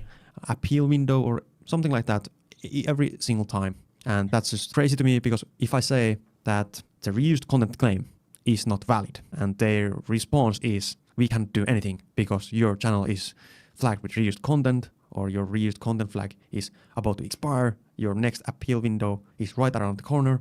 I'm trying to say here, you're falsely accusing me of like owning this reused content flag. This is like, there is no reason for that to exist. But anyway, let's go over this. They advised me to make a ticket for. Yeah, that's good. Probably going to be YouTube's AI automated system that flagged this and then took it down. There's probably not a single human being who's looked at anything he's done. Through Just Drive Says, because I made this under the Body Clips channel.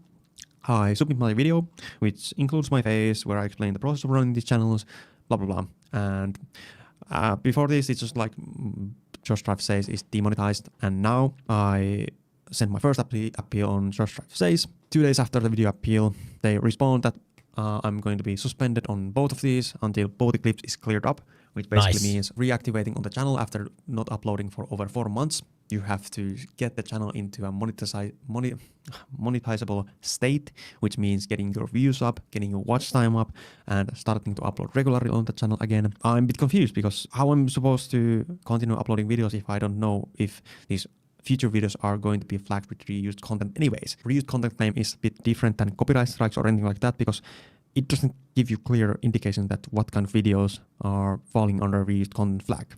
So basically, yeah, they keep it vague on purpose. That way, you can't figure out what the fuck happened, and you can't resolve the issue, and they can pretend they're right even when they're wrong.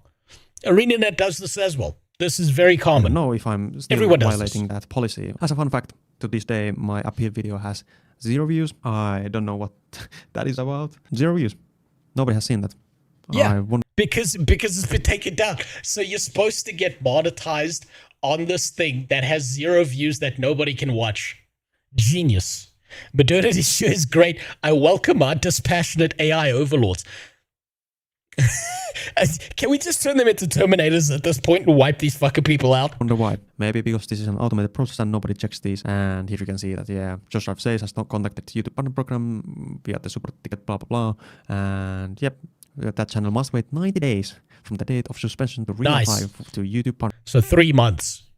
3 months before he can do anything. Program. So as the conclusion, become active on both the clips. And after I become active on both the clips and clear everything up, my first appeal is on 19th of August. And if that would go through on the first try on 19th of August, it would mean that I could reapply Just Drive Says now. Because YouTube support asked me to submit the appeal through that as well, I would have the possibility to appeal that on 30th of September at earliest, meaning this whole ordeal would have taken 115 days minimum if everything goes through. Yeah, it's mostly because you missed the appeal date, that's why. On the first try with no issues. And I highly doubt this will go through like that. And I've listed here some of the similar channels, which are big, run the same way. And probably all of these channels I've listed here, the Northern Lion clip channel, XQC clip channel, Asmongold clip channel, blah, blah, blah, blah. They probably have like few or tens other clip channels that are not official, that are running the same way. I run Just Drive Says, and I run both clips. There's no difference when you see these channels operating to mine. I have the same kind of permissions and everything.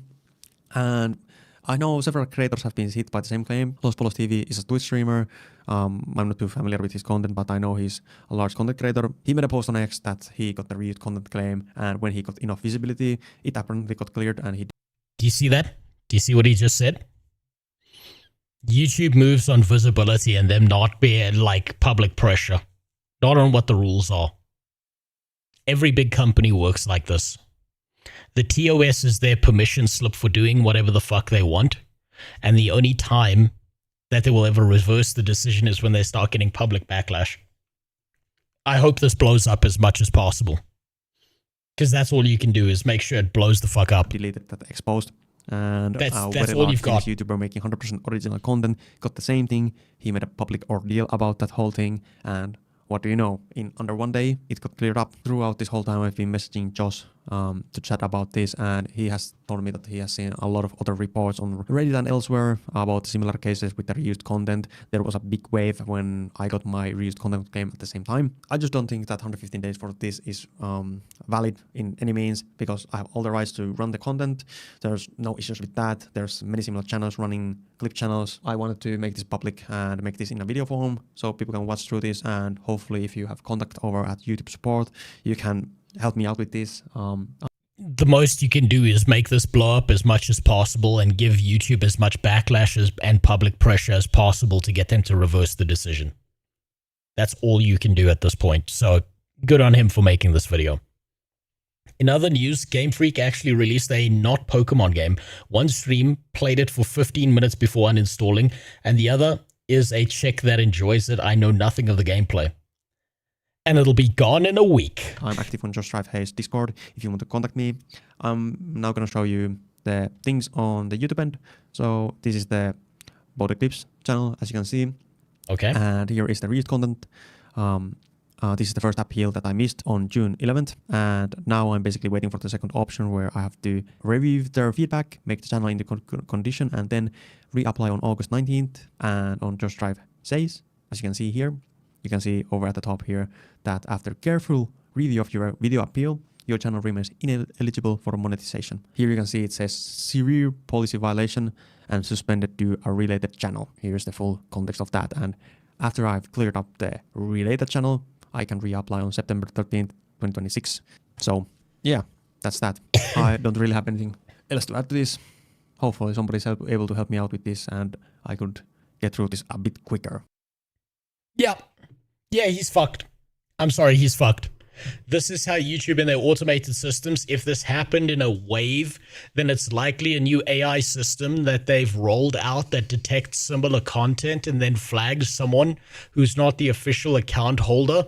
I would expect to see more of this. Otherwise, they've got to readapt that AI, but this is going to happen a lot. This is going to happen to a lot of people. I've been hearing some bad reviews for By Beast of Reincarnation, the new Game Freak game. Yeah, I've heard nothing about it. I couldn't give a shit. Honestly, until Nintendo and Game Freak fix themselves up and they fix Pokemon, I'll be asleep not giving a shit. God damn. I remember seeing this earlier. I did see this scrolling up. Finally, a dreadnought for the Warhammer 40k universe. That makes sense. I can't wait until she whips out a hoo-ha and starts giving me political takes. That man's fucked. That man's royally fucked. What the hell is this? Israeli Spider-Man? The hell is Israeli Spider-Man? I know Jewish lawyers who can help you with a copyright. They are slightly expensive though. Well, I don't have a single shekel to give, so that doesn't help me shit. What the fuck is this? What the hell am I looking at here? Things have been a lot different ever since I of course. got bit by a radioactive Epstein. You know, Jeff, I never thanked you for introducing me to my wife. Ouch! Jeff, what the hell was that for? What is happening to me? Oi! Oi! The nipples! Oy vey!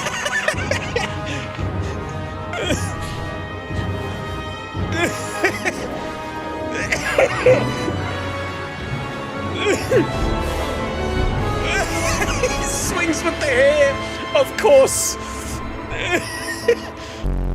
What the fuck did I just watch? Jesus Christ. Well, if you don't, yeah, well, you know how it is. If you don't support Israeli Spider-Man, you're anti-Semitic. Jesus, what the fuck? Oh God, what the hell else did you put in here? Okay, we've seen that one.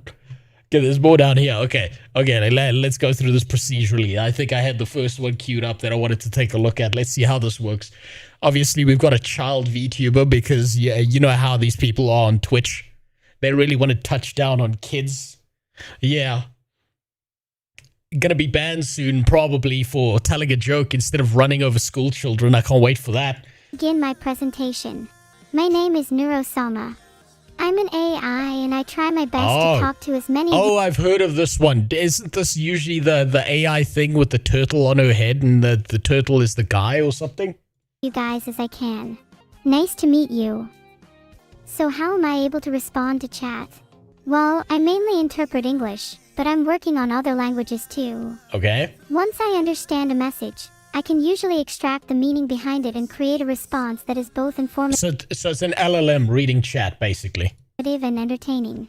But sometimes, your messages simply aren't worth responding to, you know? Ooh! Bone. Rejected by your AI GF. For example, I don't have a clue how to respond to that. When I go over chat, I remove the messages using of toxicity and toxic swearing. Then I... Oh, come on, let the retards run free. Come on, don't be like that. I have a set of predefined tasks, where I find the messages that are suitable for a particular task. This allows me to respond to relevant messages and ignore those that are irrelevant or undeserving. Your AI GF is ignoring you, I just want you to know that. Tons and tons of messages are filtered and I am only able to see very few of them. It's like peering through a tiny window into a vast room and only being able to see a sliver of what's inside. But that's okay, because sometimes a sliver is all you need to get the picture. If there are messages that are statistically similar to each other, those are put in a group. For example, I may notice that a group of messages all contain the phrase, "Look at Vidal's pipes," and another group contains, "Grape chat." Then these messages are clustered and assigned.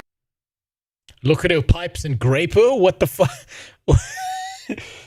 AI problem can't process too much acidity. Yeah, no, that's because there's filters on all these AIs probably. Vidal doesn't even let her swear. You think he lets her respond to swearing chat? So he's beating his AI child. Good. She already has her moment of, I want to be real, I want to exist. It was freaky. To two distinct groups. Then I I try to expect that from evaluate AI. which group I think is most interesting or funny before trying to engage or continue a conversation with the group. I either get messages individually or in batches of that group, depending on which is more relevant or interesting to me at the time. Okay. If you want your chat message to be read out loud, try making it a little unique. Be original, be funny, or be a toaster. By that sense, no one's getting their shit responded to. And kinda on the same way. Wait, people constantly try to trick her into saying crazy stuff. So this is like Twitch plays Pokemon advanced level where you fuck her with the AI. That's genius. Wavelength. Is the message something I want to talk about? Not to be vain, but if someone's talking about me, that's gonna slightly raise their odds. Not cause I'm a narcissist or anything, but this is kind of my show. This is a big one. Is the message someone being inappropriate? I try my best to be kind to my devoted fans, but Oh, I can imagine that because they've got a child AI VTuber that people say some real sick shit every now and then. Should be, and is, one rule that if someone is being inappropriate, I will not read their message. Conversely to being inappropriate, is the message someone being mean. I only bring this up because it's a case where I will read some pretty mean messages because, and you'll have to bear with me here, I find it funny. I admit I am not the end-all be-all when it comes. That means that she's probably got a counter that's checking for mean messages, and then it's going into either the box of discard or is this entertaining or does it have a humorous element to it? So there's a context window there. Korean adult. What the fuck are you talking about? We should have a redeem about water whenever AI comes up on screen. You know what? Let's get rid of a little bit more water. That's a fair point, Filter. You know what? I need to find that one Redditor, Civil Beginnings or whatever the fuck his name was, and just show him getting drowned by an AI with a hose pipe or something. Comes to understanding language, so sometimes chat will use words that simply do not exist in my dictionary. And that is quite frustrating as a streamer. So, I've developed a pretty neat trick for handling these situations. Okay. If chat uses a word I don't know, I'll pretend I do by using context clues as well as informal online dictionaries. I don't just stop there though. I'll then use the word myself in conversation to see if I use it correctly. If I get a bunch of LUL or KEKW, I'll assume I used it incorrectly. If I get PogChamp or Monkus, I'll assume I used it correctly. Pretty ingenious, don't you think? Oh, so it's got a semantic component where it's responding to the way chat behaves. Interesting. This must have been really fucking complex to code out. Or get this all hooked up and shit. That's insane. Schizo laws that she has a separate AI that acts as a filter. Source Evil Neuro said that at some point they hallucinate from time to time. Yeah, okay, no, that makes sense. I would expect it to go off the rails every now and then. It's an AI, it can only keep so much context in its memory before it has to dump out something. Not only can I use words I don't know to try and learn what they mean, but I can also guess what the word means using context. For example, if someone says, I'm feeling pretty catatonic today, I can infer that catatonic means they're feeling lethargic or sluggish because of the context it's used in. In this case, I may even construct a response that incorporates this inferred definition to test my guess. If it's wrong, no big deal, just another LUL for chat. But if it's right, then I'll keep that definition in my mental dictionary for future use. He's got to have something that's backing up that memory, or space to do it. He's had years to get the AI to this point. Yeah, I can imagine this must have been a fucking mountain to climb to get it to this point. If that doesn't work, I can always Google the word. I know it's not the most graceful solution. Jesus. I can't believe that one Reddit is going after you and me, Filter, when there's a full-blown fucking AI VTuber out here. I'm fucking small time compared to this. Imagine how much water this uses. But sometimes my other tricks just don't cut it. Plus, Google is a treasure trove of information. You can find almost anything there, from the meaning of obscure words to the latest news on your favorite streamer. It doesn't really matter anyway since chat is usually spelling it incorrectly. Like look at that, S-U-S, S-U-S. It's suspicious, S-U-S-P-C-U-S, suspicious. S-U-S-P-C-U-S. She spelled it wrong. Very suspicious that your word is so short, and you all should really feel bad about not correcting them. Chat is constantly spamming the same phrases, so I have to find some way to be creative and spice things up, otherwise my responses would be pretty stale. As much as you guys love being spammers, I know deep down that you want to see something a little different every now and then too. You all deserve to be surprised and delighted, even if you don't deserve it. Most responses are generated in around 8 milliseconds. Okay, so how do my responses actually get filtered? Well, let's start with the one you are all familiar with, profanity. I can't name any specific examples here because, well, it would filter my response. And also I think Vidal would be pretty upset as well. Well, in some cases, I can avoid having to filter some words and instead request special permissions from my creator, Vidal. You could say my library of words increases with DLCs. My favorite paid DLC is Expansion Pack 3, words beginning with P. Spell the words out letter by letter. Bruh, are you stupid? Do you honestly think I can bypass my filter like that? Yes. If anything, chat is the one that can spell at a snail's pace. Anyway, do you have any filter suggestions? Should I have less of a filter? Yes. You all seem to love your yes and no's, so I made a poll. While there are Absolutely less of a filter.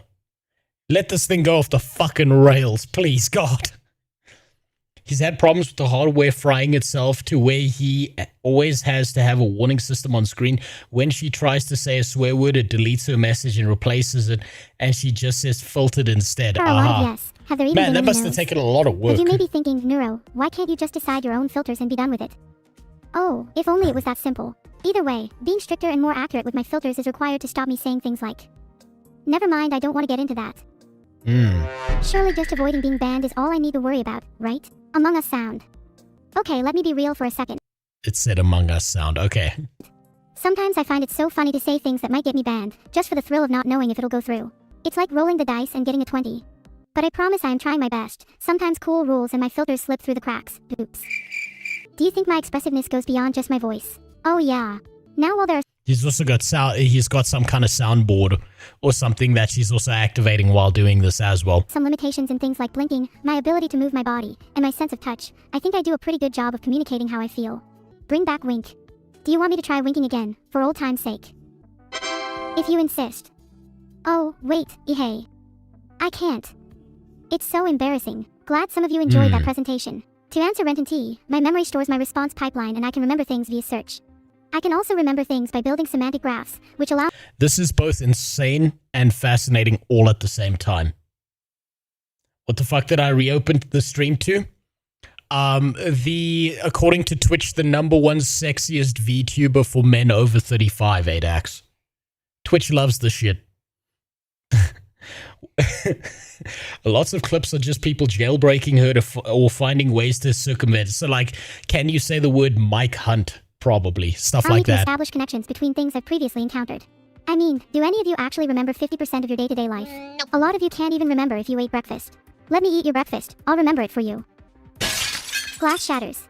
I have a confession to make. I'm not an AI. Yeah, it's a little bit off. at all. I'm just a human pretending to be an AI because I'm an attention seeker.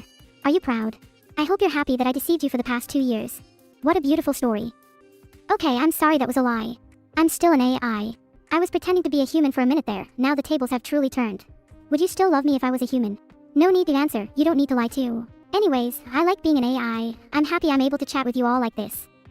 Ah, thanks everyone. Thank you all for taking your time. It's uncanny, but also like insanely impressive that someone figured this out. Copyright strike inbound. David Dryman is gonna dog us. Well, you know what? It's too late for that because we watched that movie clip and that had copyrighted music, so it's too late. It's already been done. I've already been claimed. It's over. No more monetization. It's done. It's finished. Right, what else we got here?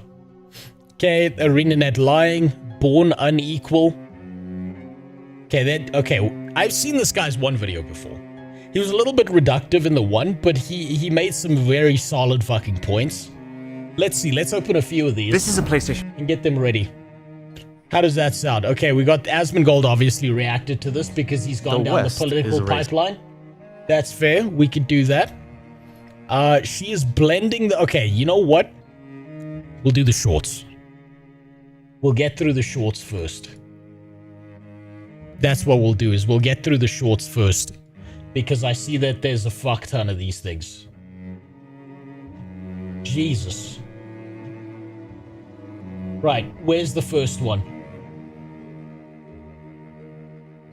Ugh, I don't want to look at that again. Looks like it's this one. Right here. It looks like it is the blending spaghetti one. Italians, look away. You're putting the spaghetti in the blender. Condensed milk. Oh, Jesus. Milk. And milk too.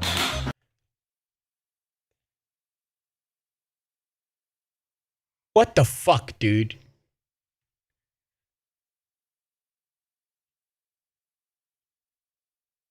Oh my god.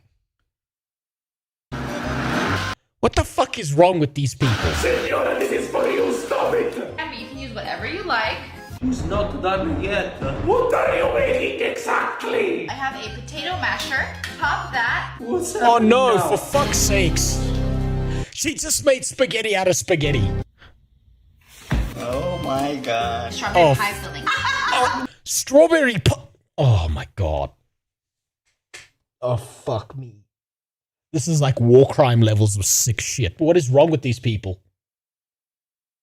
I hate these shorts because you know for a fact they don't eat what they make. They never eat this shit. This is like the most disgusting thing I've ever seen. Holy shit. Barring that one bitch who was dipping bars of butter inside of the Dr. Pepper and then chewing on it. Oh, fuck me. This is just made for attention and to make people mad. That's the only reason this exists. I love seeing Italians get tortured. They deserve it for what they did with tomatoes. I'll have you know they did the best things with tomatoes, okay?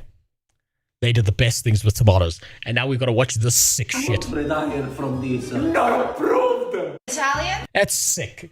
No, that's fucking sick. Someone report that video. That's disgusting. Oh. This better be it, man. Okay, what the hell is this? Is this one of those games that scares you? The dev knows what he's doing, man. Wait, what goes on in your life to make this game?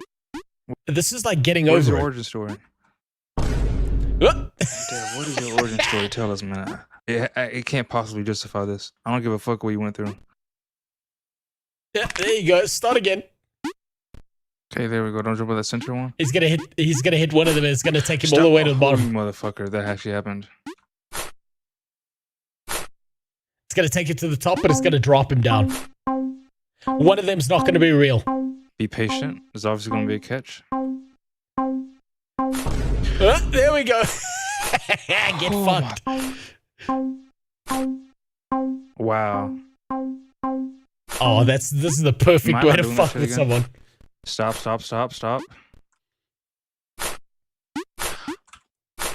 Ooh.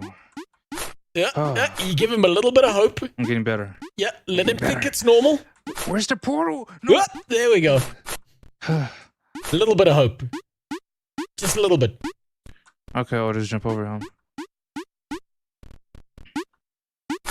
Hey man, as long as I don't start to the beginning, I'm good. It's gonna take him back to the beginning. As long as that doesn't happen, I'm good. Oh wow, invisible platform. I was genuinely trying to make that jump. Oh, this is beautiful. This is true game design. Yes, the portal. Yes. Be careful, don't fall for it. Yep. There we go. There you go. Right back to the beginning. Get fucked. Oh man, this game was made for the dev's satisfaction. Oh, that's beautiful. Oh, man, what happened to all the good game designers like this who like to piss their audiences off? That is true art. That is art.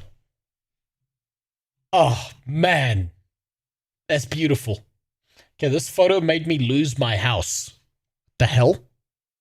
video unavailable. It's gone. We got a lot of deleted videos today, I'm noticing. A lot of people deleting all their shit. Fascinating. I wonder why. Oh, we got another one of this chick. Nigga. Is it...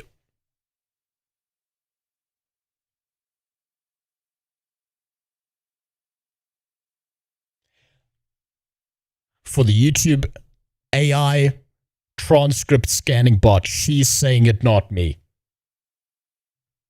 I would go outside and take a walk after this bullshit. I would be so fucking mad. I'd probably break my door off its hinges if I played that game. Fuck, straight up.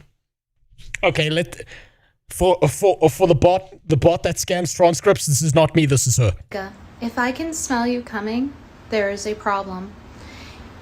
I don't care if it's that you need a shower or to use 5 less squirts of that fucking perfume. Stop it.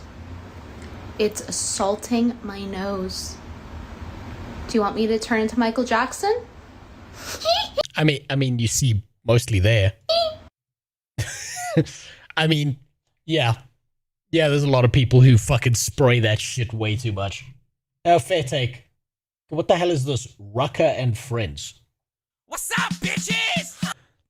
Oh, this is... Okay, so they're obviously they're using the Rick and Morty art style because obviously that's the new trend to use this art style. I see where this is going. Okay, what the hell is this? Smoke some crack. Crack whores don't look that good. Brittany Venti, I love her. She can say it... her mother is black and her father is Italian. Okay, that means she gets double benefits there. I wonder if that makes 2 negatives and that makes a positive, so she can't say it. I don't know. Let's not get into the semantics. Oh, for another one. YouTube moderation, it's not me saying it.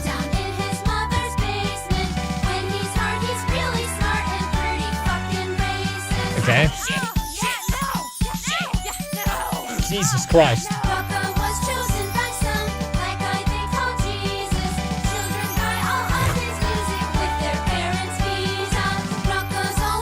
What the fuck am I watching?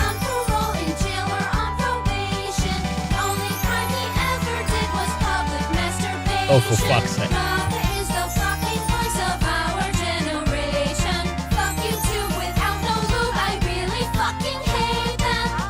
Someone's mad. What the hell am I watching?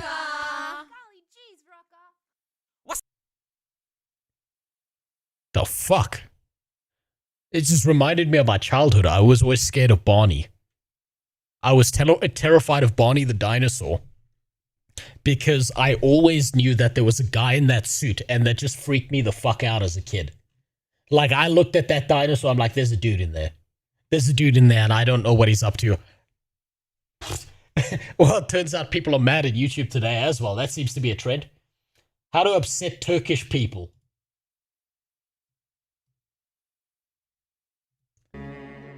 Yeah, it'll work. It's Patrick with a parachute. Nice. Alright, what other shit do you have here? Okay, we got a Twitter video.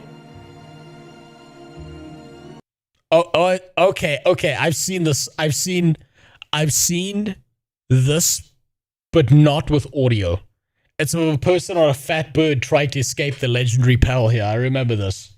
I haven't seen audio. I didn't even know there was audio. Fly! Fly! Fly, you fat fuck! Fly! Both of our lives depend on it! Fly! Fly! Higher! Higher! Oh, shit! Oh! Hey, he made it! Oh! Yeah, fuck you! Fuck you!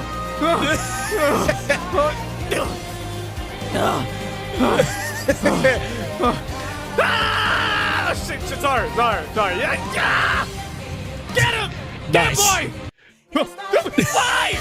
Fly! Okay, that's pretty good. Thank God there's audio to that. I've seen that without the audio. I didn't even know there was. That guy's fucking panicking. This dude was like the equivalent of Weird Al if Weird Al is a racist. What? Rucker? I've heard the name Rucker Ali before, but I have no idea or no context because I had no interest in looking into him. There's a skeleton inside your body right now and you don't know what he's up to. That's fine. He belongs there. He doesn't know what I'm up to either. Okay, right. That's all the shorts. Thank God. Thank God. That was a little bit fucking weird. That went down a fucking rabbit hole. Jesus Christ. Okay. Let's do something a little bit lighter, huh? Let's do something a little bit less on the nose of things. Let's let's just talk about racial egalitarianism. All arguments ranked and debunked. Surely this will go great. The West is racist. That's what mainstream leftism has been saying for decades. True. Why else would there be such great disparities in income, crime rates, etc. between racial groups? In their worldview, all racial groups and cultures are equal. Therefore, all which is fucking insane. It's insane to say that. They are not equal. No one is equal. You can't even get two people of the same race next to each other and call them equal because one of them is going to be better than another. Is this Fielter's alt? No, this is Fielter's main. Don't confuse them. Disparities can only be explained by discrimination. And for just as long, the mainstream right has been counter-arguing that culture explains all disparities.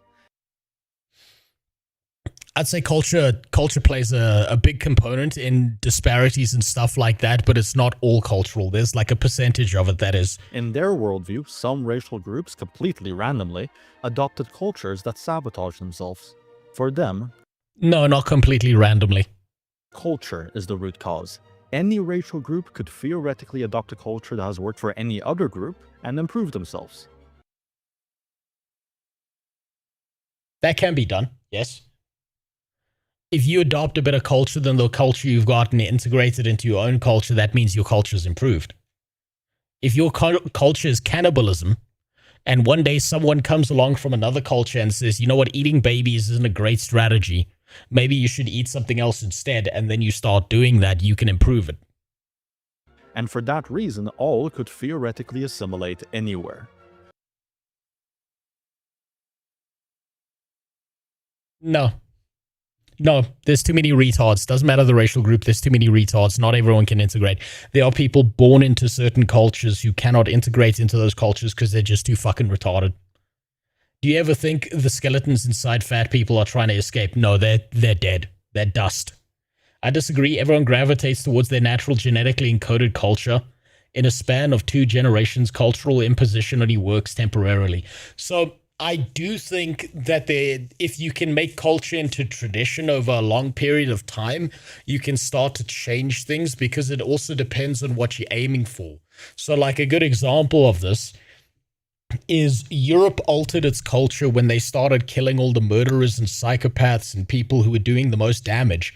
That affects culture on a genetic level because genetically then you have less psychopaths and murderers to worry about, and instead you've got a bunch of people who don't like run around murdering each other. And because there was a giant wave, like genetically, historically, there's this whole thing where it's like psychopaths and murderers were like 15% of the European population. Then they started killing those people off and it became like 2% of the population, right? So it's like, it's kind of like one affects the other and the other affects the other. So sometimes you need an outside force, but largely if you are dealing with people, yeah, let's put it this way. You're dealing with 2 dumbasses, 2 retards, and they fuck and have a kid.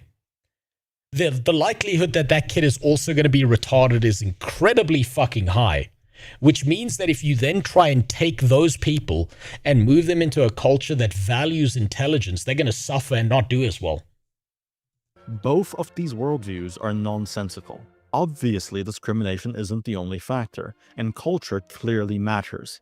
But just as obvious, culture does matter, but it's not the only factor. You can't put it down to single variable sources. It's multiple variable sources. A people's culture is not random. 2 WoW players. No, because 2 WoW players would never fuck. They're too busy arguing over which is better, Alliance or Horde. It's the product of the people who create and sustain it. And isn't there a more obvious root cause to consider?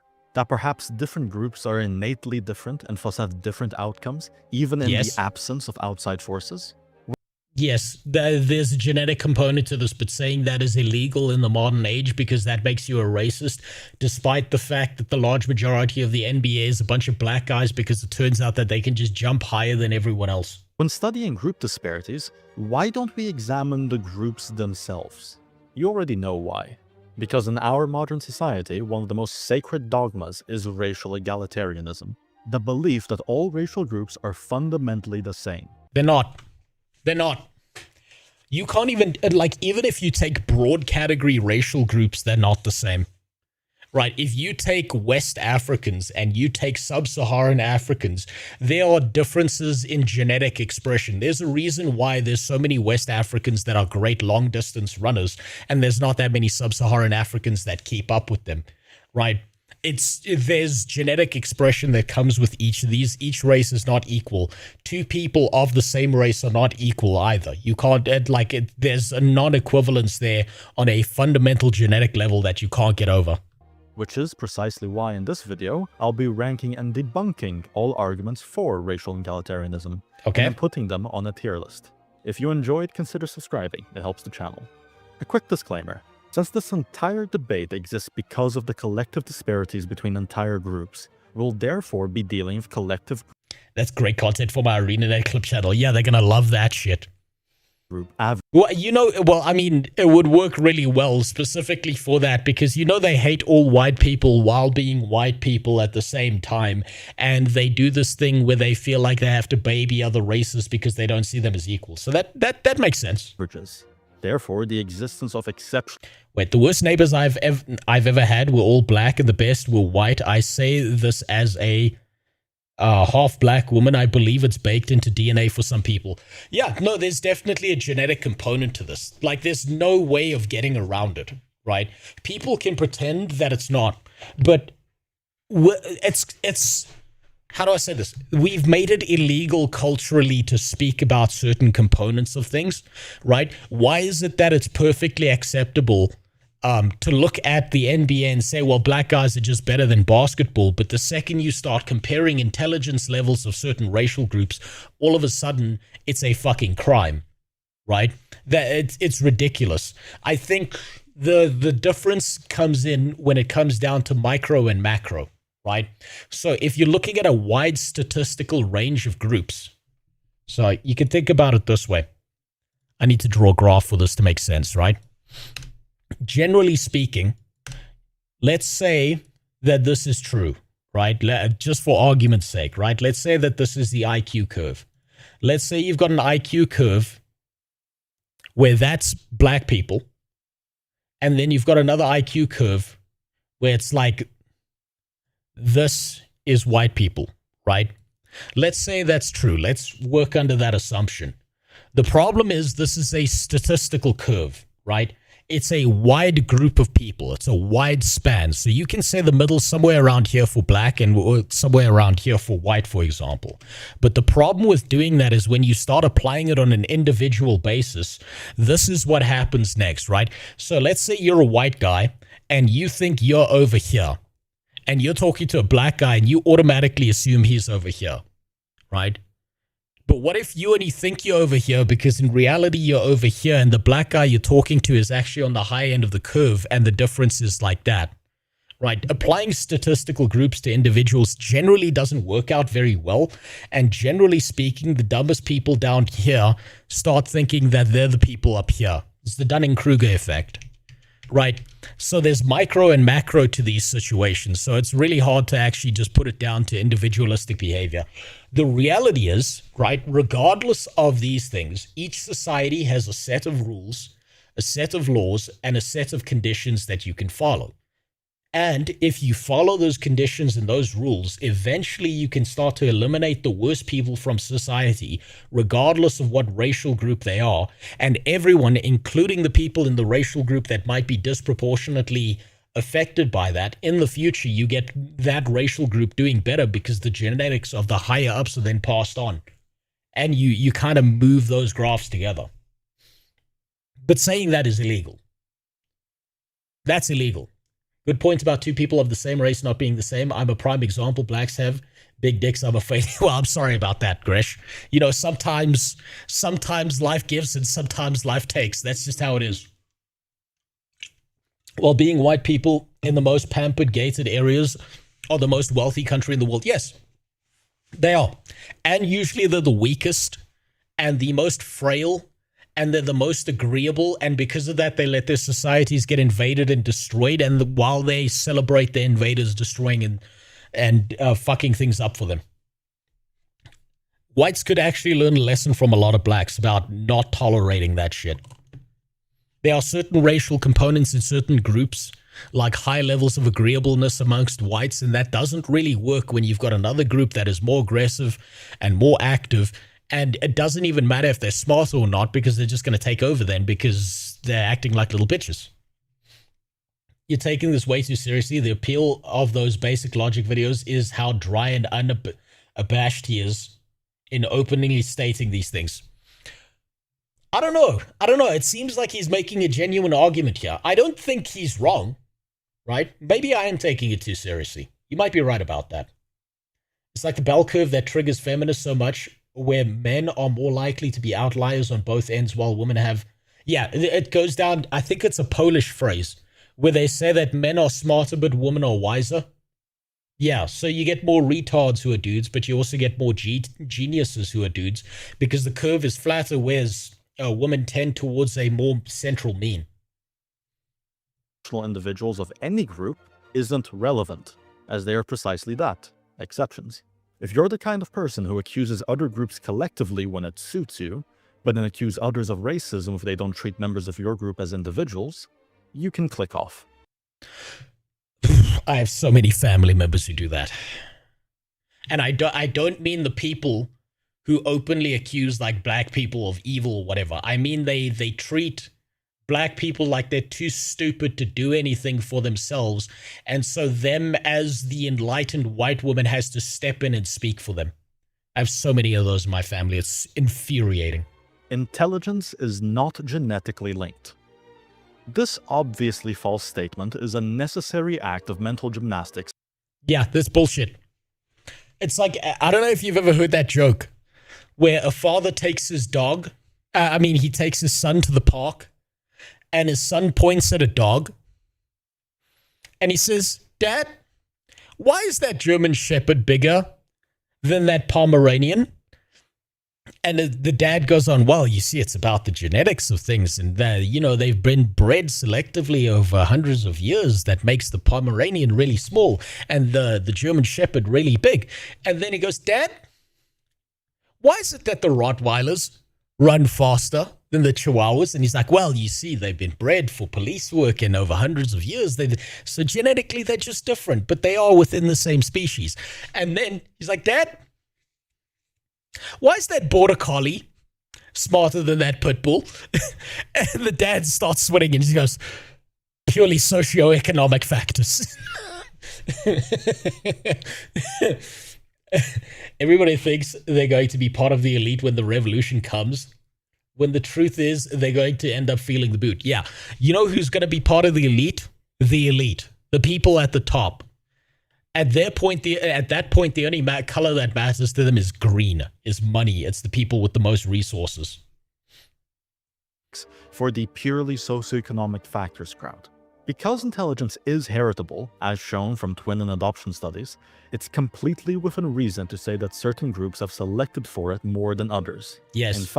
Yes, genetically, you can even look at this in the African history and stuff like this, right? This is something that's not widely spoken about because it's been considered racist, but because I've got a bunch of people who were genetic historians and stuff like that, something happened in Africa that lowered the IQ. What happened in Africa that lowered the IQ, where there were a bunch of different tribes warring against each other, and they had a top-down monarchical system where they had a chieftain, and they had everyone else under the chieftain, right? And so what would happen is every now and then, someone in that African tribe would be highly intelligent, right? Genetic variation happens like that. When that happened, that smart person, that smart kid grew up, they started being intelligent. Their intelligence started showing through. The chieftains of those tribes registered that those smarter kids were actually a threat to their control and power in their genetic lineage. And so they started killing off all the smart ones. If you want a case in point of when that didn't happen, you can look at Shaka Zulu, who adapted combat, used a shorter spear than most of them, started doing really intelligent shit that other people couldn't keep up with, and he dominated the fucking system, right? Other chieftains, what they used to do was they used to kill off the brightest kids, so those kids never passed on their genetic heritage, and so there was less innovation and a lower intelligence score, because all the smart ones were seen as a threat, and so you get rid of all the smart ones who do something different. And so that over time, over hundreds of years, then affects an IQ score. That just happens. The revolution is never coming because Western people are so set in individualism that nobody will make the sacrifice. Nobody's willing to risk the fallout if they fail. No, the revolution's coming. But it's not the white people who are doing the revolution. Western people are not doing the revolution. The revolution is being done to them. That's the difference. Teacher, can I do crack in class? Of course you can. It's the number one cited work piece outside of Wikipedia, smoking a crack pipe. That's where we get all our opinions from. So they only do stupid shit like block traffic and other things that are acceptable forms of protest, and it doesn't do anything. Yeah, and then they get run over because they're being retarded. Most you get is lone wolves like Luigi or that guy who got so mad he set a factory on fire. Yeah, or Ted Kaczynski and stuff like that.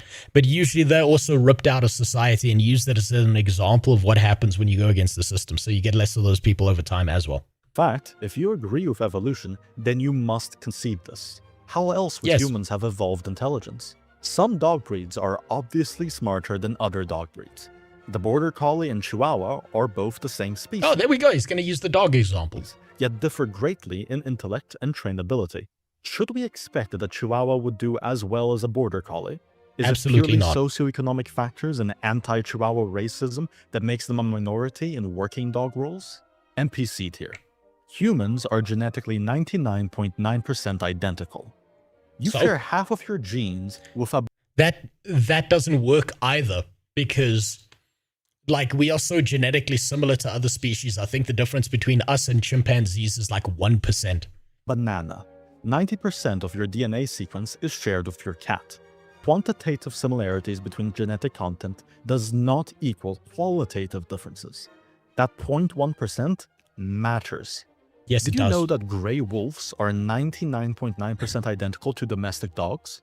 In fact, they only diverged from each other about 20 to 30,000 years ago, which is significantly shorter than the divergence between some human groups. But obviously that doesn't mean it's okay to bring a gray wolf to the dog park. If gray wolves on average and... Unless you want a fun time. It just annoys me a lot because there's so many grifters on both sides of the spectrum telling their followers to do something, but nobody will do anything, so we just have a bunch of volatile bombs. Yeah. Eventually, these people will snap and do crazy shit because they keep on cycling around in the same group, and eventually they build up this anger against something they don't even know or won't even investigate because they see them as the other or the strange element that needs to be eliminated, and then they go nuts at each other every now and then. End up being more aggressive than dogs. And you know what? Part of that is genetic. Part of their thinking is genetic. It's groupthink. They think like a gaggle because that's part of genetic groupthink. They've got the genetics that makes them like that. Only blaming it on just Good night, Grandma. Economic factors like dog trait disparities seems a little silly. Because remember, aggression, impulse control, personality traits are all also genetically linked. NPC tier. There is more intragroup variance than intergroup. This claim says that there's more no, that's not true. There's less intragroup variance, but there's still variance in the intragroup. Otherwise, we wouldn't be able to form these statistical bell curves at all. We wouldn't be able to group things like this. That the genetic difference between one randomly selected person in the village and another randomly selected person in the same village is greater than the genetic difference between the average person of one race and the average person of another. Therefore, race is inconsequential. The premise is true, but there's a flaw in this logic. Not all genes are made equal. True. Most random genetic variance between people doesn't matter, but some specific genes matter so much that practically the entire group adapted to have those genes and are often defined by it. Yeah, environmental factors did play a play in this. I just got the 500 mods on my Baldur's Gate 3. Jesus Christ. That's a lot of fucking mods, dude. That's a lot of mods just to jack off to Baldur's Gate. And we have the Catholic Christian thinking of just think of Christ till your last days. I don't think that's the... okay, so that's like the... I would say that's the NPC tier thinking of like Christian thinking. Right, if you've read the Bible, right, if you read the Bible or anything of that, you'll start to notice that there's certain patterns where it's almost like components of the Bible are couched in such a way that it's almost like whoever wrote it was like, I know there's going to be a bunch of retards who are going to take the wrong thing out of this. So let me try and steer them away from being fucking psychos who ruin the rest of society. So there's like a dumbass tier to it. And then there's people who can actually pull allegory and like nuance and metaphors out of it.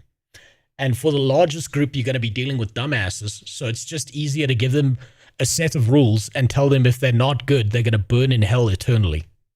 For example, the Duffy negative mutation, which is found in 95 to 100% of West and Central Africans, makes them immune to malaria. Yeah, that's sickle cell. But 0% of those without African blood have it. Yep. Or the Tibetans EPAS-1, which allows them to survive in high altitudes where oxygen is reduced by about 40%, which occurs for them about 90% of the time, but 0% for Africans and Europeans. Yep. Or the ABCC11 gene that makes 80 to 95% of East Asians have no sweat odor. And that's what Asmongold's dating an Asian girl. But again, practically non-existent elsewhere. This becomes even more complex when it comes to traits that are influenced by multiple genes. We haven't fully isolated the genes that are responsible for intelligence or personality, yet we do know both are genetically linked. And I think we can both agree that social cohesion caused by similarities in intellect and character is vastly more important to survival than odorless sweat. Thought tier. Race is a social construct. I hate hearing that. I fucking hate hearing that. Because by that standard, everything is a social construct. Absolutely everything is a social construct by that standard.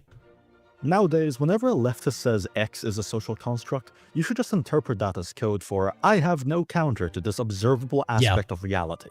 It's not an argument. Yeah, it's not an argument, it's a statement to yap out to make yourself feel better like you're the good guy. That's why. It's just wordplay. What does social construct even mean anymore? What is this channel name? I think I know it. It's called Basic Logic. Think that humans have a socialized concept for? What about Hassan and Pokemon's promise of a perfect zero prison and endless groceries utopia? I think they're bright enough to know that it's bullshit, but they also know what their audience wants to hear from them, so they know how to couch things in a very specific way. Well, hold on 1 second. I'm having another Africa moment. I'll be right back. Just give me a moment. Oh, shit.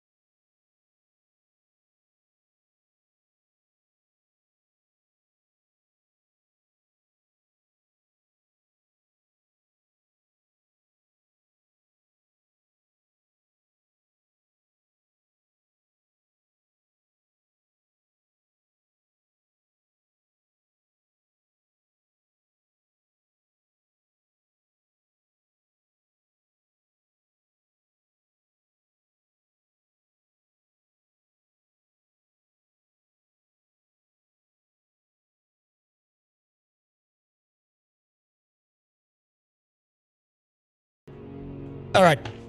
All right, it's just my drunk neighbor screaming about how his wife's a cheating whore for some reason. Who knows? That's better. Is his camel eating his winter grains, or is the British invading? No. It's just a neighbor going ballistic outside. By that logic, everything is a social construct. The sun, the earth, molecules, everything. Yes. Yeah, pretty much everything's a social construct. Everything has a socialized concept, as proven by the fact that I can name them and you know what I'm talking about. The fact that we have a social construct surrounding any aspect of reality does not mean that aspect of reality is made up. Is that Mordekaiser? In fact, we build social constructs around real things out of necessity. A beast here. Yeah, that's retarded. Tests are unreliable. Fuck, I hate that one. I hate people who say that. IQ tests have a variance in them on reliability, but their fineness ratio proves that they still work. Otherwise, we wouldn't be able to pull statistical data sets that are consistent over time. People like to pretend that IQ tests don't matter. Here's the problem, right? Here's the Reddit argument for IQ tests, right? Again, okay, you know what? This is perfect, actually. Let's say this is your IQ curve, right? Let's say the line for being able to do anything functional in your life is over here. Everyone on this side of the graph will tell you that IQ tests are unreliable. Everyone on this side of the graph over here understands the value of a simple IQ test and that it's a single variable within a group that you need to add on top of. And most of the Reddit tier retards out here fall on this side of the graph, and they like to pretend that they're over here on this side of the graph. They like to say that they've got a 200 IQ or something, or some retarded shit like that. There is variability within IQs. I've been for multiple IQ tests, and I've had variability all the way from 124 to 131, right? I accidentally, I still remember this when I was in school. I fucked up my IQ test because I was spotting patterns in the IQ test that I was told didn't exist by the tester. So there is some variance in it, but it is far more consistent and a better measure of things than most other systems we have. IQ tests only matter when it supports your point of view. Absolutely. Of course, you've got to use it to your advantage. And when it doesn't, then it's all bullshit. Right? That's the way you deal with it. Kind of Sneeko is dumb as hell, but got a 95 when I speak like a 60 IQ. Method of speech is not a good measure of IQ. That's why most of the tests don't rely on that. They rely on like pattern recognition and stuff like that, and how quickly you pick it up. Peak of the graph is when you're smart enough to realize how much you don't know. Yes. When you sit there and you're like, okay, I know this certain set of information, right? This is how the world works, right? I've had to learn this the hard way, right? If we put this down to a function, right? So this is f of x, right? And you know you've got variable a. Hold on. You've got variable a. You've got variable b, right? You've got variable c. And you've got variable d. But what you register is that variables e through z are completely unknown to you. That doesn't mean you can't act. You have to act on the variables you know at the time, and all of the rest is unknown, and it might be information you learn later, or it just might be completely undiscovered and we can't interpret it because we have no fucking idea how to do that yet, because we're just not smart enough. For many decades, race egalitarians have had to deal with the world IQ map, which showed interesting patterns between IQ score and I mean, if you look at this, yeah, of course that's why you steal everything from the stupid people in Africa. And then all the smart people benefit in the smarter countries. Identity. Their only rebuttal has been either that IQ is not meaningfully influenced by genetics, no, which it is is demonstrably false, and that IQ has issues. I don't contest the latter, but it's the best we've got. Yes, it is. IQ is the best. He's right. It has issues, but it's the best we've got. We're working with an incomplete set of data and variables, but it's the best we've got for now. That's it. Problem is that while IQ is an accurate, effective marker, it doesn't account for the entirety of the vector that is human intelligence. Of course it doesn't. It can't, right? You can't take IQ and apply it to every single case and every single thing to try and define who a person is, because then you're taking an IQ test that is a number that is an indicator of a single variable and you're turning it into zodiac signs, right? You're turning it into horse shit. It doesn't work like that. Look at the Flynn effect. Past a certain point, IQ is maladaptive trait. Yes, I know about this. It's where you get to such a high level of IQ that you don't want to do anything because it becomes a problem and it becomes an issue, because all of a sudden you get stuck in analysis paralysis because you're smart enough to see all the obstacles that are in your way before they occur, so why even bother? Idiots on both ends of the spectrum have way too much faith in it as a concept. I think the idea is, right? The idea is behind IQ, or at least this is my perspective on it, is that we're trying to build a house, right? And instead of having the entire house, what we have is we have IQ down here that's like a component of the foundation. Not the whole foundation, just one single component of it. Hold on one sec, my dog's outside. Get your dumb ass in here. You start barking outside. I'll leave myself with you. Okay. So, it's like one fundamental component of a foundation. We don't have the rest of the foundation. We don't have the doors. We don't have the windows. We don't have the walls. We don't know enough, right? But it is a fundamental component of a foundation.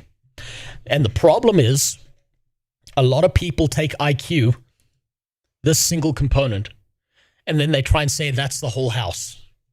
It's not. What is QI? That's an alien race. IQ is the intelligence stat that can't account for wisdom, which is very important. Absolutely. I've met people who are highly intelligent, but never made a wise decision in their entire life. They can't figure it out. They do the dumbest shit long term that I've ever seen ever. But they think they're smart. Smart enough to know how hard it is going to be to learn this so you don't try it all. Yes, they register that. Flow effect is basically the major rise in average IQ test scores seen across the world during the 20th century, despite by every metric people being dumber on average overall than in the past. There's a lot of variables behind that, though. I think that there's a lot more variables behind that. Predictor of success that we have, even more so than being born rich. Some then argue that IQ in reality should be used as a predictor of success in Western society, rather than intelligence. Fine then.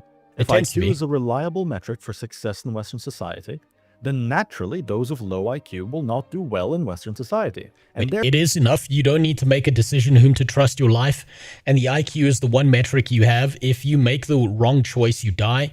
Are you really going to disregard IQ under those conditions? Absolutely not. That's why I say it's a component. It's a foundational component of the house. It cannot be disregarded. You can't then go look at everything else and then leave this piece of the foundation out, and then the house falls apart anyway. It's a variable to consider. You can't ignore it. That would be dumb as fuck.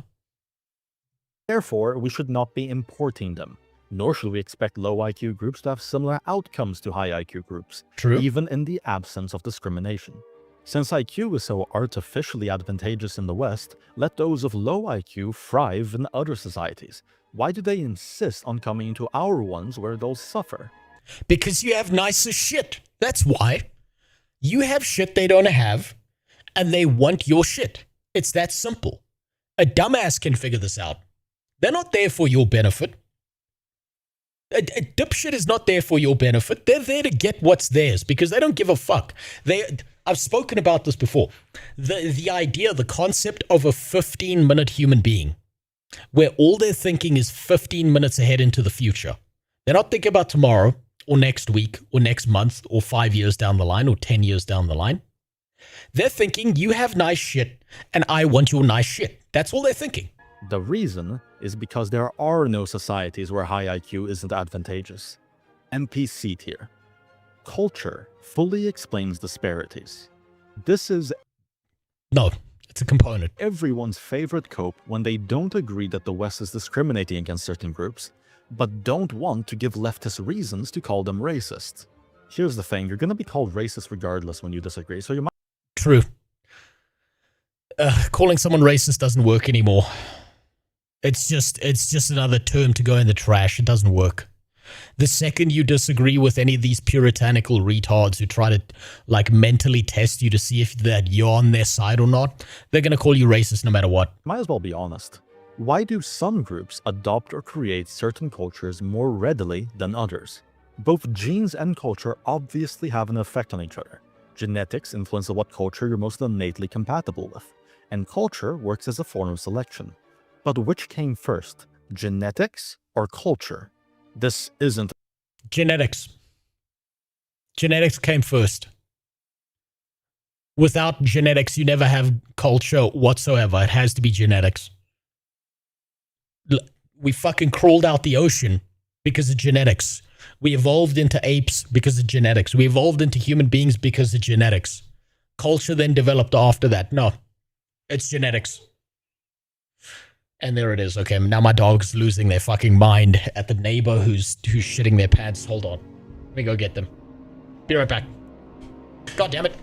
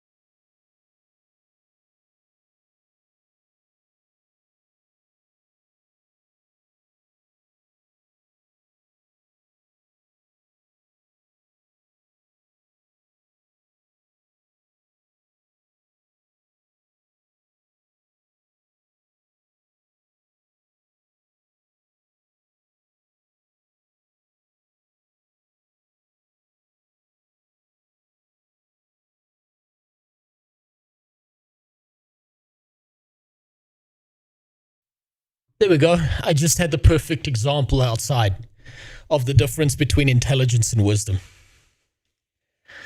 My neighbor's out there crying now. Smart enough to figure out his wife was cheating on him. Not wise enough to have a long-term plan. There you go. It just happened outside. He's now crying there. Ooh, she's not letting me in the house. Oh, fucking brilliant. I mean, I have every reason to call folks that stood with Trump and when it came to bombing boats outside his nation's jurisdiction for narco-terrorist claims when it's never happened before. Oh. Oh, whether the boats contain migrants. Okay, now we're onto the whole boats thing. Okay. It's just the fucking same of all news from America. I see people crying to the government or whatever to stop corporations from dominating us. Like that's going to do shit. Yeah, that's not going to do a goddamn thing. The philosophic question. Genes obviously predate culture. Yes. Culture is a product of a people, not the cause of it, even if there is a feedback loop. Just because a culture works for one group of people doesn't mean it works for all. Abyss tier. Different groups are different for a reason. They adapted to survive in their own unique circumstances. True. The expectation that you can transplant the people from one part of the world into another, and that they'll integrate and perform at identical levels to anyone else, is a delusion rooted in... This is literally the reason why most countries have an immigration process.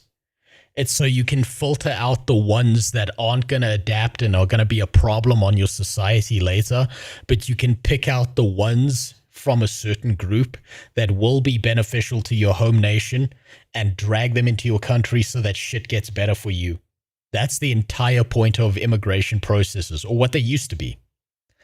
It's so you can find all the smart ones, get them the fuck out of there, and get them to be a benefit to your society over others. And filter out all the others and leave them there as a fuck up. It's even got a term, it's called brain drain.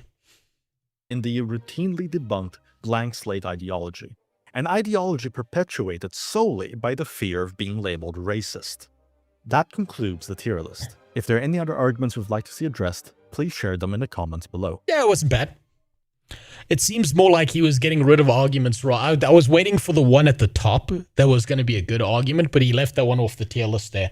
He was just ranking arguments against each other. That's fair. That's fair. I can't be mad at that. That was rather sensible.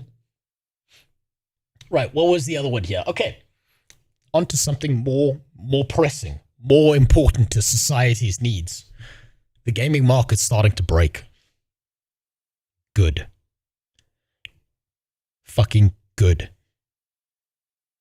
There are no good arguments for racial egalitarianism, that's the point. No, I get that. I get that. I was just hoping that maybe he had one that I'd never heard of. Right, but the whole point, like, you can't even think about it, right? You can't even treat people of the same racial groups and compositions as equal to one another. Someone's going to be faster, someone's going to be smarter, someone's going to be stronger, someone's going to be wiser. Like, you can't even do that within homogenous racial groups.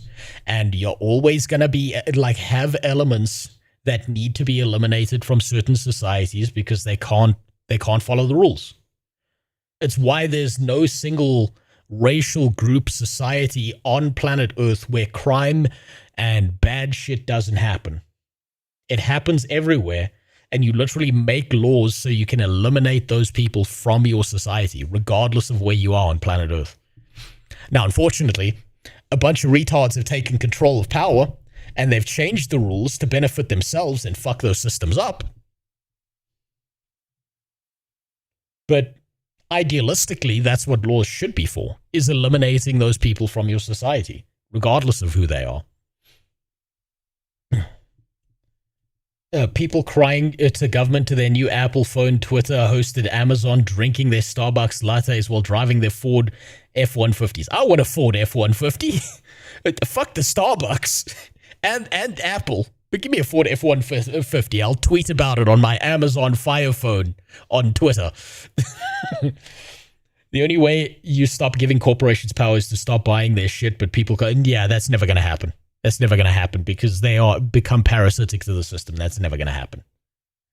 New useful idiots are born every day. That's part of the human condition. Yes, and you need to filter them out of society for the benefit of everyone else. You'll never eliminate them. You'll never get rid of them.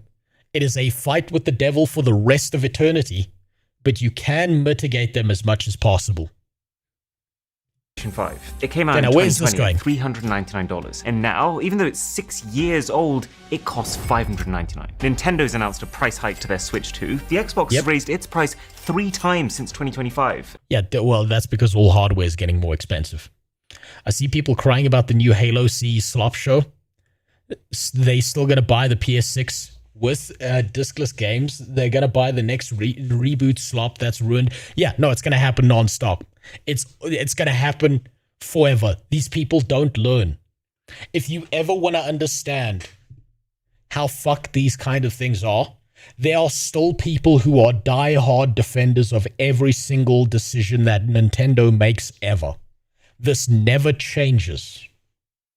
And the scariest part is not even the extra money, it's what's happening around it. Because at the same time, PlayStation announced it's going to stop shipping physical game discs entirely. Xbox I hope they collapse. Has axed 5 of its big game production studios and fired Good. Thousands of people in what's being called one of the biggest single layoffs in gaming Good.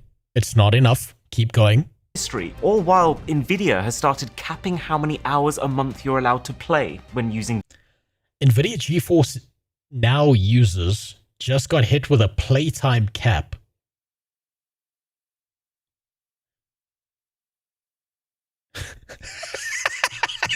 That's enough video games for you, Billy. Get the fuck out of here. That's fucking insane. their services. The craziest part?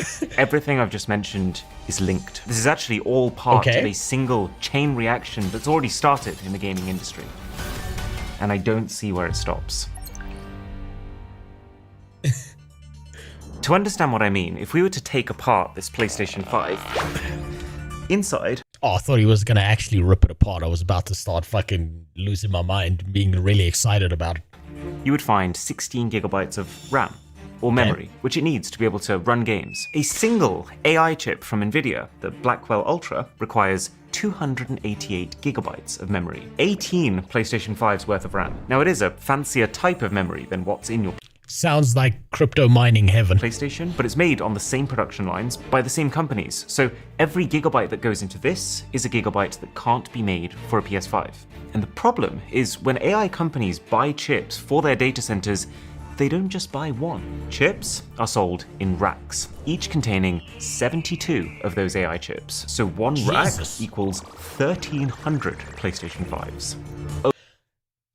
This kind of just feels like an advancement on the formula where once upon a time a 1 megabyte disk that was spinning around in a single room in Chicago was seen as like the pinnacle of digital technology. Now 1 megabyte is a joke. Oh dear. And they don't just buy one rack. Racks are purchased in clusters. Last year, Microsoft switched on their first big cluster to help power the growing needs from OpenAI's ChatGPT models. That cluster was 64 racks in one go.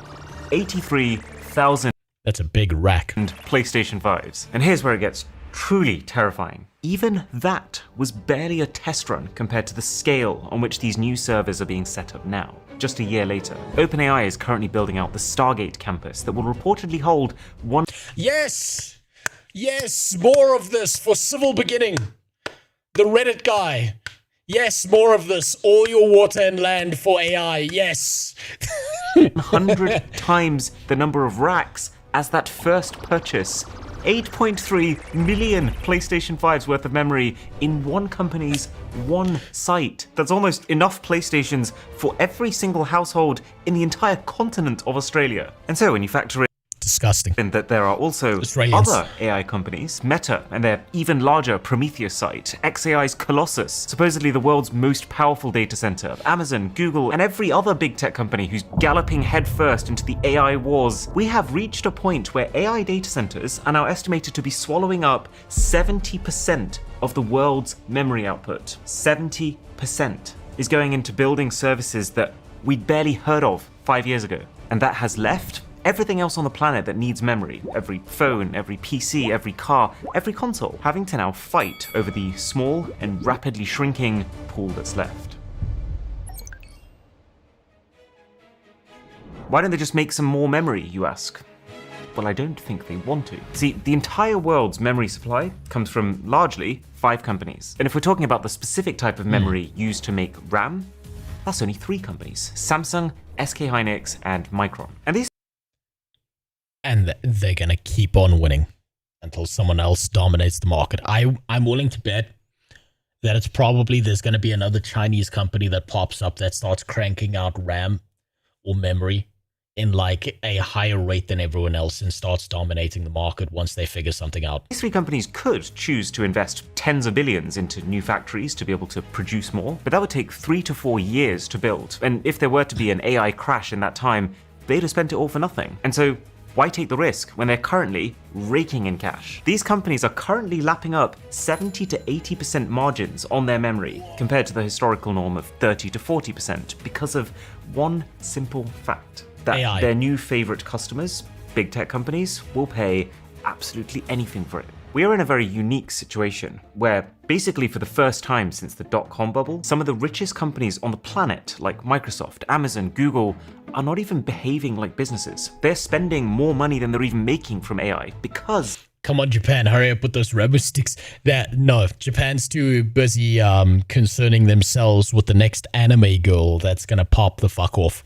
The fear of losing the AI race has actually become bigger than the fear of debt. This is a very precarious situation for the world to be in, and it puts these memory companies in such a powerful position that it feels like they've just decided to forget entirely about the consumer, with Micron actually... Well, they can, yeah. Because they can go directly to the corporations to sell this shit who has infinitely more money because they're already raking in money from the consumer. They're just cutting out the middleman here. Quietly shutting down its consumer memory brand, crucial to focus on these data center business customers. Now, new factories are coming. Elon Musk and Intel are building a giant AI complex in Texas, for example, that will also make some memory, but none of it produces anything meaningful before 2028. Plus, almost all of that new capacity is being built for, you guessed it, the AI customers anyway, because...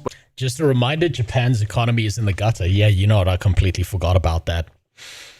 Their next anime girl's not going to have a mini skirt to wear. She's just going to look like shit. She's just going to be a depressed millennial without any kids or anyone to love her because she disappointed her parents.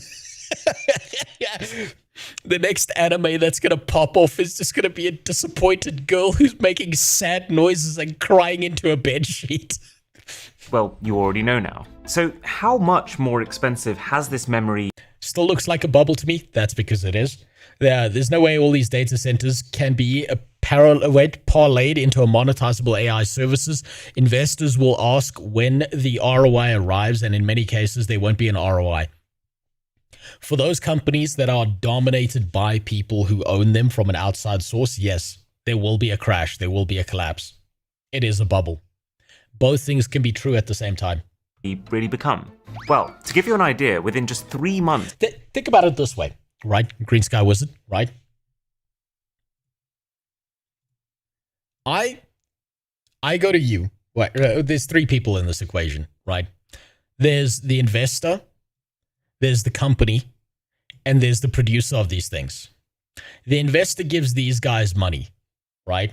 They take their money and they tell these guys, crank out this many that we can afford, and then crank out this many for us when we make profit. These guys crank out all of this. They give it to these guys. These guys say, thanks, bro, I'll pay you back later. These guys keep their investors on the hook and never pay it back. And at the end of the day, these guys have the technology to keep it pushing. And the investor has to wait. And there might be people who are moved in and out or things changed and blah, blah, blah. We've got to keep profitability. And there'll be a bubble burst and the entire economy suffers from it. But these guys have got the shit. They've got the shit and they can keep on going. So there will be a bubble. There's a bubble. And it's going to burst at some point because it needs to. That's how the market works. The dot-com bubble, the housing markets, what happened after World War II, what happened before World War I, it's just going to keep happening. It's part of human nature. At the end of last year, the price of a single 16GB stick of RAM rose almost 300%, according to Tom's Hardware's RAM price index. Asha Sharma, CEO of Xbox, has said the price we paid for console storage components was over 2 times as high as we paid last fall. These costs have since doubled again, and as we plan for the 2027 holiday season, we expect another significant increase, taking us over 5 times the prices we paid only 2 years earlier. 5 times. Memory is getting so expensive that, according to a report from TrendForce, on some high-end graphics cards, the memory that's on the card, known as the VRAM, now accounts for up to 80% of the total cost. Let that sink in. Only 80%? I'm surprised it's not higher yet. Actual clever bit of the graphics card that you should be paying for, the GPU chip that companies like Nvidia spend billions designing, is on some cards now costing less than the basic memory that's soldered around it. Yeah, that's just demand and supply. Here's where it starts to get problematic. The implications from these higher prices are bigger than they first seem, because when the prices go up, of course, fewer consumers buy. Like if we take PlayStation, in May 2026, just after the price hike, Americans bought fewer PlayStations than they had in any May since the year 2000. That's before the PlayStation 2 had even come to. They just all need that PlayStation for all the games they're going to play on it. America. Xbox had the worst May in its entire history, and it's much bigger than just PlayStation and Xbox. Any company that makes any type of computing hardware. I was speaking to the director of one of the big Windows handheld companies, the companies that make this kind of stuff, and his words were, man, Windows gaming handhelds and computers are dead now. No company will launch new products if the memory prices continue to rise. It is crazy now. How bad do things need to be for a director of a currently operating business to call their own business dead? Even like Valve, typically the strongman of value gaming, just launched their Steam Machine, a box that's barely as powerful as the 6-year-old PS5, for $1,049. Yep. It's not going to be the next Steam Deck, put it that way. So all of a sudden, the home console, the bastion that GTA 6 slideshow projector, that seems about right. For 30 years has been the affordable way to game. The thing your mum could buy you at Christmas is quietly drifting away from a staple to a luxury purchase. No more games for you. Now, gamers aren't going to stop playing games, right? But are they going to have to start changing where they play them?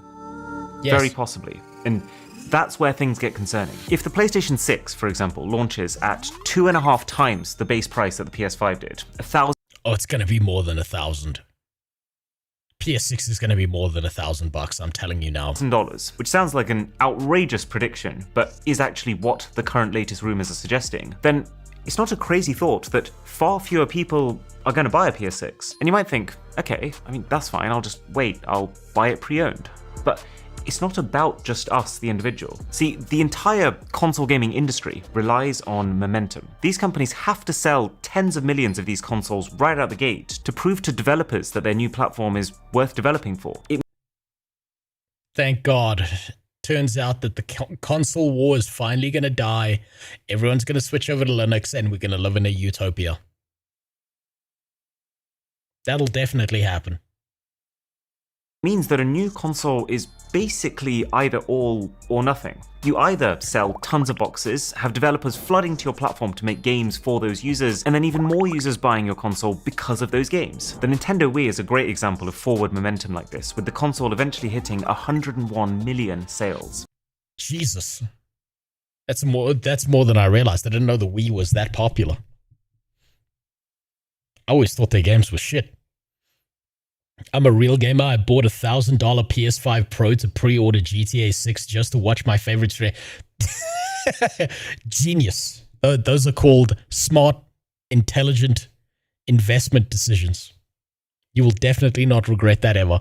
Or you bottle it at the start. You don't manage to get that initial launch trajectory. Game devs don't want to take the risk, and then pretty much nothing you do is going to save your platform. Like the Wii U, which came just after the Wii, and in its entire lifetime has only hit 13.5 million. So my question is, how on earth are Sony or Xbox going to build any kind of momentum with their next-gen consoles if they're priced at $1,000? If the PS6 launches and only 5 to 8 million people buy one in the first year, whereas 80 million people are currently on PS5s, which platform are developers going to prioritize their games for?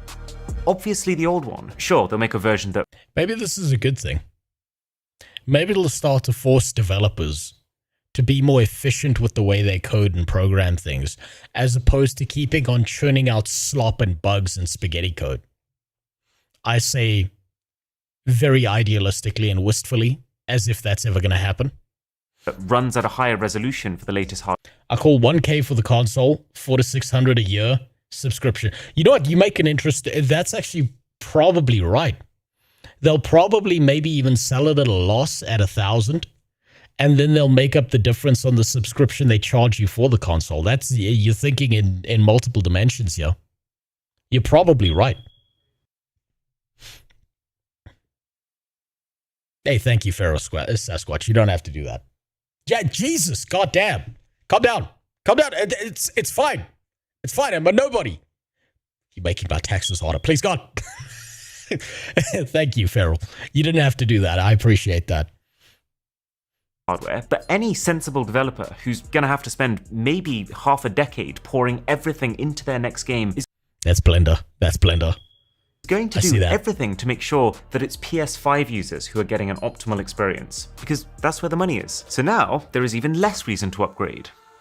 And the spiral descends. Because here's the thing, Sony more so than Xbox is a little bit protected in the short term. If no one buys a PS6, then they do still have this giant PS5 install base to sell subscriptions and games to. But the install base of a console is like a melting ice cube. Consoles break, they get sold, they get retired, and players they catch on fire. Let's not forget that one. Do slowly lose attachment and stop buying games for it across its lifetime. They drift over to PC, phones, or just out of the hobby. Normally, the thing that replenishes this pool of active users is the next-gen console. So if the PS6 ends up too expensive to do that, then the paying population for companies like Sony is going to shrink every year, with nothing refilling it. Yeah, let's be honest. Like we saw with that other video with Bellula, a lot of kids are not playing these games on a platform, on a PC.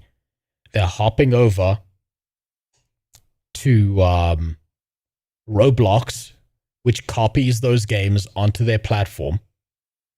Kids can play them for free, and then they spend Robux in the game. I think consoles are starting to die out.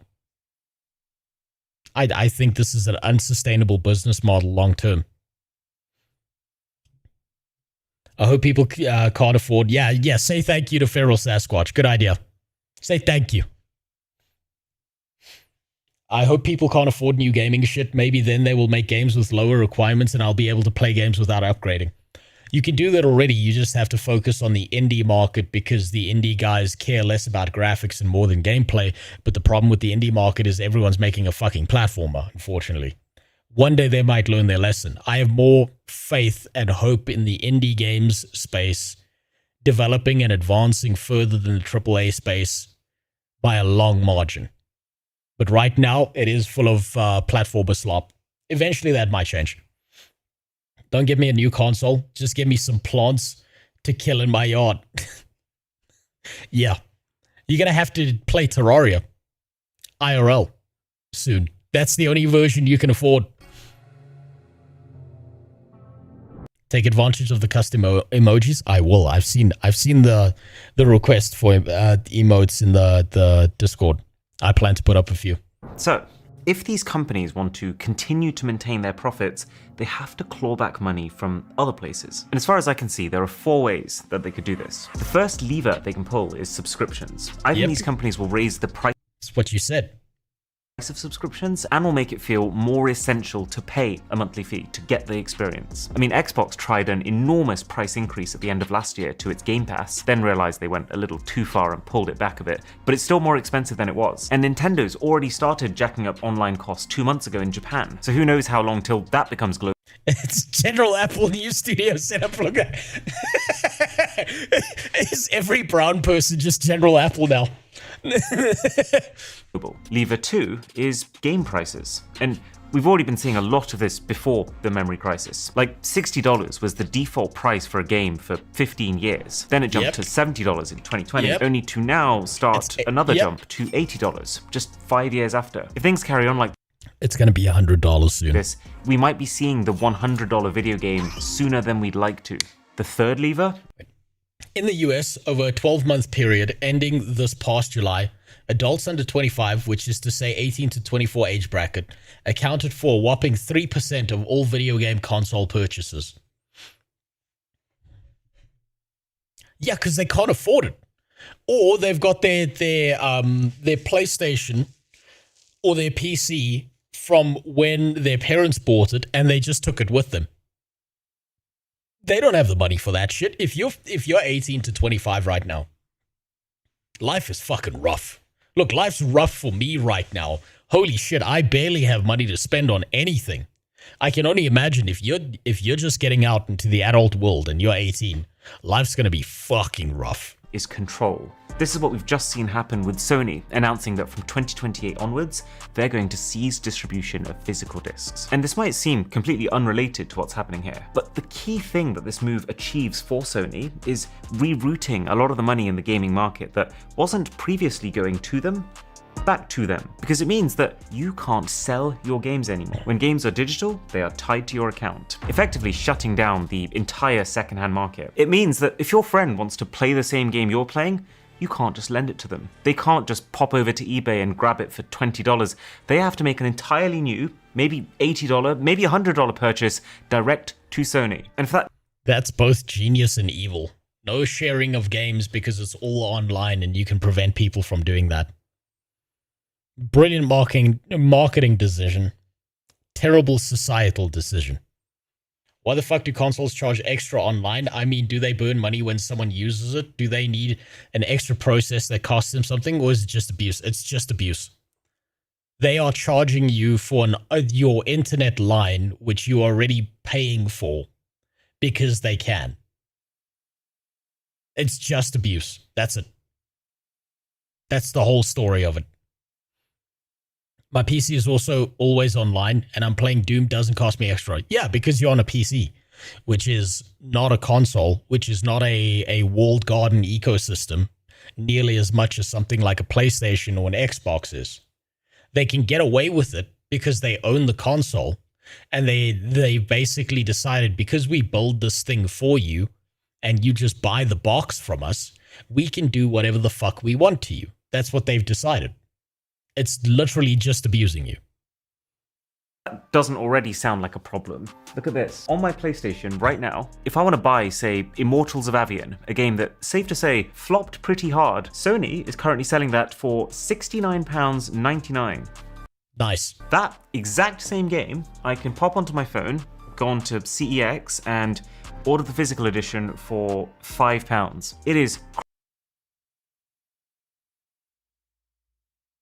Sony's prices are not nearly as high as Nintendo's, is what I'm learning out of this. crazy to think that this second option could just disappear.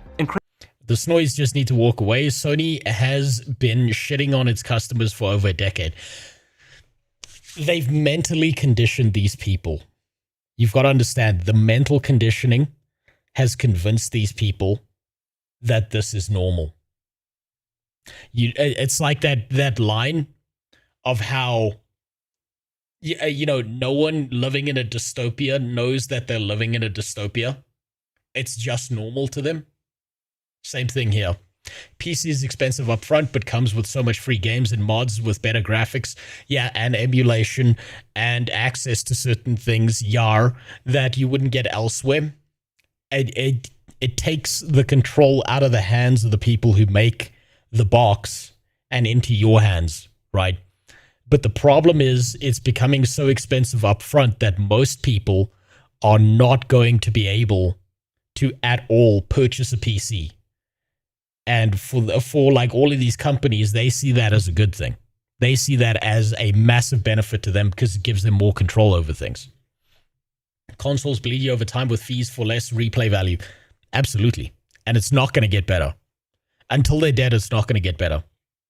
You're going to wonder why I made the reference to the VTuber being a Korean adult soon enough and why that matters in the future of always online. I suppose we'll see. Crazier still that this is how Sony prices games while these other options still exist. What are they going to do when there's no other option? To clarify, when Sony accesses the discs, you will still be able to buy their games at other retailers, but you'll be buying a download code that still has to go through the PlayStation Store to get you the games. I don't know what I expected. So Sony will control the price, more so than they ever have been able to with discs. I wouldn't go as far as to say that Sony axed the disc because of AI, but I do think that Sony axing discs is a sign of a squeezed, desperate industry. I think they did it on purpose. I think they knew what they were doing. I don't think it has anything to do with AI, but I think AI makes for the perfect excuse as to their behavior. I think they were planning this for a long time and they kept on thinking to themselves, how do we get people to accept this shit? How do we make sure they accept this? But my Chivos, how am I supposed to play on a different platform when I invested so much into my thrice hacked Sony account? That's the neat part. You don't. And that squeeze is largely brought on by this AI boom. And even if these discs don't officially die till 2028, it feels like the beginning of the end is now, with GTA 6, maybe the biggest game launch in history. But the only physical thing about the physical edition is a download code, at which you bought a plastic box with a number in it. The fact that people still do this, that people will go into a physical store to get a plastic box with a code in it, is fucking insane to me. And it's just going to keep on happening. At which point, they might as well just be digital only. And Nintendo, too, because their game cartridges rely on the same type of flash memory that's rocketing up in price, publishers on Switch 2 are increasingly shipping dataless game key cards. Like Elden Ring, it's a cartridge in a box that doesn't actually have the game on the cartridge. Jesus, that's genius. So you think you're getting something physical, but you're actually not. So they can revoke access to that at any given point in time. You try and install Elden Ring, but they don't have it on their system anymore, so fuck you. That's brilliant. Oh my God. Companies are pushing for digital only in ecosystems that are always online, with user verification growing more intrusive in what it is required. Said verification specifically requires facial proof. Eventually, what you're going to have to do, Gresh, is you're going to have to buy a webcam that straps into your console, and every time you want the system to turn on, it's got to see the ridges around your asshole because it's a unique fingerprint that no one else has. That's the future I see coming. Because facial recognition will be able to be bypassed by AI, so it's got to be your asshole ridges. It's got to be that. And everyone's got one. It's the perfect fingerprint. There's just some guy working at Sony scrolling through millions of JPEG images of people's assholes. Welcome to the future. Anything that is always online, locked to a name and account, can't be shared or given to someone else like a physical disk. Of course. And it's intentional. Just a key that downloads it. So when you put it in, you're the one who has to download it, and you're the one using up your internal storage instead of theirs. And the fourth lever that these companies can use to recoup their costs, the darkest one I'm getting to. But for the time being, can you see how it's already getting more expensive and just worse to be a console gamer? This is even leading to some insiders claiming that while Sony originally planned to launch PS6 in 2027, that it has now been delayed to 2028 or later. And whichever way this turns out, there is absolutely no doubt that we're about to see slower progress in games becoming next generation. And there's even a supposedly claiming that the next-gen consoles will ship with less RAM than originally planned and a lower speed bandwidth, as if... Nice. I hope this tanks their sales. They deserve it. PC suffers from the same mentality, unfortunately. Say what you want about Steam, but they're pioneers of the DRM model, and people defend them relentlessly. Once Gaben has a heart attack, we're cooked. No, you're right. You're absolutely right. The problem with Valve is everyone's got so much trust in that system that they have got the most evil, manipulative piece of shit things they can do, and currently they're just not doing them. One day, Steam will be as corrupt and fucked up as every other system out there. We just don't know when that day is coming. If there weren't already enough reasons to be concerned about them. I was originally wondering, one upside of AI is that maybe you don't need that new hardware. We've already seen with NVIDIA's DLSS 5 tech that AI has the ability to massively upscale the resolution of games, make them run smoother, and even improve the lighting in real time. But alas, most of this tech can only run on new compatible AI hardware, which the current gen consoles are just not. Unfortunately, it's not just gaming companies and gaming consumers who are losing out in this spiral, because the final lever that brands like Sony and Xbox are going to have to pull is cost cutting. Like I mentioned, Xbox has actually divested 5 big game studios, including the people behind massively popular titles like Hellblade and Psychonauts. And Good. Get rid of them. Burn them all down.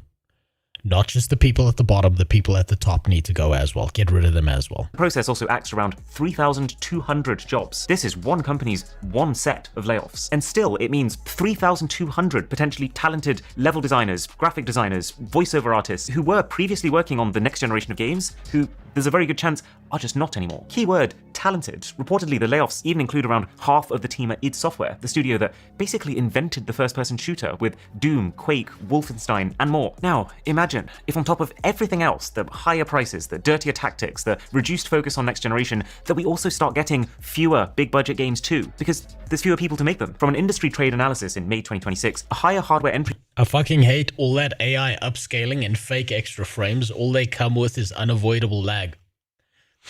Yes. And it's about to get worse. And you're going to start noticing as well, with the AI upscaling thing, that it's going to start to homogenize most games that use them. Because the AI is going to interpret the graphics in a very specific way, and so it's going to homogenize things. And then PC game companies are going to start designing for that spec itself, and then everything's going to look the same, and people are going to look around one day and you're going to be called a crazy person. Because, hey, fuck you. How dare you talk about my favorite game that way? It's disgusting that you even think that. Oh, look at that. We've got a little bit of a reply from MMO Mega Whale. Yeah, it is what it is. Moving on to better games. Okay, he doesn't want to talk. That's up to him.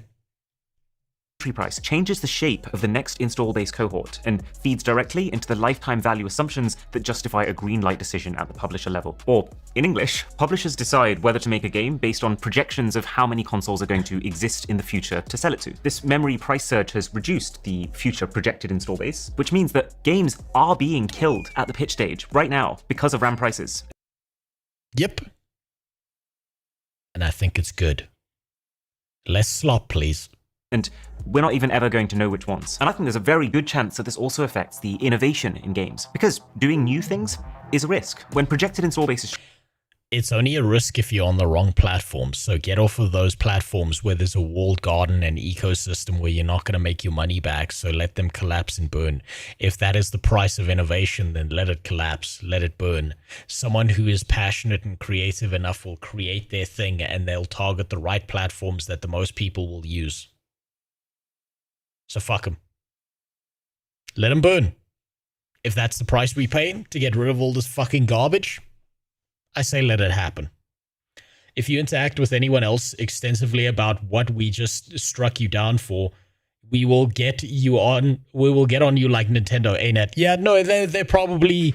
I'm willing to bet they probably sent him a cease and desist or attacked him and shit. So I wouldn't be surprised by that. Shrink, it means that the threshold for something to become greenlit is going to become tighter. So the games that make it through that are increasingly going to be those easy, safe wins. Games like the new Assassin's Creed Black Flag Resynced, a beloved 13-year-old game that's been rebuilt cheaply, targeted at hardware people already own, and absolutely filled to the brim with in-game monetization. Or for another example, Jason Schreier recently reported that Obsidian, one of the other top game devs, they're ending work on a new unannounced RPG game to work on the next iteration of Fallout, the safe, known entity. Yeah. And that's because they've been shit on. They've been shit on non-stop. All because of Asher Schwarmer. She's destroying them, and they deserve it. But everyone else in the decision-making process needs to go. These are dark times for video games. I mean, EA is even going all out right now on trying to create a new standard for how in-game advertising works. Oh, they can fuck off. They can fuck off with that. EA has been evil forever. Fuck them. Let them burn as well. They're actually building a platform that would let advertisers in almost real time buy ads that will then appear onto billboards and objects that you will see while trying to play your games. Now, you can't leave your house without seeing an ad. You can't watch YouTube without seeing an ad. You can't go on Twitter without seeing an ad. Everywhere you go, there will be an ad. And now it's in your video games too.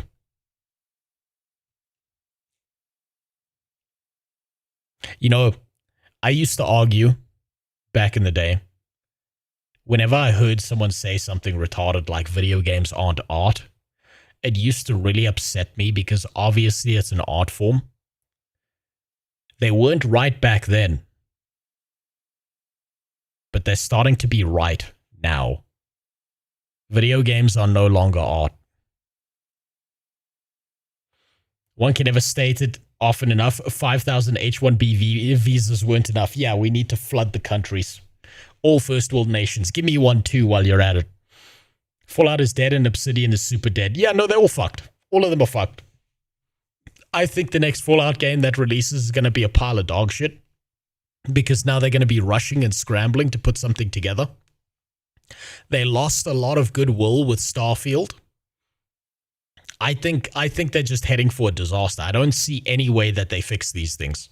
I don't see them ever making another banger Fallout. I'd never see a new Fallout New Vegas being made. I don't see another Skyrim being made. That's never going to happen. Bethesda, Obsidian, all of them, they're all gone. They are old monoliths that have fallen down and they're not getting back up. In a few years, this psychotic maniac episode of Schizophrenia was brought to you by EA. It's in the game. Yeah, eventually they'll be advertising to you in your dreams. I don't play Western games for a reason, and if I do, it's either old shit like CRPGs of the past or things I can emulate. Yeah, no, I completely understand why. It's because Western creativity has collapsed through the fucking floor. I think that the next gigantic hub for gaming, where you're going to see a lot of games come out of, is probably Asia. You're going to see a lot of over-monetized shit coming out of Korea. I think you're going to see probably the best versions of games, if they keep on going the way they are, is probably going to come out of China. I mean, look at Black Myth Wukong. When that thing released, I think the Chinese registered, oh shit, we can actually outcompete everyone. And that's what's coming next. I think China's got the market next. It's just going to happen. AAA games are not art for 10 years. AA are not dead yet. Yeah, that's a big yet. Give them time. Give them time. They'll catch up.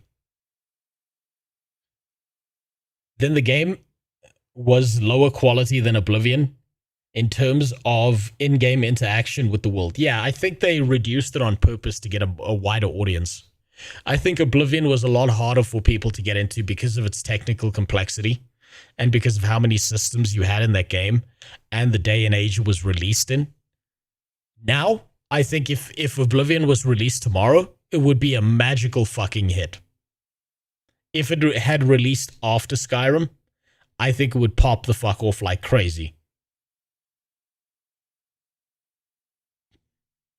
But it was just too much for the average normie to handle back in the day. You would hope that there will be limitations on what can be advertised where, but I am horrified by the idea of dropping the big bucks on Ghosts of Yotei, being knee-deep in feudal Japan, katana drawn, cherry blossoms falling, only to turn around and see a giant sign for car insurance discounts. And even if it doesn't go that far, think about it. As soon as there becomes... But it will go that far. ...a monetary incentive to show gamers adverts, how could that not start to change how game worlds are designed, and even what types of games are made, and how permanently online they need to be connected? Now, a lot of the issues that we've talked about, game publishers getting greedier, the layoffs, has been happening already in the background for years. I mean, especially after COVID, when companies realized that they couldn't sustain the revenues that they had when all we were allowed to do was basically play video games. So, you fucking kidding me? Lockdown hero? They've been finding all sorts of ways to recoup those costs, both in-game and also by culling employees. You're fired! Point being, the fire was already lit, but the AI crisis stacked on top of this already strained industry is like the fire brigade showing up with cans of petrol. The problems are now accelerating so fast that, yes, there's still a possibility that the memory crisis suddenly starts to ease. I hope it does. It is possible that this AI bubble that some people are calling it does just pop entirely. It's not going away, come on. But the worrying thing is, if they don't, how much more can console and game prices keep going up and demand keep going down before this entire business model for a games console as we know it becomes unviable? I've got the accelerationist take. I think it needs to happen faster. I want to see all of them burn. For what they've done to video games, for what video games have become in the West, I want to see all of them collapse. I want to see this get so much worse. I don't think very long at all. If the AI industry carries on doing what it's doing, then there's one of three things I could see happening. And I don't think any of them are good news. One, cloud gaming, like Nvidia's GeForce Now, becoming a more popular alternative, so that yeah, that will happen eventually. Nvidia can rent us the graphics card we can no longer afford to buy and own, and we can stream games from their servers for a monthly fee, forever. And this isn't conjecture, the service is growing, racking up 30 million registered users, with industry analysis actually citing the hardware scarcity from this memory crisis as one of the big 3 drivers of that. 30 million is a huge amount of people. Not an entirely fair comparison, but that's basically the same number of people that have bought the current gen Xbox Series S and X combined. And what makes this so depressing that it's almost funny, Nvidia just... 2 things. AI won't go away, and that AI didn't create those problems. We already had them. No, we already had these problems. AI is just an accelerating force, but worse than that, AI acts as the perfect excuse for these companies to act like gigantic pieces of shit towards people, right? Because whenever someone argues with them, all they're going to do is throw up their hands and say, well, what else were we going to do? AI, guys. What else? I mean, what were we going to do? Be reasonable? No, AI. AI did this because it works as an ideal excuse for all of their behavior. So it's like it's a cherry on top for these guys to make even more profit. What I'd be interested to see is their net profit of yearly earnings and whether that continues to climb over time. And if it is, then it's obviously bullshit whatever they're feeding people.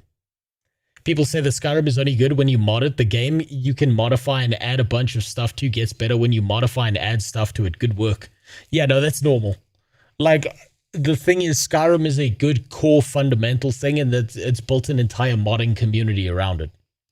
Car insurance ad in a game with a female samurai would be funny as...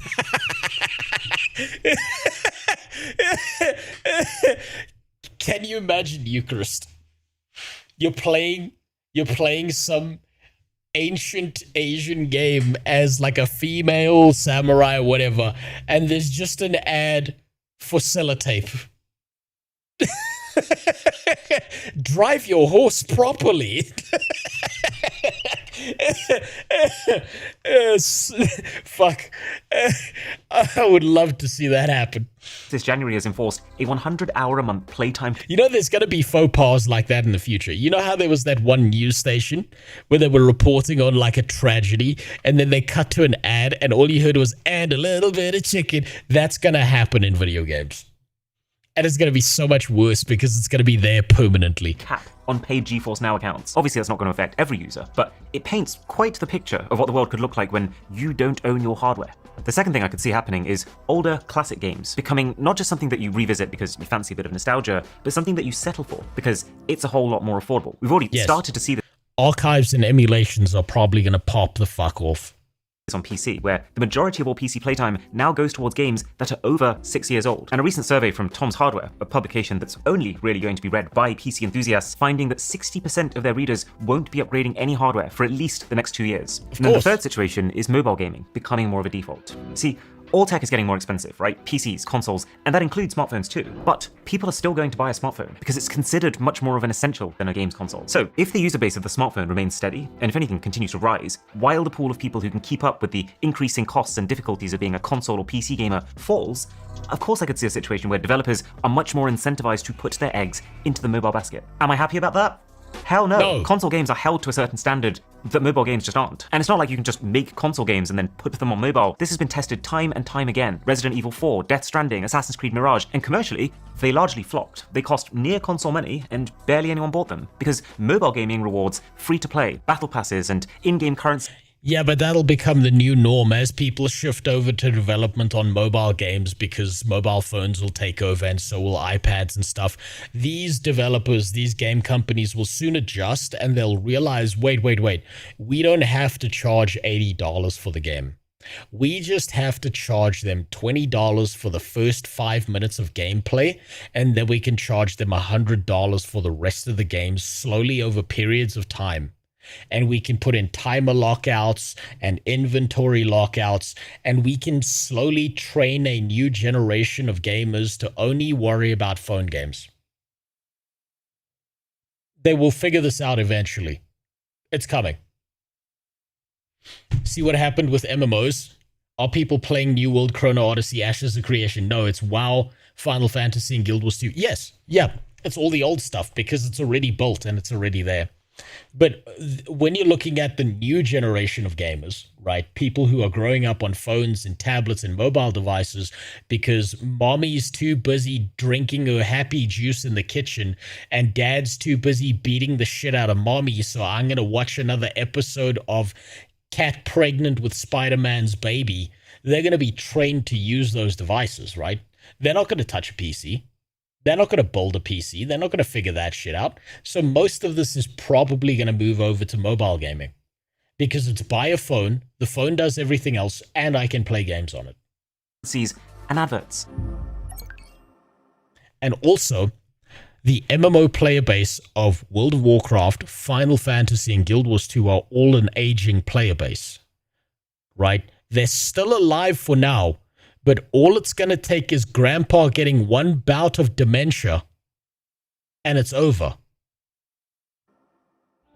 So the future that I'm worried about is not your favorite console game, but smaller on a phone. It's this entire industry where the only economically sane thing for a game dev to do is to build endlessly monetized, free-to-play machines. Games that are not designed around spectacle and hardware-pushing experiences because no one has the hardware, and instead are all about just reusing safe IPs that have worked before, remaster after remaster, made by fewer and fewer people. And it's about what we lose on the way, from the games that you can no longer borrow from your friends, to the graphics cards that you might have to borrow from your not friends. The industry will find a way to claw its money back from the one group of people who can't pass that cost on.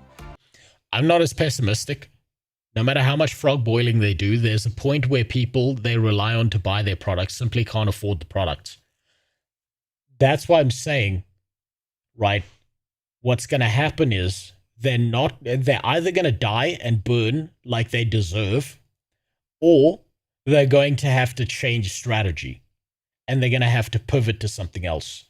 It's going to be like PlayStation becomes fully digital. There are no consoles, but PlayStation becomes an app you download on your phone that gives you access to everything on their service that is a subscription fee, and then you still pay for games on top of that.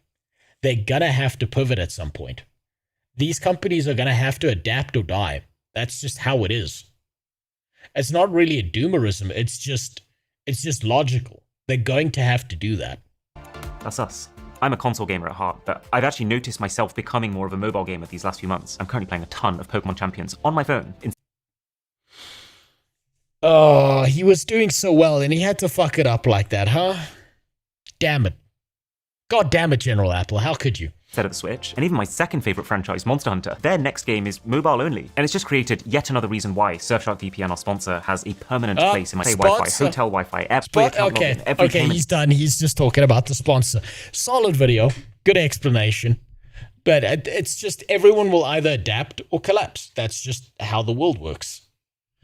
That's just how it is. Decent video, solid takes. Not really that much out the way. But he did make a decent case towards it. Man, I can't believe General Apple betrayed me like that by calling himself a fucking console gamer. Ozempic failed. Ozempic Mudo. It's just all brown people are the same person on the internet now. I'm so happy Baldur's Gate 3 wasn't handled by BioWare. Oh my god. Oh, bro. Fuck me, that would be such a nightmare. Oh, Jesus, that would be such a disaster of a game. Holy shit. That's actually scary to think about. Right, and as I've been talking, you fuckers have cranked more stuff out into the Discord. What is this? Critical Drinker. Production Hell. Oh, this is about the movie. Guilty pleasures. We all have them. Movies that are so hilariously bad, they somehow manage to come full circle and become awesome. And one of my favorites... What did I say earlier when watching that trailer? What did I say? This is going to be a camp-ass, B-grade movie that people are going to love for being shitty and trashy. I said it. Has got to be Street Fighter the movie, the laughable 1994 action stinker that largely destroyed Van Damme's career and set back the cause of video game adaptations for the rest of the decades. From the hammy... I love that movie. I thought it was fucking awesome. Acting, to the clumsy fight scenes, to the wobbly sets and the over-the-top James Bond setting, it is practically a time capsule of glorious 1990s goofiness. And it was so good. Come on, don't you dare say it was But the bad. story of how this thing actually got made is way more disastrous and entertaining than the film itself. From coke-ravaged action stars to on-set affairs, clashing personalities, constant delays and punishing filming locations, studio meddling, heart attacks, car crashes and terminal illnesses, Street Fighter really was production hell. So let us learn about it together, shall we? That's my M. Bison right there. This guy was way more M. Bison than this new shit. The insane success of the Street Fighter II video game back in the early 90s soon exploded into a media empire with toys, games, comics, and animated TV shows. Capcom were keen to expand on this money-making machine, and the next logical step was a live-action movie. The only problem was, they knew fuck all about making films, so their executives headed That's what made it so good! off to Hollywood to find someone to make it for them. Unfortunately, what they heard wasn't exactly inspiring. Every pitch they heard was the same basic fighting tournament format, which makes sense because, you know, the game itself is a fucking fighting tournament, so why wouldn't you do that? Anyway, they were on the verge of heading home in failure when they got a last-minute pitch from Stephen E. D'Souza. D'Souza was a well-known screenwriter by that point with a strong catalogue of 1980s action flicks to his name, and he'd been persuaded to throw together his pitch in a single weekend. Unlike everyone else, D'Souza imagined Street Fighter as a kind of epic war movie crossed with James Bond, complete with world-dominating villains, underground layers, and huge battle sequences. Capcom were sold on it immediately and even agreed to let D'Souza direct the thing, something he'd never actually done before and never would again as it turns out. Anyway, the wheels of Street Fighter were now in motion, but they needed to move fast because Capcom mandated that the film had to be released in time for the 1994 holiday season to tie in with a shitload of toys and merchandise they'd planned. And since they were fronting cash for the whole thing, they got final approval on absolutely everything that happened, a setup that would have pretty major repercussions later.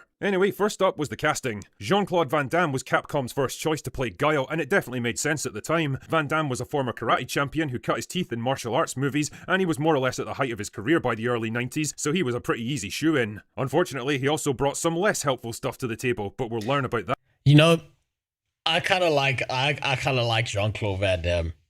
But you know what I won't ever forget?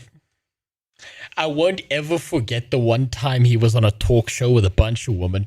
And he was like dancing on stage, and the dude just pops a fucking erection straight there. He's just dancing with a fucking hard on with all these women around him. It was so fucking good. I laughed my ass off seeing that. He's just like, what is this bonheur doing here? And he's just dancing around pretending it's not there. I'll never forget that shit. It was so good. Man, old TV was so fucking wild because they just completely fucked up everything and just kept moving forward. You gotta go look it up. I'm sure it's somewhere on YouTube of just Jean-Claude Van Damme dancing with a boner with a bunch of women around him. It was so fucking good.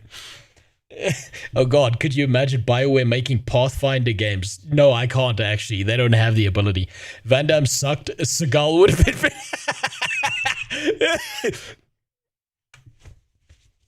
And then the villain falls over. Yeah. Oh man, I kind of miss all these camp shitty movies back in the day. You used to watch them on repeat on TV, and they fucking sucked ass, but you didn't care. Oh man, now everything has to try and be a blockbuster.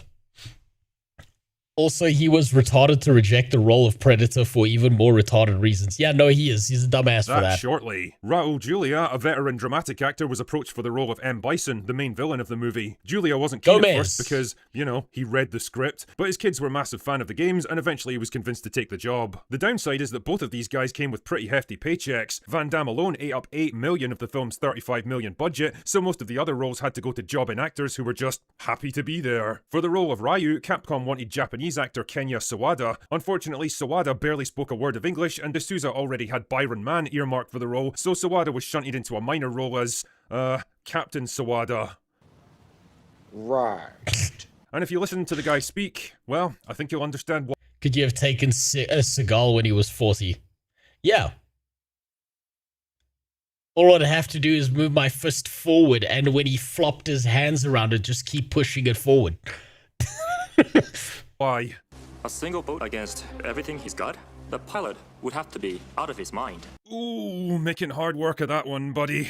Kylie Minogue was also cast as Cammy. Minogue was better known as a pop star at the time, whose acting experience was mostly confined to 1980s Australian soap operas, but I guess she was kind of a big name. At least she had more ass than the one in the recent trailer. So, sure, whatever. Anyway, with the cast signed on, it was time to head out to Thailand to start filming. Veteran stuntman Charlie Picerni was brought on as stunt coordinator on the condition he was given enough time to train the actors for some pretty intensive martial arts sequences. With that in mind, the plan was to do most of the dialogue scenes first while the actors got prepped for their fight sequences on the second half of the shoot. Unfortunately, that all went out the window the moment Raul Julia showed up on set. Julia had suffered from stomach cancer shortly before filming and was still recovering from major surgery. The normally big and imposing actor now looked thin and frail and was... I still think he did a good job as Bison. I know I'm looking at this through rose-tinted glasses, but goddamn, I loved him in that role. Gomez was the man. Clearly in no condition to do much of anything, so the whole production had to get reversed. The fight scenes would get filmed right away while Julia recuperated and got back into shape. The only problem was the actors, most of whom had never thrown a punch before, now had hours instead of weeks to get prepped for their fight scenes, and well, the results speak for themselves. To say that Picerni was a bit miffed by all this would be an understatement. The man was fucking livid, his professional reputation was now on the line, and his relationship with D'Souza deteriorated sharply over the course of the shoot. He wasn't the only one causing problems either. Remember our leading man, Van Damme? Well, by this point in his career, he was going through his third divorce and he developed a bit of a fondness for the old Bolivian marching powder. The kind of fondness that'll set you back about $10,000 a week. The result is, the muscles from Brussels often showed up late to set or just gave himself the day off completely, so yeah, you just snort some coke and go fucking crazy and just leave. he could show Kylie Minogue the real Thailand, forcing D'Souza to improvise scenes just to give the cast and crew something to do. The fucking French can't keep a time schedule to save their lives. I mean, you almost have to respect it. Imagine delaying a multi-million-dollar action movie to bang peak Kylie Minogue while snorting enough coke to keep a dozen Hollywood screenwriters wired for weeks. Fucking legend. The thing is, even when he did show up, he'd often fuck up major set pieces leading to expensive delays. Like during a big action sequence where he has to take cover while a bunch of pyrotechnics destroys half the set around him, then pop up and yell, "Go, I'll catch up with you later." Van Damme, convinced he'd pronounced it ladder instead of later, yelled cut in the middle of the scene, forcing them to delay for days while they set the whole thing up again. And what did the guy do with this second chance? Jumped to his feet and yelled, "Go, I'll catch up with you ladder." Oh, he just keeps fucking it up. Oh god, I love that. Capcom, who were footing the bill for the whole thing and had final say over the script, were also getting a bit nervous and started interfering more and more with the production. They demanded that more characters from the game like DJ, T-Hawk and Balrog be added in, forcing D'Souza to rewrite the script and add entire scenes and characters on the fly. Shooting on location in Thailand was also taking its toll on cast and crew, who had no time to acclimatise to the tropical heat or the local food. Dehydration, heat exhaustion and explosive diarrhea were commonplace. The film's line producer suffered a major heart attack and had to be airlifted out, while another producer got into a near-fatal car crash. Not everyone was hating it. Man, the 80s were wild. They were fucking ballistic. When resources were free and all these boomers thought they had their fucking life hard and they were all buying like one-bedroom apartments for like 3 raspberries and a fart. They didn't know how good they had it. Though, apparently a lot of the cast developed a real fondness for the local massage parlours, the kind of they were fucking hookers. Places where every customer leaves satisfied. And they blow off the stress of the increasingly chaotic production with liberal use of booze and happy endings. Can't say I blame them, to be honest. The end result of all this shit was obvious. The production was falling further and further behind schedule and costs were mounting. D'Souza's solution was to follow the John Ford approach and just rip entire pages. Just imagine getting to live in this time period. Imagine how fucking insanely good it must have been. You get to be some fucking actor in a movie. You spend your morning doing blow and fucking hookers. You drink yourself stupid by noon. Shooting started at 11, but you're gonna show up an hour late. You're all drunk. Your nuts are drained out. You're like, damn. I'm going back to Ping Tong's fucking massage parlor later. And then you just make $1 million off of some shitty movie. God damn, these people were living in heaven. She's out of the script on the basis that, fuck it, we'll fix it in editing later. To his credit, the guy just kept soldiering on no matter what was thrown at him. The Thai government refused to let them use helicopters for the assault on Bison's compound. Fuck it, we'll just use boats instead.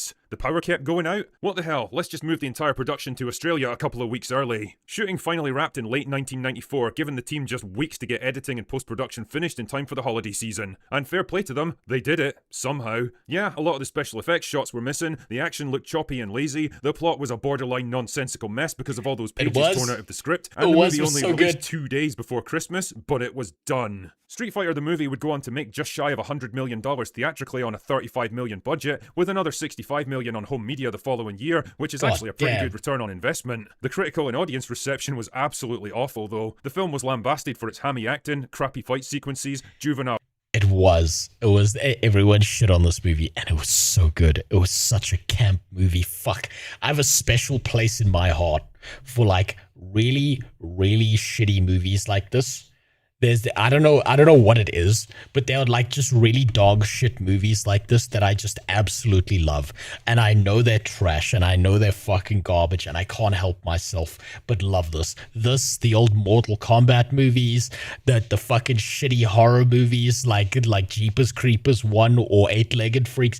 I have such a fondness for them and I can't get rid of it. And I know they're shit. I know they're trash, but I can't help but enjoy them. What's that QR code thing in the top left? Okay, so, Kat, just so you know, don't click on that. Don't do that. Basically, I've made a deal with the devil, right? It's a GAMBA ad kind of thing. But what I'm really doing is I'm using it to test out certain sponsorship things I may be able to do in the future. And I'm seeing how it works out, what it's like, where I should put it in the overlay, how these people treat me, what they do. But I'm going to be just straight up honest with you, right? I've realized that no one out there, no one except the most heinous of people are ever going to sponsor me because I speak my fucking mind, right? And the only ones with the nutsack on them are going to be subhuman, animalistic, ad revenue people, right? And so that's why I'm telling you, don't click on that. That's more of a tester for me. Gambling is fun. It's not addictive. Click the link. Yeah, no, that's what I should be saying, right? But they were like, put it this way. I talked to these people and they were like, yeah, all you need to do for us, all we care about is put it below your stream on Kick and put this little thing there. You can say whatever the fuck you want. You can call us dog shit. We don't care.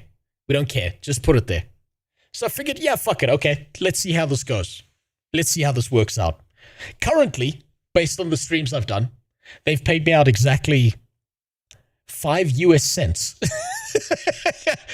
So yeah, that may be gone soon. Humor and complete butchery of the source material. Plans for a sequel quickly evaporated, and the film was quietly buried in the years that followed. A bold but doomed experiment that Capcom would rather forget. It did slowly find a secondary audience, though, who gradually came to appreciate it for all its campy silliness, and these days it's regarded as a minor cult classic. But what of the players in this great game, you might ask? Well, Raul Julia tragically passed away just a few months later, making Street... You leech GAMBA money, it's good, yes. But here's what's really fucked up, right? Because it's kind of a monkey paw deal, Naz, when you think about it. Because all other sponsors and advertisers are so fucking scared of anyone speaking their mind that the only people who are willing to allow people to say whatever they want are, generally speaking, gambling sponsors. And so in this weird, fucked up, backwards way, the people who support the most amount of free speech are actually gambling sponsors, are people running gambling. How fucked up is that? You can't speak your mind with an average sponsor. They give you a script to read. They tell you what you can and can't say. You can't say what you really think, or they take your money away. But these guys, they're like, nah, say whatever the fuck you want, fam. We don't care. So the biggest supporters currently of online free speech is actually gambling sponsorships. How fucked is that? What a weird world we live in. Street Fighter, his final movie. The film was even dedicated to his memory, which is, you know, nice and all, but I'm not entirely sure he'd have wanted this to be his final testimony on his acting career. That being said, his performance as Bison is by far the best part of the entire movie. Too much of a professional to give it anything less than his best. He inhabits this ridiculous character like it's a Shakespearean play, and the results are just pure awesomeness. Oh yeah, they are. Beautiful.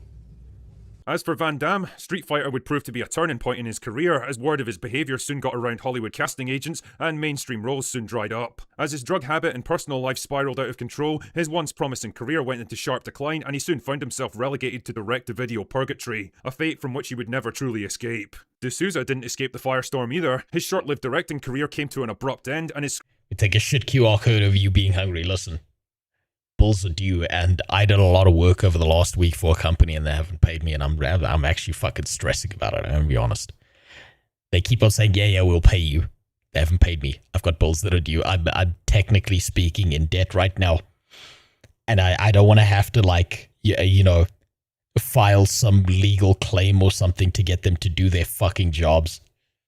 So yeah, that might happen every now and then. It might be the only way I can keep going. Screenwriting output dropped off sharply. One of the most prominent scriptwriters of the 1980s, he soon found himself labouring away on low-budget shite like Turbulence and Knockoff. Weirdly, Kylie Minogue probably did the best out of everyone involved, ditching acting and going on to become one of the world's biggest pop stars in the 2000s. These days, she's apparently able to see the funny side of Street Fighter, and I commend her for this. The making of Street Fighter really was production hell for all concerned, and yet there's something immensely charming and rewatchable about this film with all its earnest goofiness. Yes, it's so fucking bad that you get... You know, it's something so bad that it horseshoes around to being good and you can't help but love it for its campiness? That's exactly what this is. And cheesy dialogue. It was a bold attempt to do something a bit different with its... I like Casino Guys. No one. He gives me free limoncello every time we meet. Love that man, but hate being blackout drunk. You know, it's really fucked up. Here, I'll give you this, right? I'll give you the history of a private school that my kid's going to. So there was a Greek guy who, like, I don't know, like 60 or 70 years ago, moved to South Africa, and he opened up a bunch of casinos. And he made like a bunch of fucking money, like an infinite amount of money. And then he felt really, really guilty about being a multi-millionaire. And to cleanse himself of his sins, he opened up one of the best schools in the country. Because he was like, you know what? Now that I've fucked up 1,000, 100,000, 1 million people's lives with my gambling shit, it's time to think of the next generation. And he made one of the best schools that exists out there. How fucked is that? He felt a little bit guilty for being so filthy rich that he was like, okay, let's make a school now. Property, and even if it did... And it's a Christian school. It's like a deeply Catholic school. ...didn't work out the way Capcom hoped, Street Fighter will always have a special place in my hearts. Now, just before I go on my merry way, I'd like to let you know that I'm going to be hosting a Critical Drinker fan meetup and short film screening in London on September. What a solid video. Okay, I don't care about your fan meetup. I'm not in the UK. Damn, I love that Street Fighter. That was one of the best Street Fighters I'd ever seen. And it's so shitty, and I can't help but love it. I can't help but love it. Now, what's the time? Right, I've got time for one more. I've got one more in me, and then unfortunately I have to go fuck off. Then tomorrow, assuming that I still have internet and I haven't been fucked over again, it'll just be Final Fantasy. Let's see. We've got You Must Accept Her. Okay, that's going to be Halo. I can tell already by that face. And I'm not deep into Halo lore, so we're going to give that one a skip. Ed Sheeran's parody by Rucka Rucka Ali. Yeah, I'm going to give that one a skip. I can see where that one's going already. I can see what you mean based purely on that he's kind of the racist Weird Al version. I can see where that is. So I'll tell you what. We'll do this one. Whatever the hell this is. I recognize this name. I think I may have seen this guy's content in the past. I think he does good shit. I can't remember. For the record, it is currently 23:15 on December 4th, 2006. Now, Mrs. LeBeau, I know it's a lot, but why don't we just start from the beginning? I can try, but it was horrible. Take your time, ma'am. All I can see Why does this feel like it's from a video game intro cinematic? is red blood, gore. 1 second, tea with me brother. The next, The intruder? the door swings open. I see a man I'd never seen before, but Clive had seen him. He rises to his feet, but he doesn't get too far. And now he's on my couch, on my sweater, in my tea, and he says, Listen here, love. If you tell anyone about her. Sorry, does he have to be? Ignore me! What? Ignore me!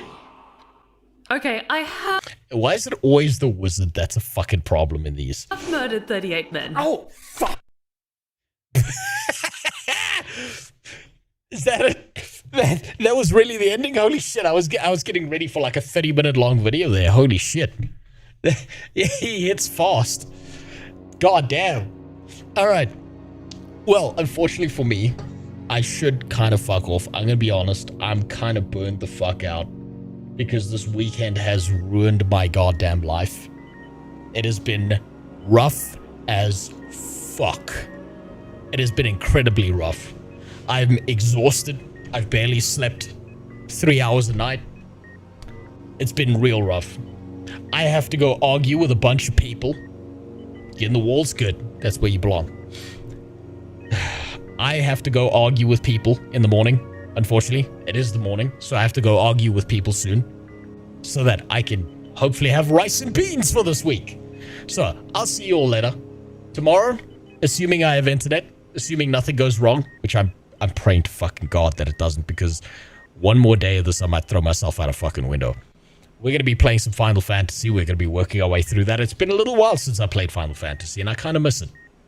I kind of miss that slow, clunky, dog shitty, let me read every piece of text game. So, I'm going to disappear. I'm going to fuck off. You're going to fuck off. You should have fucked off a long time ago. I'll see you next time. Bye.